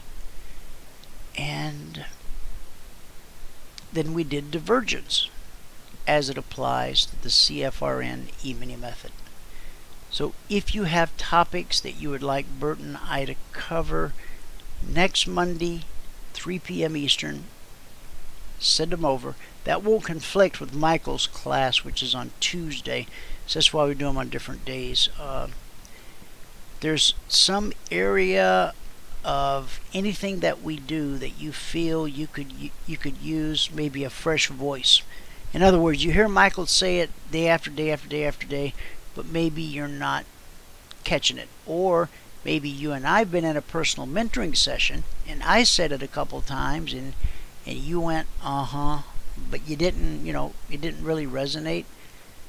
Sometimes just having yet a third person say virtually the same thing, and it's like, dang, why didn't those other two guys just say that? And I'll say, I wish we had. I wish we had. So, here's where we're at, guys. We came all the way back here Sunday night, Globex Open. We've been doing the 2 points, the 2 points, the 2 points, 2 points, 2 points. That's just been marvelous. You can go back, by the way, and look at our weekly trading zones. I know I've showed you this before. Let's see. Why don't I open up a new window like this.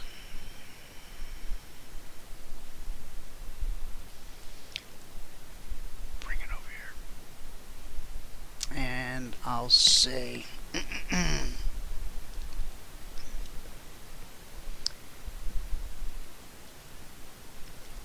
weekly trading zones. Yeah, that's pretty slick. CFRN. Wow. No. I'm sure I would have been notified if we got a Wikipedia page. This doesn't even have anything to do with trading, it doesn't look like. Okay. And so here's U.S. Treasury bonds. Here's that video I did. 5-week study on the bonds. No, that's not us. Yeah, it is. Okay.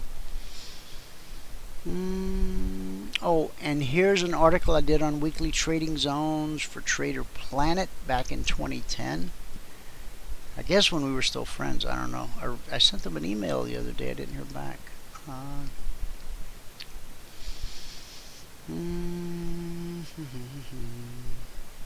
So as you can see, and then if you throw CFRN in front, CFRN in, then you'll get, the whole page will just be us. So I've written a number of articles over the years about the zones and the personality and yada yada yada. So yeah, do it that way. CFRN weekly trading zones. And you'll find our stuff at places like Pillager Coop news story, midco.com. I don't even know. Midco Commodities. Okay. So I don't know that they ask if they could use it, but I don't care. I mean, it's okay with me. Oh, I see where this came from, off Inside Futures. We publish an article there every day. What I did want to show you was, okay, once you do the CFRN weekly trading zones, if you go here, right, and click images, these are our weekly trading zones. for a period of time, maybe over the last year, for whatever reason, I didn't always post a weekly chart with the zones. But for the first couple, 3 years, I did. See, look at this guy here. You see stuff like this, and it's like, man, why can't it all be like that? This is the S&P, June 6th of what year?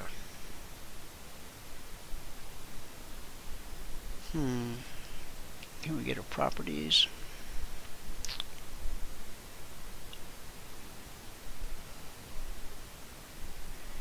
Maybe if you inspect the element. No, I'm sure you'll figure it out.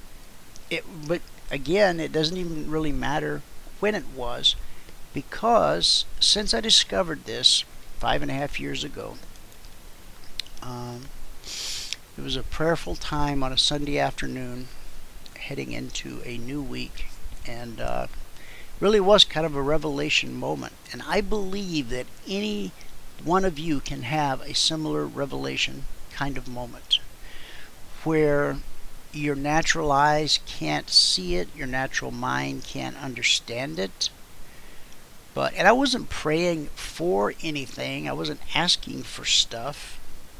I was just, we talked about it today during our good word for the day, that pray without ceasing, or yesterday maybe it was, pray without ceasing, not God give me this, God give me that, but just thank you, God. Thank you for your blessings.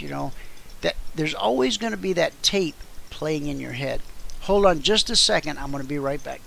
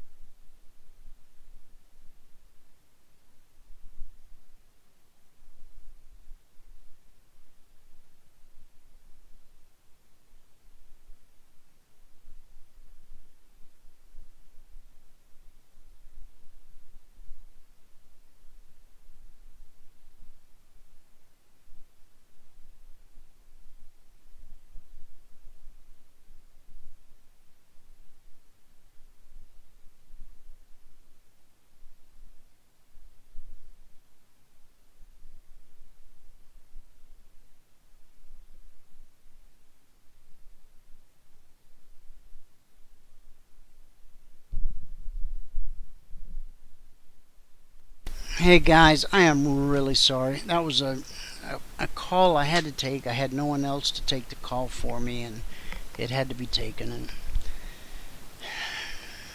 this time of day, I kind of get left to do everything. I'm not complaining. I'm sorry. I'm sorry that I left you hanging. That's all. Let's leave it at that. Allen 2048 is the lowest weekly trading zone, so we've already overshot it. Good chance that it'll turn around and come back. Okay, I mean, based on historical observance, I should say with great confidence, by close of business on Friday, price will be back at 2048 or above. Okay, 2048 or above. Let's see. Screen. Oh, reminder, guys, partners meeting tonight, which, oh no, that was last night. It's been a hard day. Okay, so back to where we left off. If you search weekly trading zones on Google, CFRN weekly trading zones, you'll get all these different little articles, and some might be 2 or 3 sentences, and some might be 2 or 3 paragraphs. I don't know. Just letting you know they're there. And let's see, is there any on page 2? Concierge Trade Alerts.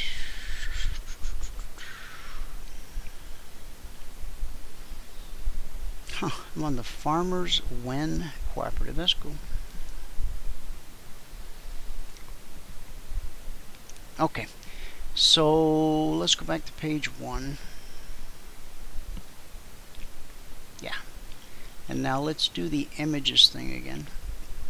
Okay, and you'll get a handle on spotting which charts are ours. Even though it says CFRN weekly trading zone, somehow other people's charts sometimes get. That's Burton Leslie right there when you see that black screen. And that probably doesn't have a weekly trading zone on it, but it got in. And here's the Russell. God, there has to be some way of knowing the date. Here's the month. Anyway, you know how I'm always saying that the weekly trading zones have always done the same thing? Okay. 1, 2, 3. I promise you this will be the last time.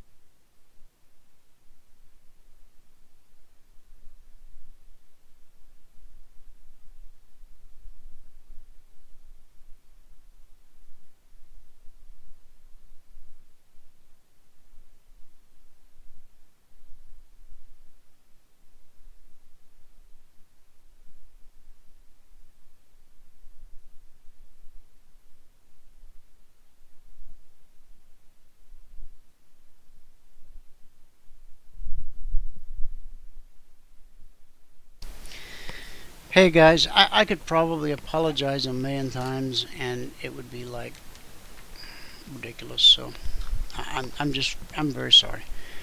It was a call, and again, I'm here by myself in the afternoons, and sometimes it's hard, but it's not your problem, and I'm sorry, and I'll do my best to make sure that it never happens again. So where I left off was on this Russell chart. We don't know the year. We know it was in May. We could go back and let's see what happens if we click this chart. Does that take us somewhere?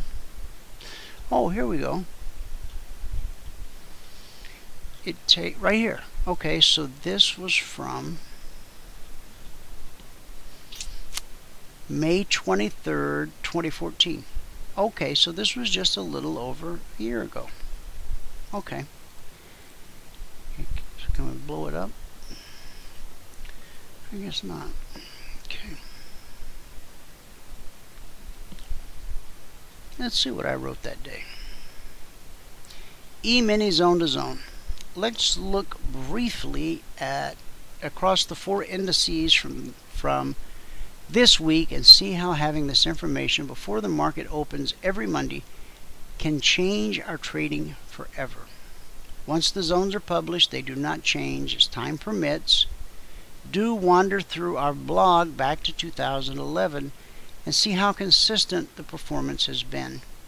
Actually, if you go to archive.cfrn.net, you can go to the very first time that we publicly published a weekly zone, and that was December 14th of 2009.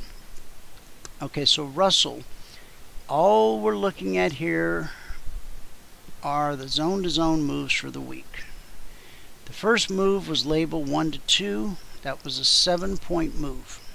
Okay, and so this was right here, 1 to 2. Okay.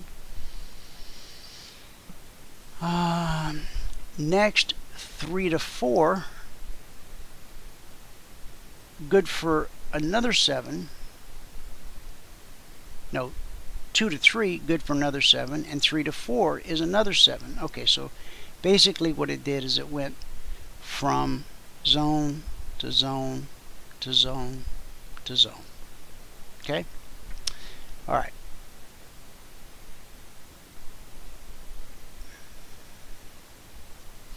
The Russell, in case you're counting, that's 21 points. The Russell pays $100 per point. So those 4 moves back and forth from here to here to here to here, that's, you know, if you caught it all, that's $2,100 per contract. Okay. All right. Where to leave off? The Russell pays 100 a point. 4 to 5 covered 2 zones for another 25 points, so that would be $2,500 per point. And 5 to 6 was good for 17. From 6 to 7 we came up a little shy, 1 point for 16 points, and then the return trip from 7 to 8 gives us another 16. So let me just try to walk you through it. Zone to zone to zone to zone. Okay, this is that hot knife through butter that you hear me talk about. You really only can see it on the hourly chart. At least when I gave it that name, that's all I was using was the hourly chart. So hot knife through butter. Now, when we do get the hot knife through butter, we expect price to return to that zone and consolidate. And so it did for an extended period of time. But this zone to this zone, that would have been, let's see, actually it went from 4, sliced right through, and went all the way down to 5. So what did I say about that? 4 to 5 covered 2 zones for a total of 25 points. It's $2,500 per contract. And then it went from 5 to 6, which would be another 25 points. And then 6 to 7, so that would be, oh no, because this went 2 zones, that's why it was 25 points. So what actually happened here is we went from, let's see if I can read this from over here. Man, I wish I could blow that up just a little bit. Let me go back to the page I was on. Maybe I can, I can see that much better. Okay. So because we sliced through and came to this zone, that's why that was 25 points. So here we go from 1089 up to 1106. 89 to 1106. I guess that's 17 points. And then back down. Let's see, is it? And let me make sure I get this number right.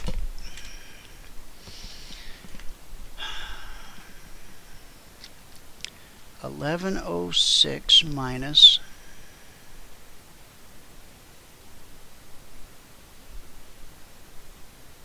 $10.89. Yeah, 17 points. Okay, so that's $1,700 per contract on each one of those moves. Okay. So 17, 17, 17, 17. Okay. And then we had this, you know, nothing's perfect. Except God. And then from 9 to 10, we take that same little trip that we did 1, 2, 3, 4 times. Important prices, important areas are almost always tested. They just are. Okay. So this was 1107 to 1114. So 7. So this is 7. So that's $700 per contract. And then we attempted to get to this zone, and I think we ran out of week. I think this was Friday afternoon. I'm not positive, but I think. So, do you see how the zones just, you know, well, let's find something older. Let's see what we can find that's like, I don't know how to find something older. Maybe the more you scroll down.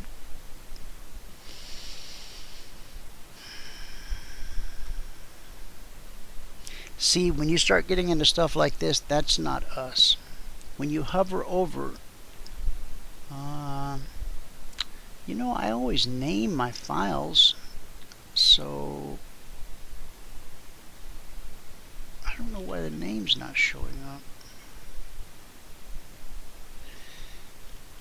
Well, that's not cool.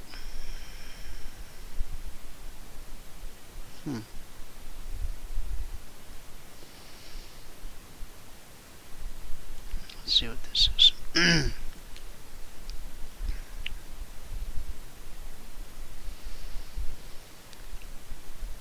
So this zone to zone move here looks like was an 18-point drop.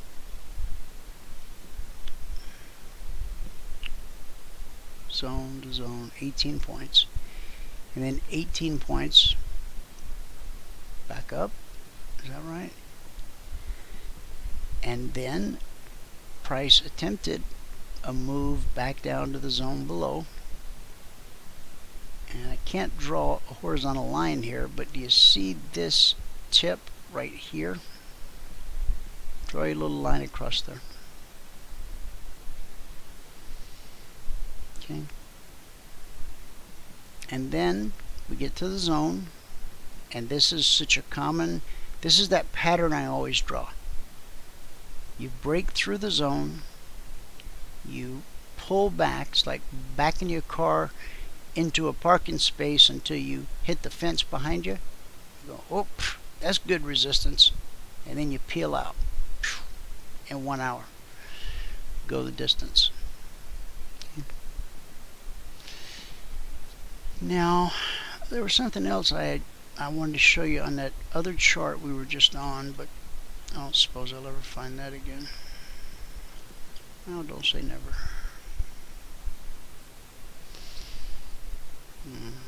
It was a Russell, I know that. Probably somewhere near the top here.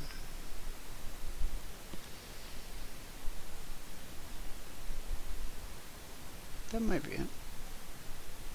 It is it. Okay. So this was a Concierge Trade Alert before they were called Concierge, or this might have been about the time they became called the alerts. Before that, they were just called tweets. So if you go back to some of these older charts and you see tweet and a price, same thing. Okay. It's just, we were in a 3.5-year public beta test, and then kept cautioning everybody to, take advantage of it, make sure you're grandfathered in, etc., because it was a product that it had so much. I have spent so many hours on this that it had to become a product that would pay for itself. So anyway, alert 1987, and it went right up to 1106.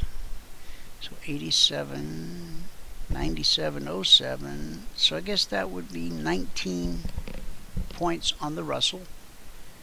So that Concierge Alert was worth $1,900. Okay. I wanted to find some older stuff, kind of like taking you all the way back to almost the beginning.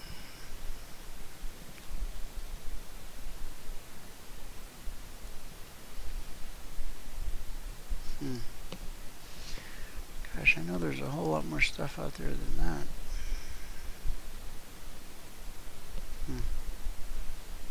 Well, at least it's enough to get you started.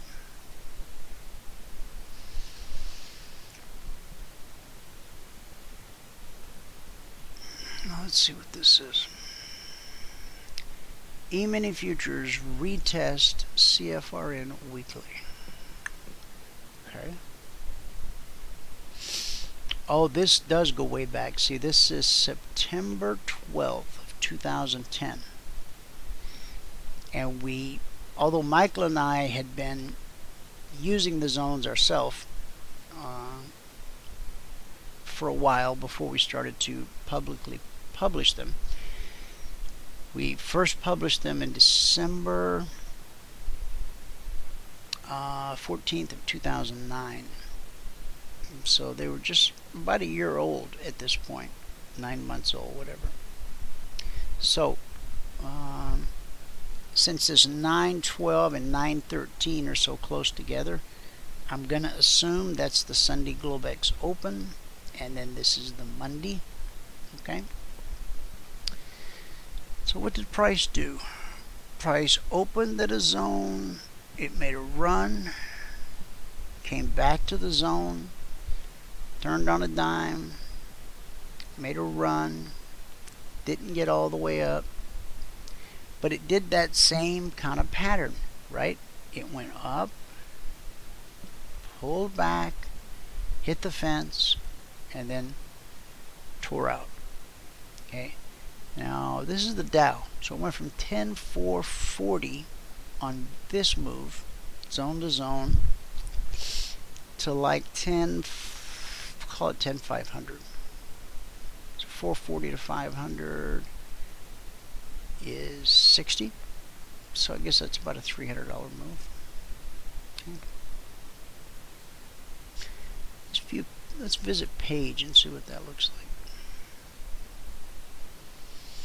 Now, whenever you click something and go back to archive.cfrn.net, that was, alright, let me back you up.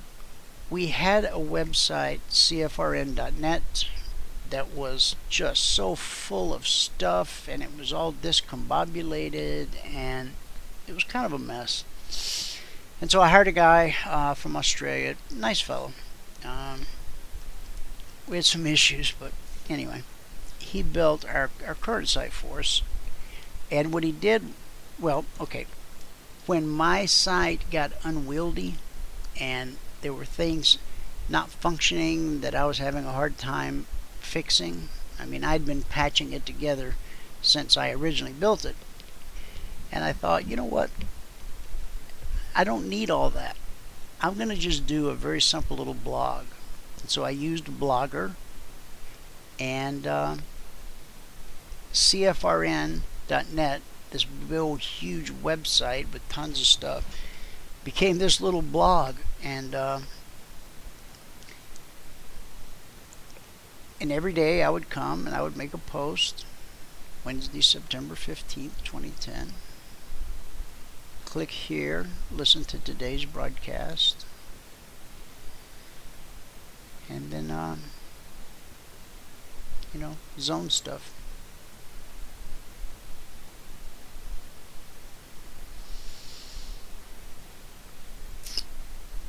And some of the images may not load anymore.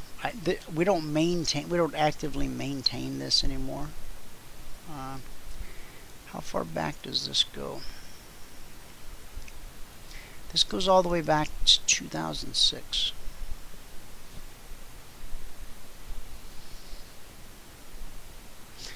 So you see all this Falking Truth stuff? That's when we were still fighting the naked short sellers. And this is where Togi Internet Radio actually bought out CFRN, but apparently God did not approve of the deal because they defaulted, and I quickly found myself 100% owner again, the way it should be. Wouldn't change that for the world. No, if you live for God, man, God will live for you, and He'll watch over you, and He'll take care of you. Even when you're messing up, even when you're having a rough day, even when you got a bad attitude,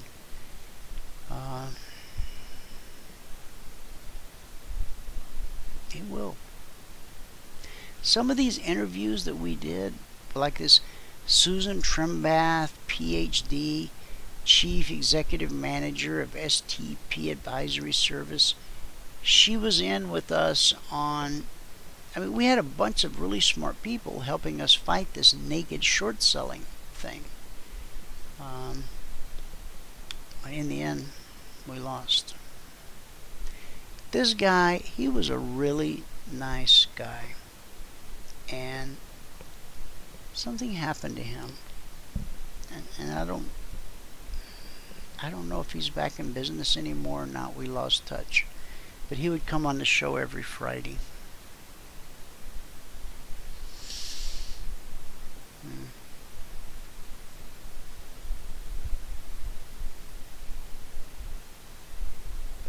Alright, well, anyway, I'm certainly, you guys didn't come here today to see me go down memory lane. I just wanted to show you how to look at some of these charts. Got to be a way to unlock more of them, because on our Pinterest page, let's see, I think I put a bunch over there. Define a bunch, I don't know. Pinterest.com. Now, how do I get to my... gosh, I used to do all this stuff every day, and I couldn't keep up with it all. How do I get to my pages, my stuff?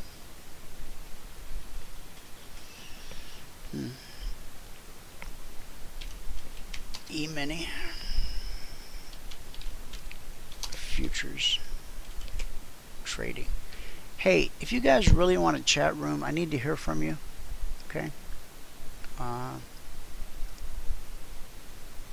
Talk to me. Email me. Let me know how important it is to you on a scale of 1 to 10. And why. That maybe sounds like, well, that's none of your business. Well, no, it is. If it's a place to gripe and moan and drag each other down, that's not healthy for anybody, okay? You or anyone else. If it's a place to lift each other up and encourage each other. I have a friend right now, and he has some incredibly successful students that are doing very well. He also has about 20 or 30 students that, aren't doing so well. And when you go into that little chat room on his site, man, it is so dark and depressing, and everybody's just bummed out. And I've talked to him. I said, man, don't you have anybody that's doing good? He goes, man, I got tons of them. He goes, but they're not going to hang around and listen to these guys complain. I said, yeah. So anyway, we had a chat room on CFRN for years, and just I could never catch anybody using it. So if you want one, I'll put it back for you. So I just want you to think about how you're going to use it. I want it to be used for, in a positive way. Oh, if I type in Emini futures trading charts.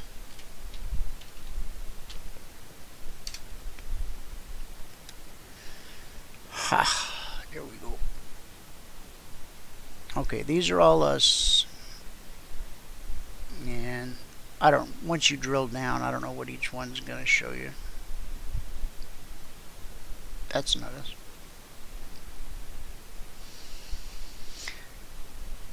There's a lot of articles here on the Pinterest about, like, see this doji? Perfect context. Price coming down. Doji. Reversal. Price heads the other way. If you haven't learned anything at all about candlesticks themselves, if you're relatively new to trading, go to my buddy Steve Bigelow's site. It's called candlestickforum.com. And he will give you, just like if you'll get on his mailing list, he'll give you, at one time it was like a poster to hang on your wall, and another time it was like some flip cards. But out of a couple hundred different candlestick signals or patterns, there are what he calls the 12 most important. Now, Steve Nissan's a very good teacher too. It's just that I know Bigelow, I don't know Nissan, so that's why I recommend Bigelow. I'm sure Nissan's work is just fine. But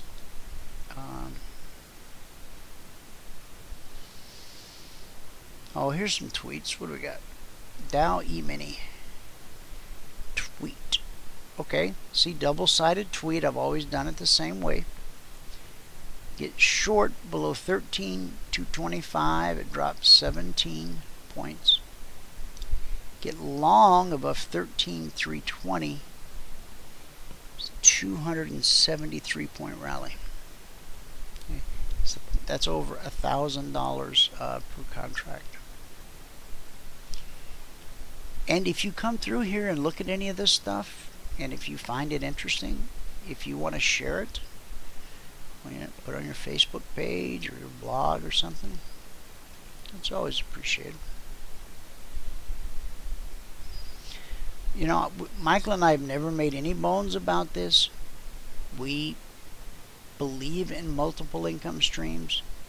We have multiple income streams. Trading is an income stream. Teaching, coaching, mentoring is an income stream. Real estate is an income stream. Okay? And so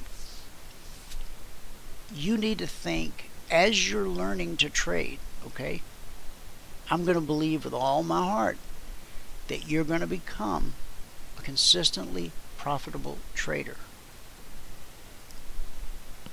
But see, that's still not enough. Let me rephrase that so it doesn't sound so scary. what I want you to be doing as you're learning to be a consistently profitable trader is have your eye out on where you might make your other income stream. Okay? Maybe you have some skill, that you can get paid for. I'm not talking about going to work at McDonald's, and I'm not talking about going to work at Walmart as a greeter. I mean, those are honorable professions, but if you're putting yourself into a situation where, during your trading hours, you'll have, as you work your way up the blueprint, the ability to make between $1,000 to $2,000 a day gross before commissions.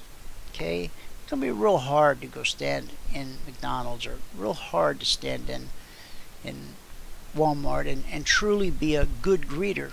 And do you realize that if that's the job you have, if you need a job and you get that job as a greeter, do you know God expects you to be the very best greeter you can possibly be? Because you represent Him. Now, everybody that comes through the door, you're not going to say, hey, I'm John, I'm a Christian, I represent God. No. It's not like that at all. Integrity is what you do when nobody else is looking. See, God knows you're a believer, and you know you're a believer. That's all that matters. See?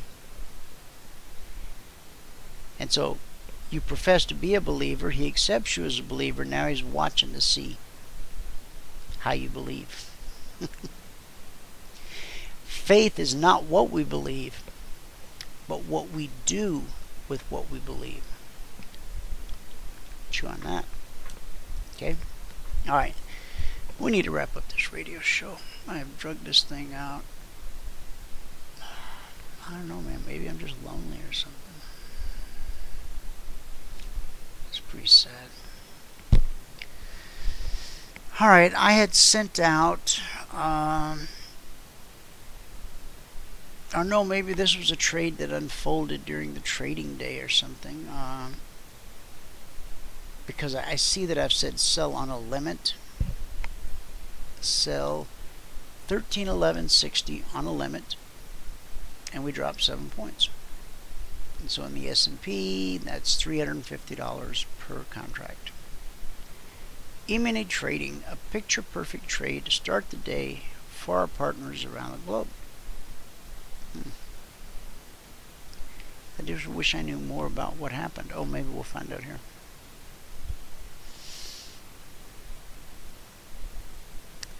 How'd they get there? Oh, this is recent.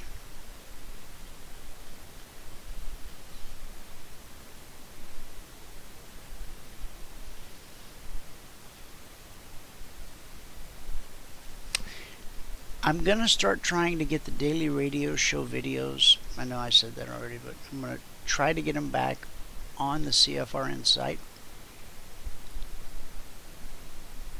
They'll still be on YouTube.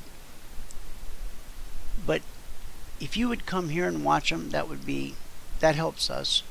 It gives us more recognition with Google and with YouTube. And so, back to the dual income streams.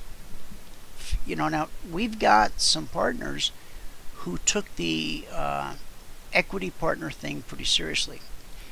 In other words, once they had their tuition 100% reimbursed, the first person that ever did it said, hey, so I can't refer people anymore?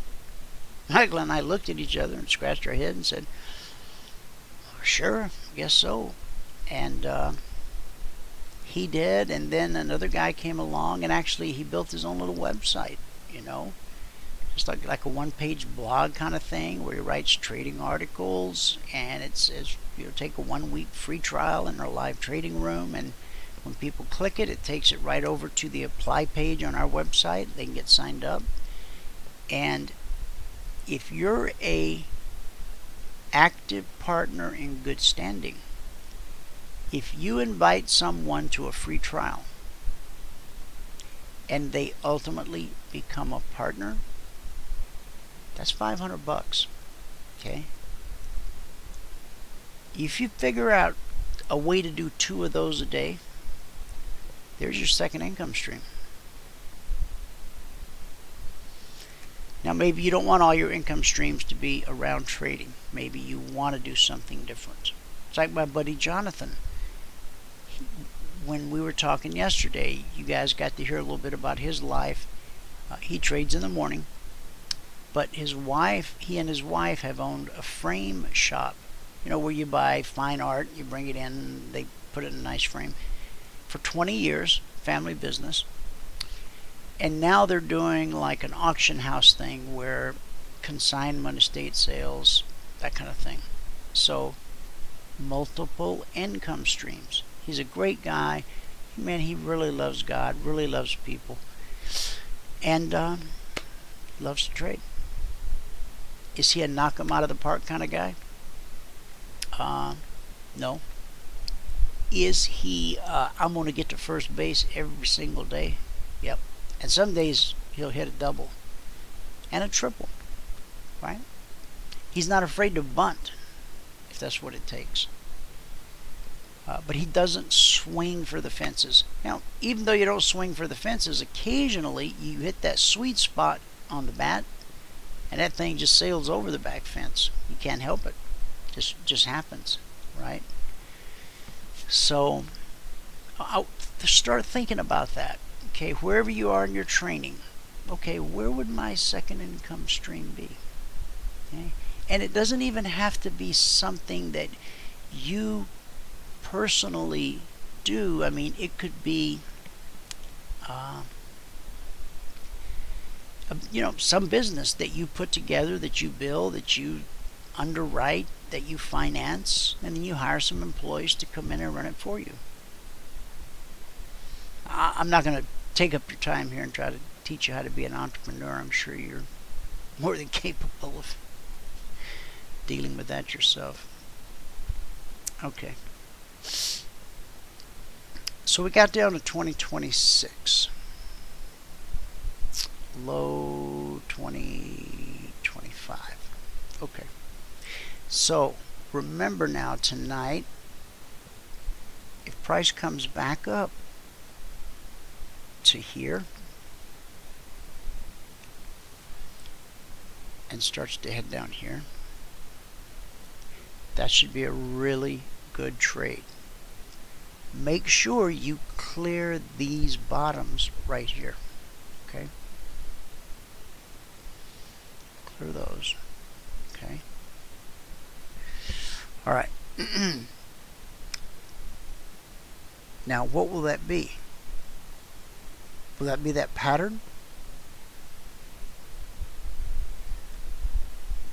Back into the fence.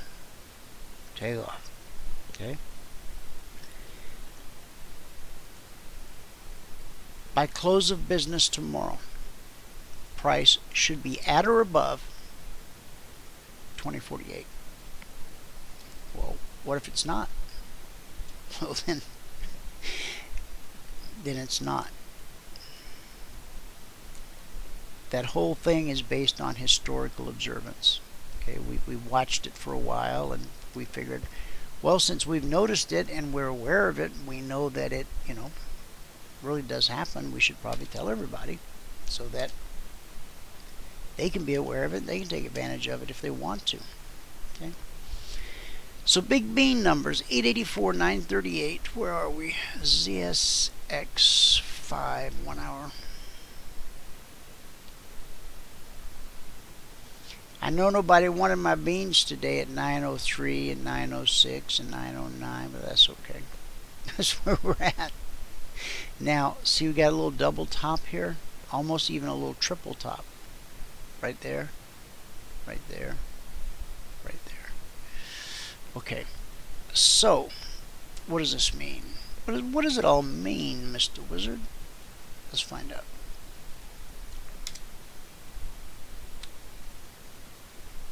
Let's get rid of this.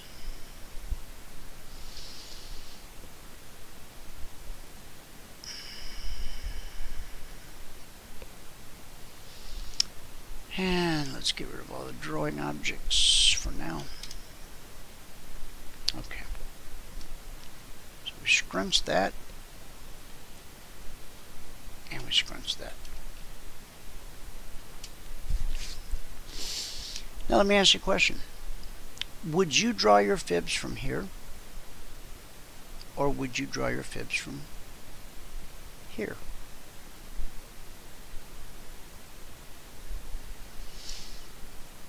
I'm giving you a moment to process that. This is how I was taught. It's either the entire move or the last leg down. It's got to be one of those two. So if we scrunch this up,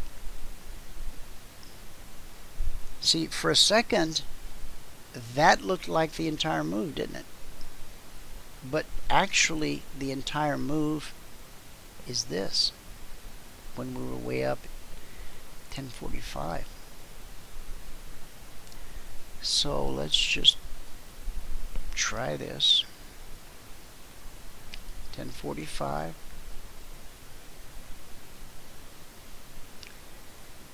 Down to 887.75. Okay. So if we rally up tonight, looks like, now that's that little double top that I was just talking to you about. Remember? Let's see if we get back up here, then we'll have the little triple top. Okay.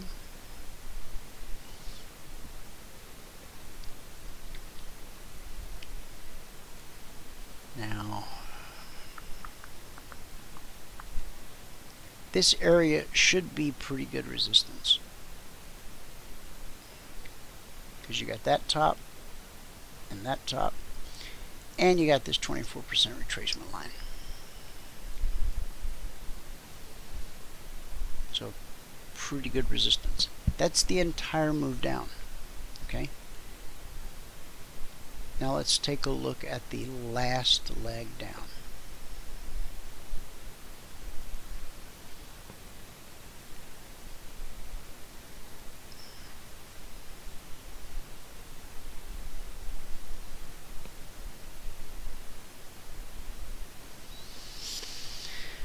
Okay, so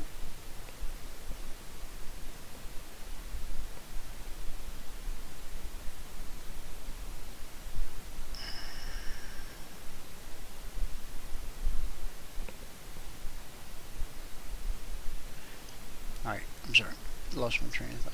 Okay, from the big picture swing high to the swing low, where I've drawn this box, is the 24% big picture retracement, but on the last leg down, you see right here at the top of this little box I drew, it's the 38% retracement. Nice moves almost always get a 38% retracement or better, but they get at least a 38. Okay? Because if you don't get at least a 38% retracement, the move has a tendency to get tired. Okay? And so what would we do here?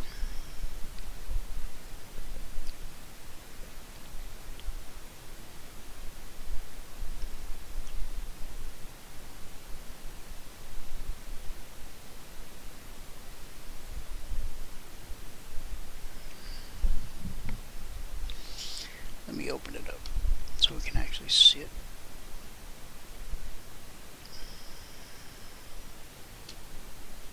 Okay.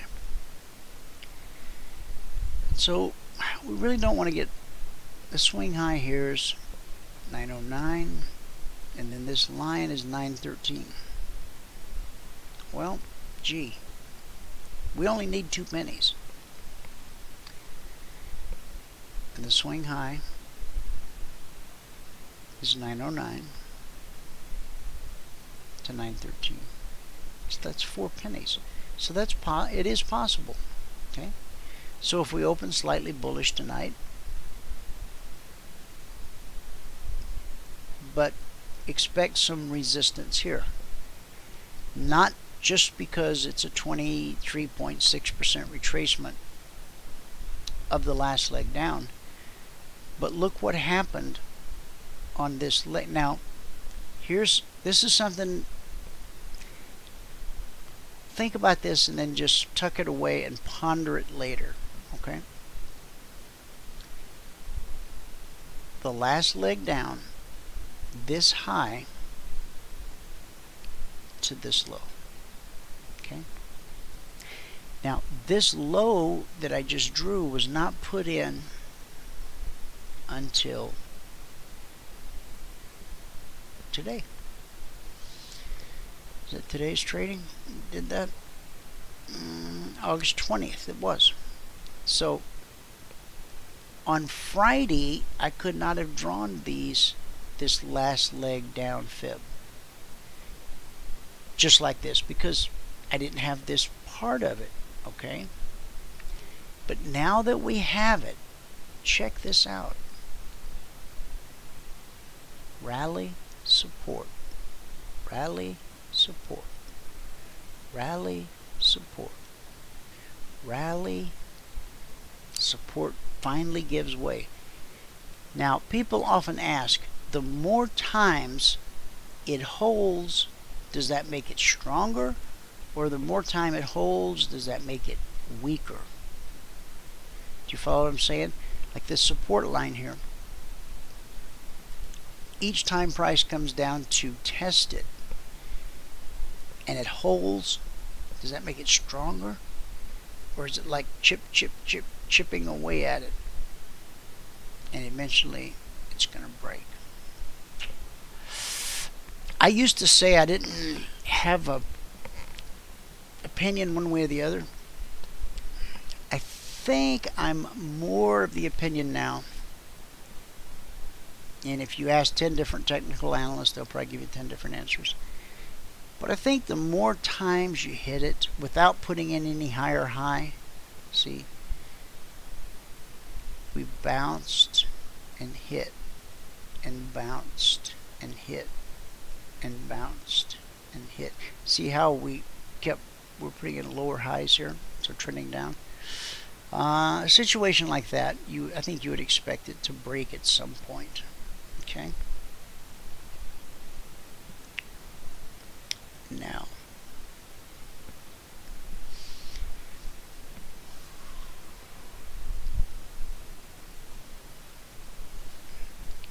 so if it was support and support and support, what should we expect it to be on the way up? Resistance. Okay. Okay, so this resistance line is at 913.40. The swing high is 909. I mean, it doesn't look like much, but that's because of how we got the thing scaled. And we're using an hourly chart. There we go. Now you can see it a little better. Okay, so let's say we open tonight at 8 p.m. Eastern, right about where we closed.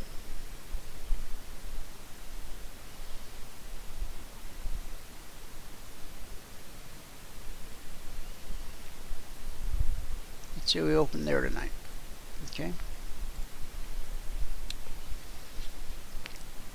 Now at 9:13, it's possible that sellers will come in early.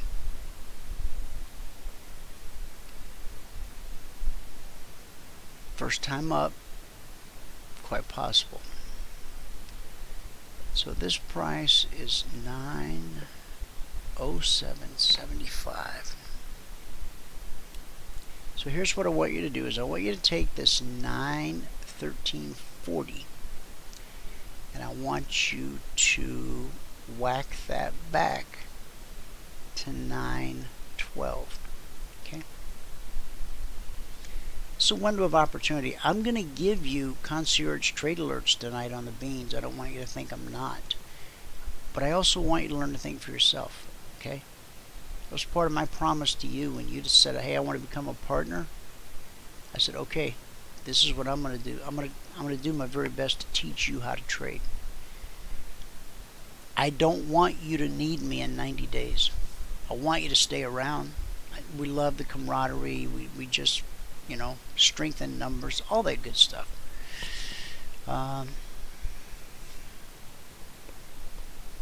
So, what is that? 9:10 to 9:12. Okay, that's your 2 points.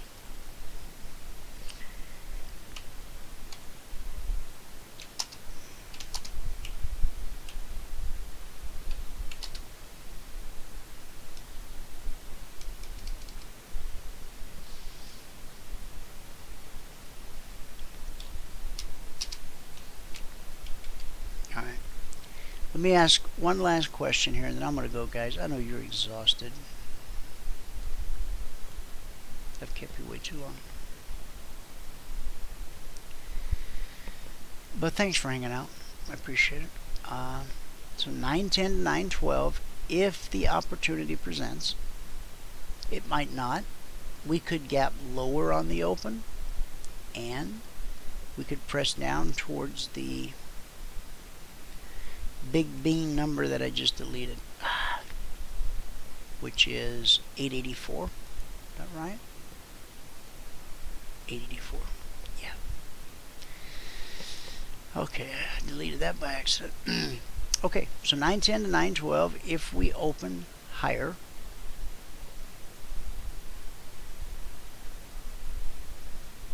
and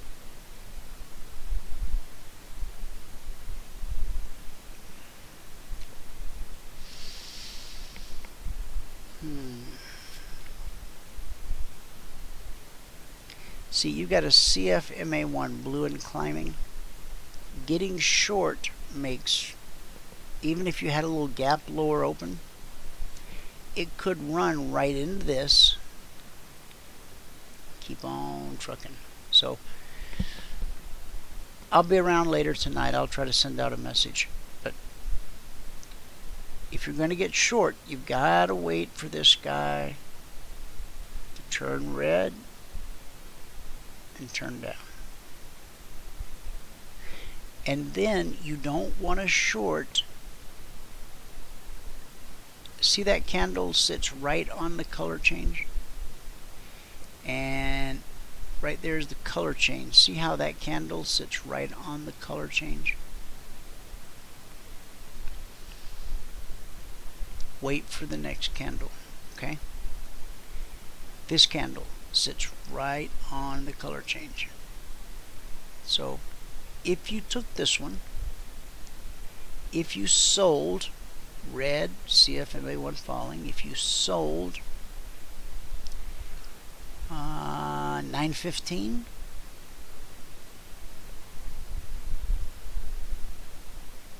big drawdown, 450. Okay. Thing is you don't always know you're going to get this pullback. Sometimes it'll just drop. Okay.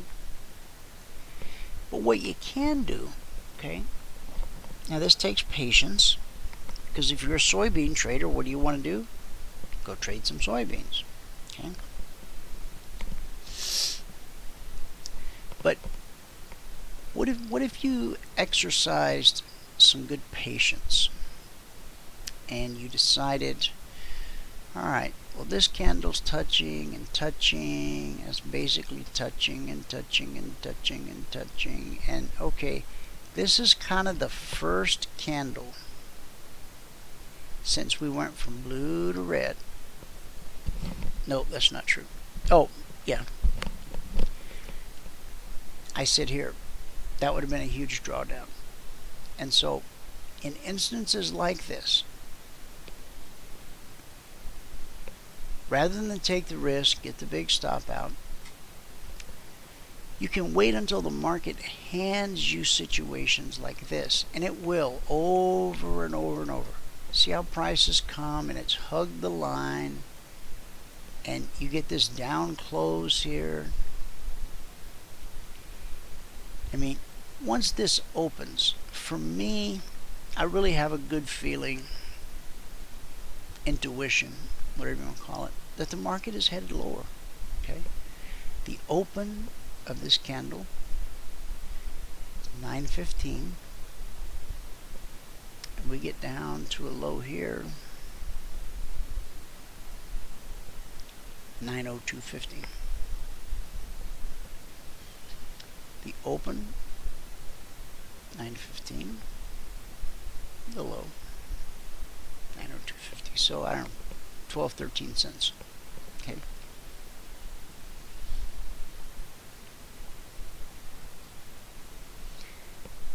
Now, yesterday in the after show and last night in the workshop,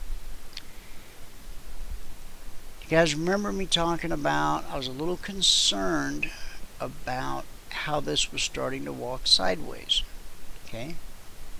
Because walking sideways like that is the first step to this move up that we've had.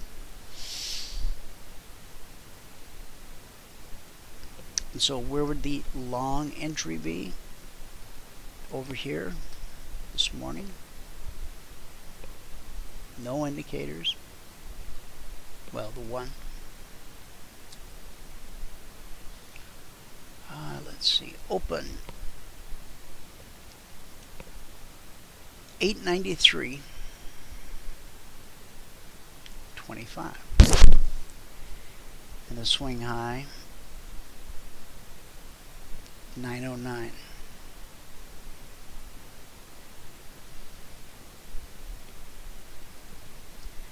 So that's about 13 points. Okay. So tonight we're going to watch for how this opens. If it opens here, we're going to look for a continued move higher. And we're going to suspect that this could be, this line right here could be good resistance. Why? Because it was support, support, support. Broken support often becomes good resistance. Broken support often becomes good resistance. Broken resistance often becomes good support.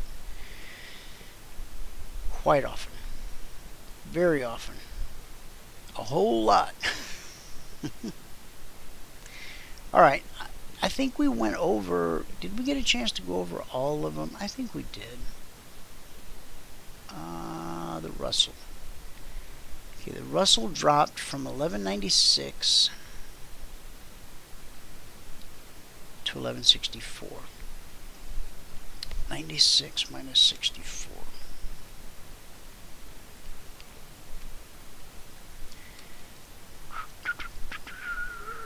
That's a $3,200 per contract move. $3,200. Did you get it all? Good chance you got stopped out right here. Is that a problem? Not at all. Why? Well, the swing low right here is 88. That's 8 points. That's $800 per contract. Yeah, I know it's not $3,000, but it's 800. It's an honest day's living. Air conditioning, indoors. Bonds. What's the final wrap on the bonds? 156.09. Okay. 156.09. So if the trigger was 159.13. Now, see, first move up, 15 ticks. Then what did it do? It came back to test the important price, important area, and then it ran again. Actually, we'd have to go to a smaller time frame to see how this played out. Because you see, no, because this candle closed here, opened here. We would assume it came here and then went here. Then here, here. Okay. So, 160.11. So from 159.13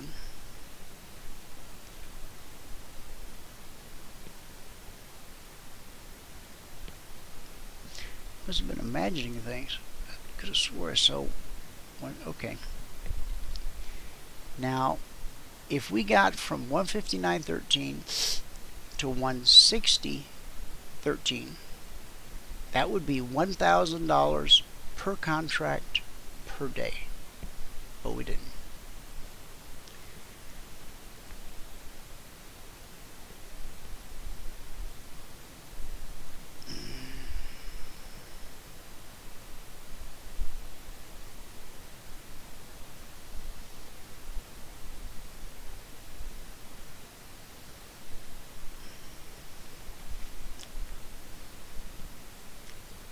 So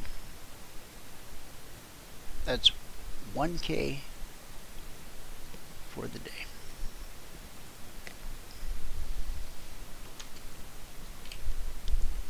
I didn't put that there so much for the 1K business.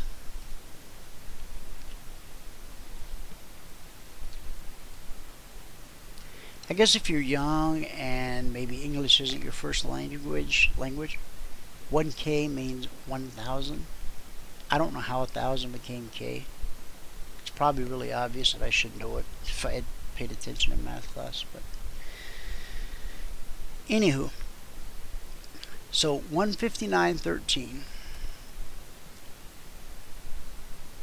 to 160.13, that would be 32 ticks. Why? Because there's 32 ticks to a point.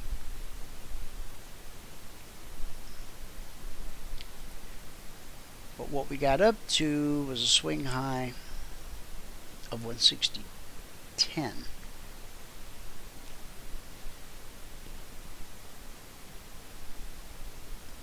So we're going to take 32 ticks and a point, and we're going to subtract 3. 32, 3, so that'd be a 29 tick rally. Okay, from here up to here.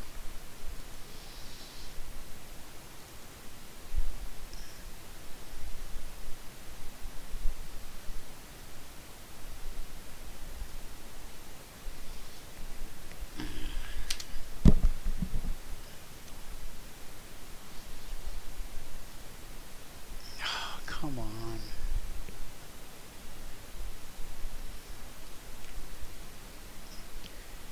$29 tick rally. Okay. Got it. Got it. Okay. Oh. Alright, let's just leave it there. It's not hurting anybody. The first move was 15 ticks. We only need 4. And then this next move just right here, that got all the way up to 160.03. That's a 22 tick rally. No, that's not possible, is it? Oh, you can figure it out. You're good at that. Alright. ES, let's see. Soybeans, we already...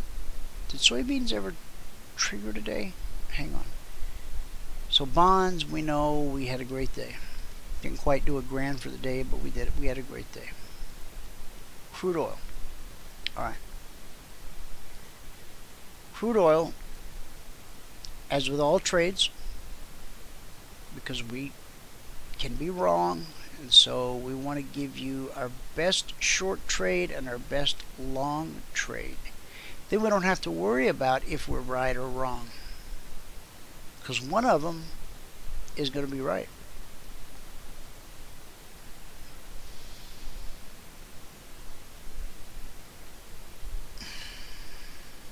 Okay.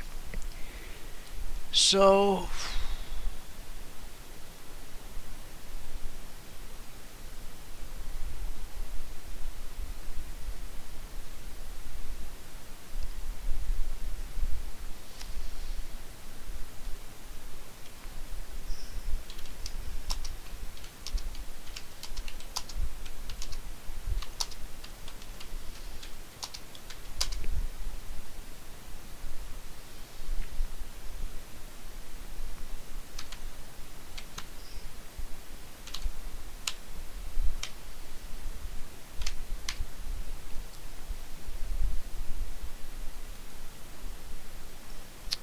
Hey, Jeanette, I just typed in a message to you.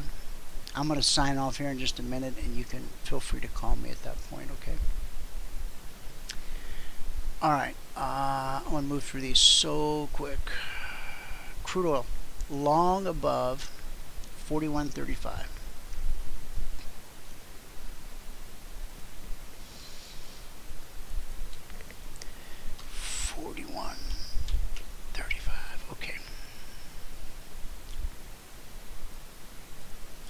Okay, the first move took us to 41.52. 35, 45, 17 ticks. How many do you need? 10.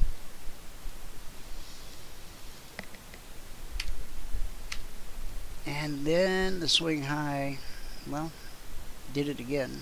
This one was 41.72. 45, 55, 65, and 37.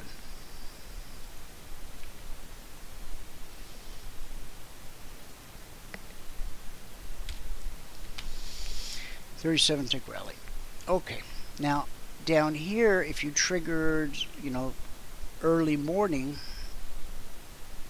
the swing, well, okay, the alert was 40.75. 40. Come on. 40.75. Okay.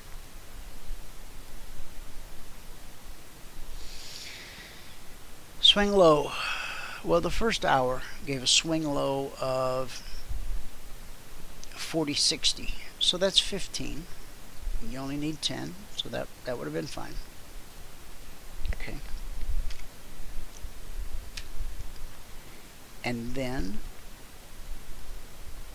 we got a swing low of 40.50, so that would be 25. How many do we need? 10.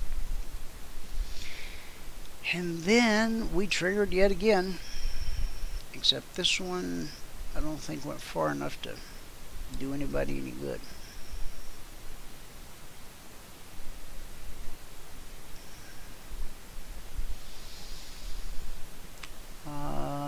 From 40.75 down to 40.69. Well, it's 6 ticks. It's enough to move your stop to break even, right? So, nothing wrong with that. Okay, real quick. ES. The alert was to be short below 2073.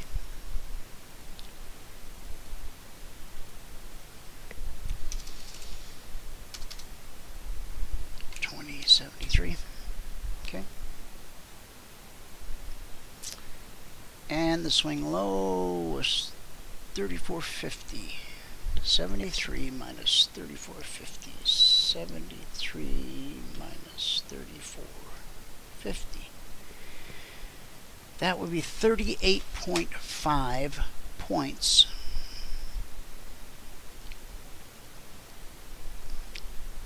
$38.5 points times $50 per point equals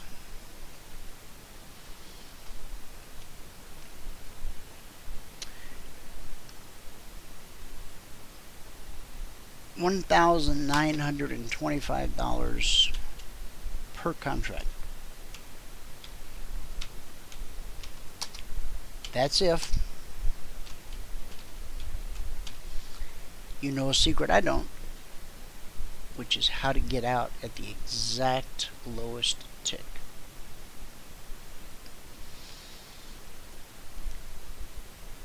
I don't.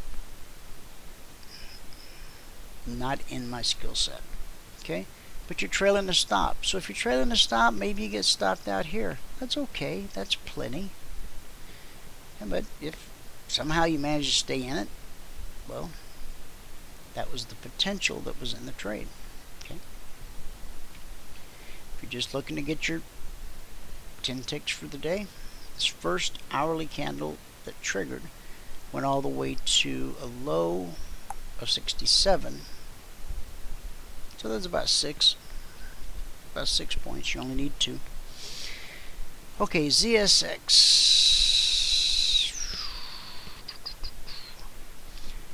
Alright, the alert said long above 898. Oh, well, that was nice.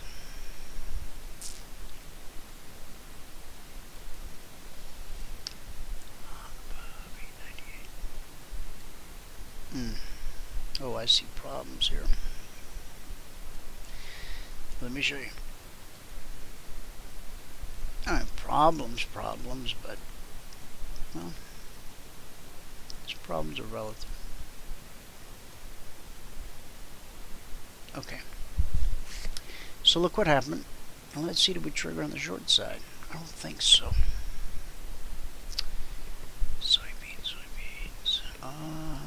Short below 886. Okay, so we never triggered on the short side. We triggered on the long side, okay? And we put in a swing high at 899. And the alert, what did I say it was? 898. So that only went 1 penny, 4 ticks. So you got stopped out. But then you got another shot. And from 898, we went all the way up to 909.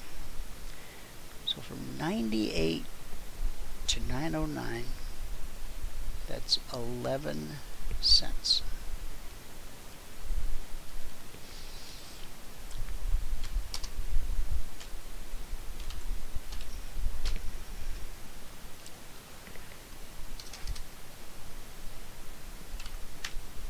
Now these are going to look a little bit different, but let me just show them to you one more time.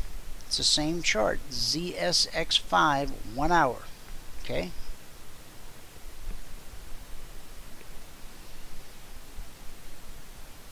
Amazing how, just because of the way it's scaled, the way we're mapping it out with the CFMA1, these fibs we've put on there, this chart,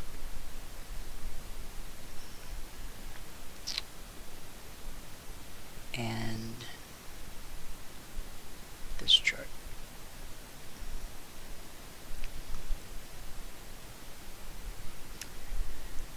The Dow.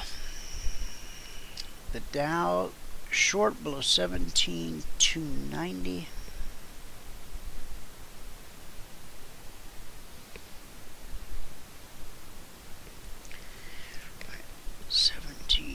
I'm not going to do this one in my head if you don't mind. 17,290 minus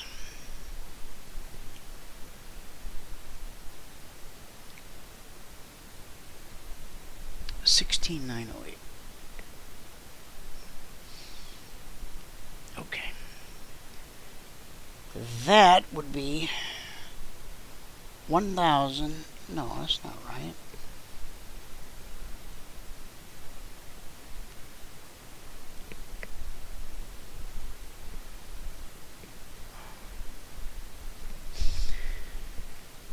I gotta quit dragging these out.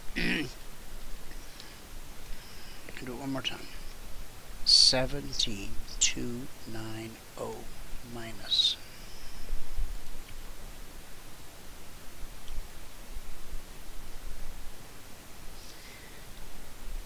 16,908 equals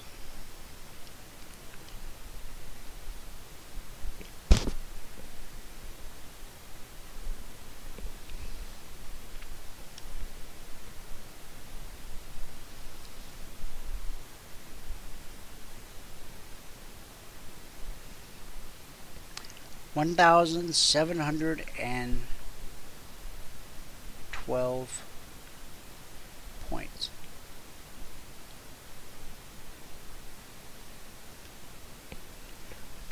That's not right. Why is my calculator on the fritz? Maybe I'm on the fritz. Gosh, I'll just do it by hand. 17,290.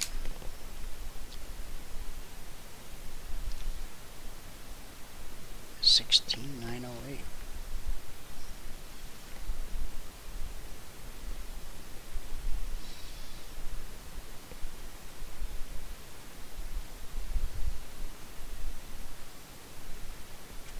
My calculator was so far off.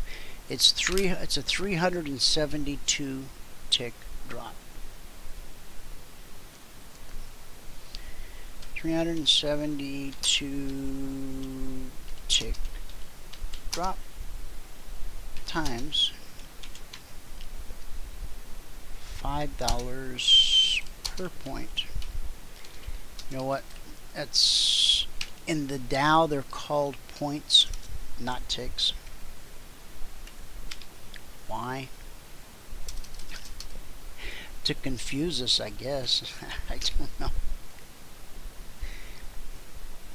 When I first got into futures, it's like, man, everything's got a different this and a different that. Why can't they just homogenize it all?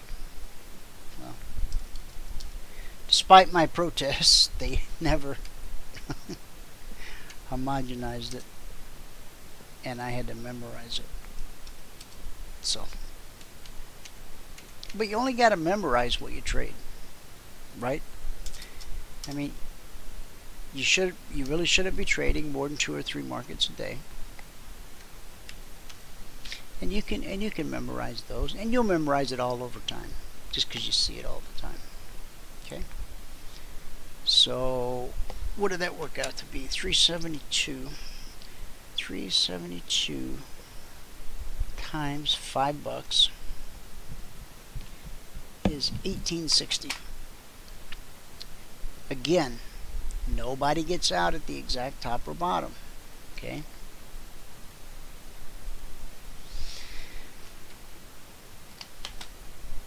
Is that 18 or 16? 18.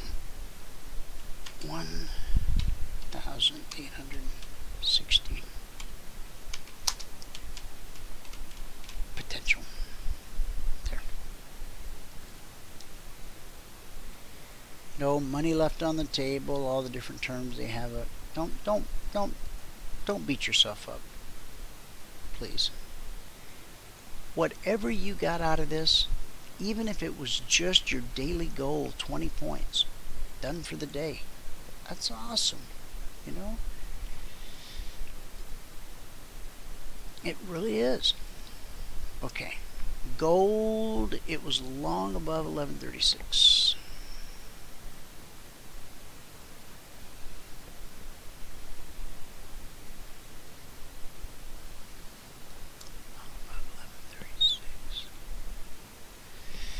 Wait a minute, something doesn't appear right.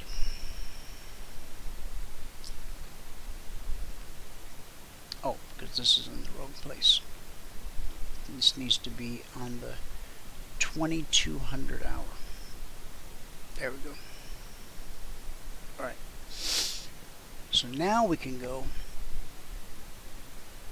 log above 1136. Which is right there.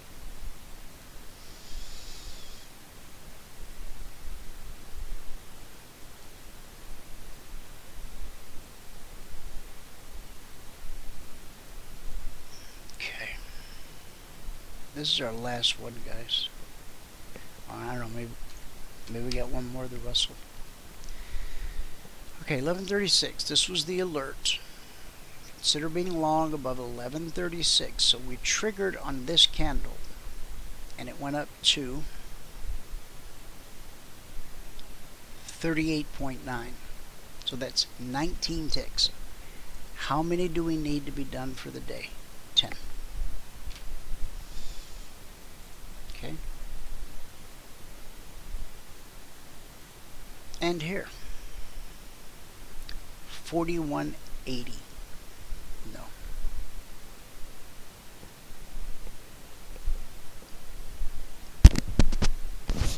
Highs 4180, 36. So that's going to be 58. 10 ticks to a point. So that'll be 58 ticks.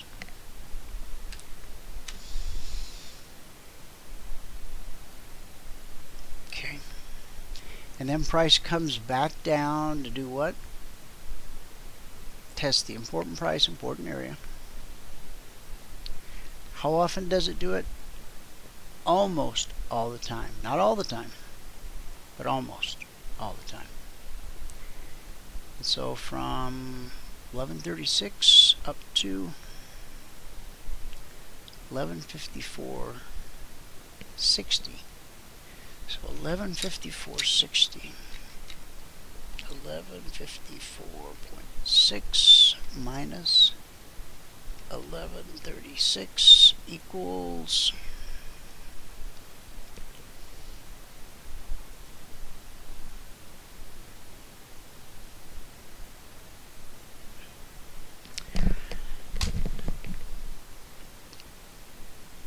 $186 ticks.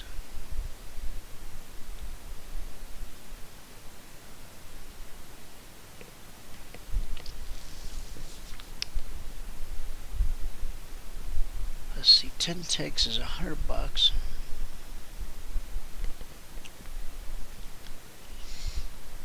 I'll just put 186 ticks.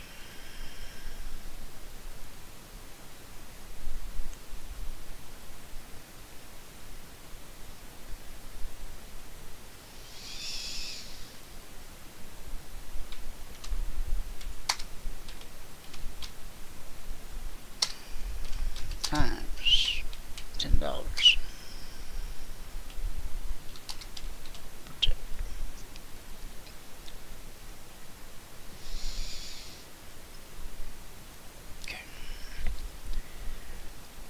Okay, this truly is the last one. Russell, 1196, 1196 to 1164. 96 minus 64 equals 32 ticks. I mean points.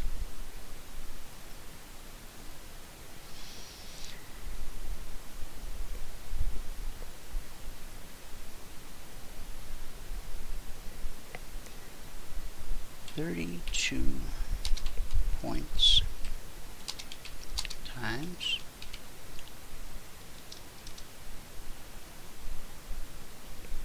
$10.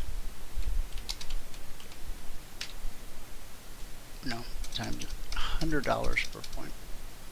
Oh, what did I put in there? 32 points times $100 per point.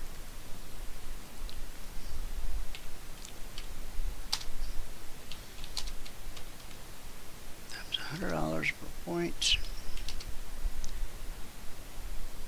equals $3,200 potential. Okay? Now, by potential, I mean that's how far price moved from the trigger to the last tick on the downside. Where do you get stopped out along the way? How aggressive are you with your risk management? Okay? If all you did was come in right here, 96 to 98.20, no, to 94.80, it's 12 ticks. If all you did was came in here and got your 10 ticks for the day, you did awesome. If you can make your goal every day in 10 trades or less, you'll graduate a 20 contract trader in 24 months.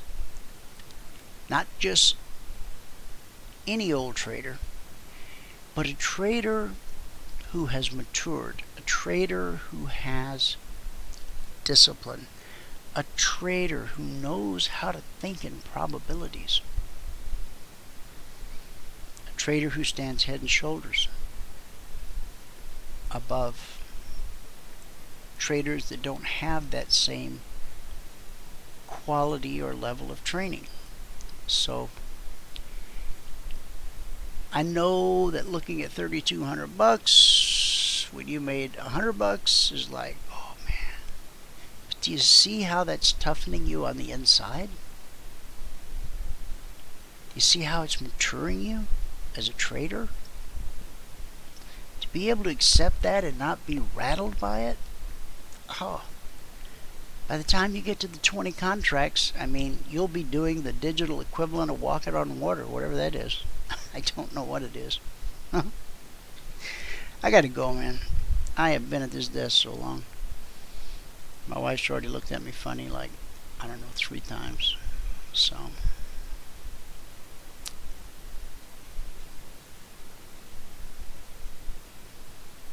Oh, let's do that deal again, because I forgot what that number was. Gotta shrink it up.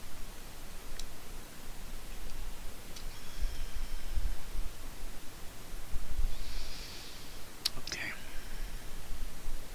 Fibonacci price extension tool. From the swing high to a swing low, and take this little medallion.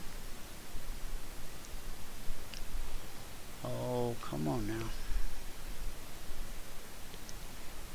See, because of the zones behind it, it's having a hard time.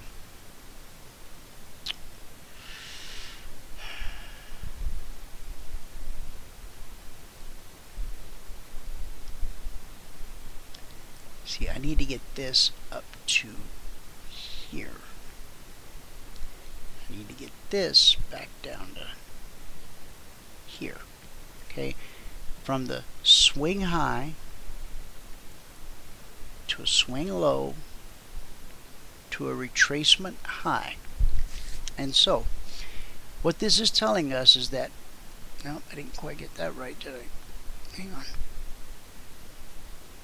Okay. That okay. All right. From this high to this low with this deep of a retracement, okay? Potential price targets based on Fibonacci math, not Murray math, that's something I don't understand. I've read about it once or twice, but I mean, I never actually studied it. Okay. So, it says right here that 20, 70, 36, that would be a good price target. And what was the low of this candle?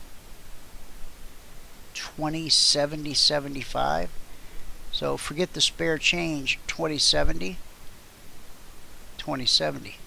That worked out pretty good, right? Okay. Then the next target, 2056.51. Look what happened. These are hourly candles. At 2056.51, price bounced once, twice, 3 times, 4 times, 5 times. So you think that was that a good price target? Yes. Was that a good price target? Yes. And blew right through that. Happens.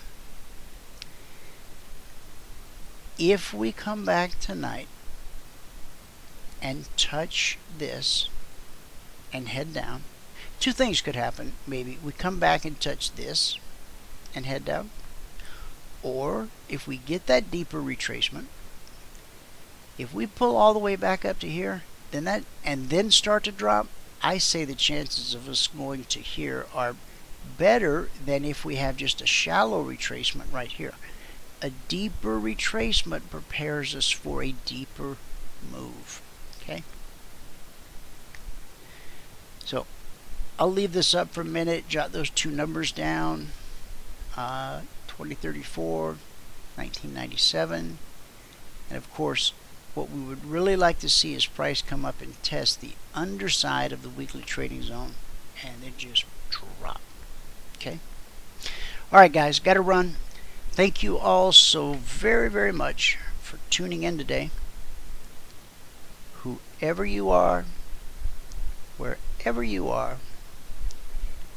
Oh, I don't have my Oh, I don't have the backup computer running, so I can't play the sound file today. Well, let me just say it.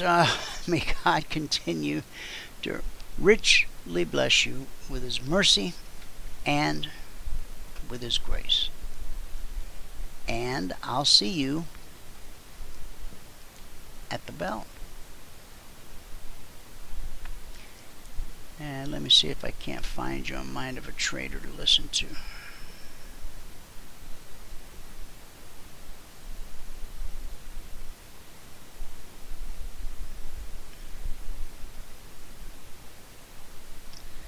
Sure got a lot of Matt Chandler and Mark Driscoll. Nobody ever complains about them.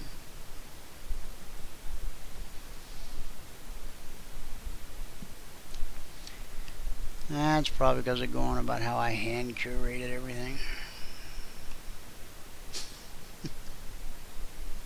You know what? This guy's good right here. I'm going to Erwin McManus. He's from the Sanctuary, a community of faith, hope, and love. All right?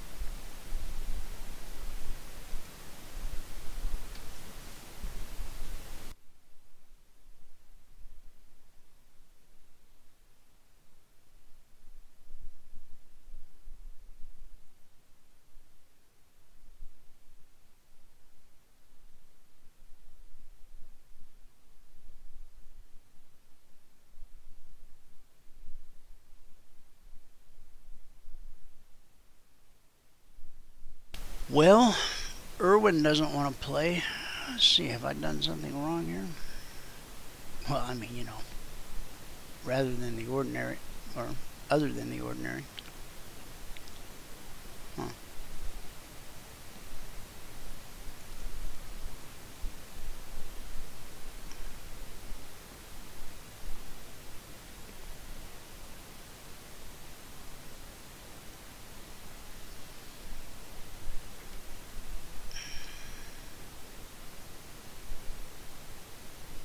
Oh, you know what? It's because I don't have the backup. That's why I can't hear it. And you can't hear it. So if you want to go listen to what I just put on the radio, I just put it back to the radio stream. If you want to, you got to go to the website, CFRN.net. Or if you have the TuneIn Radio app, just go to CFRN. But make sure you're under Wi-Fi. Otherwise, it could eat into your data package. But maybe you have unlimited data. I don't know. Just making sure you're aware of that. All right, guys, I love you. See you in the morning in the live trading room. Take care.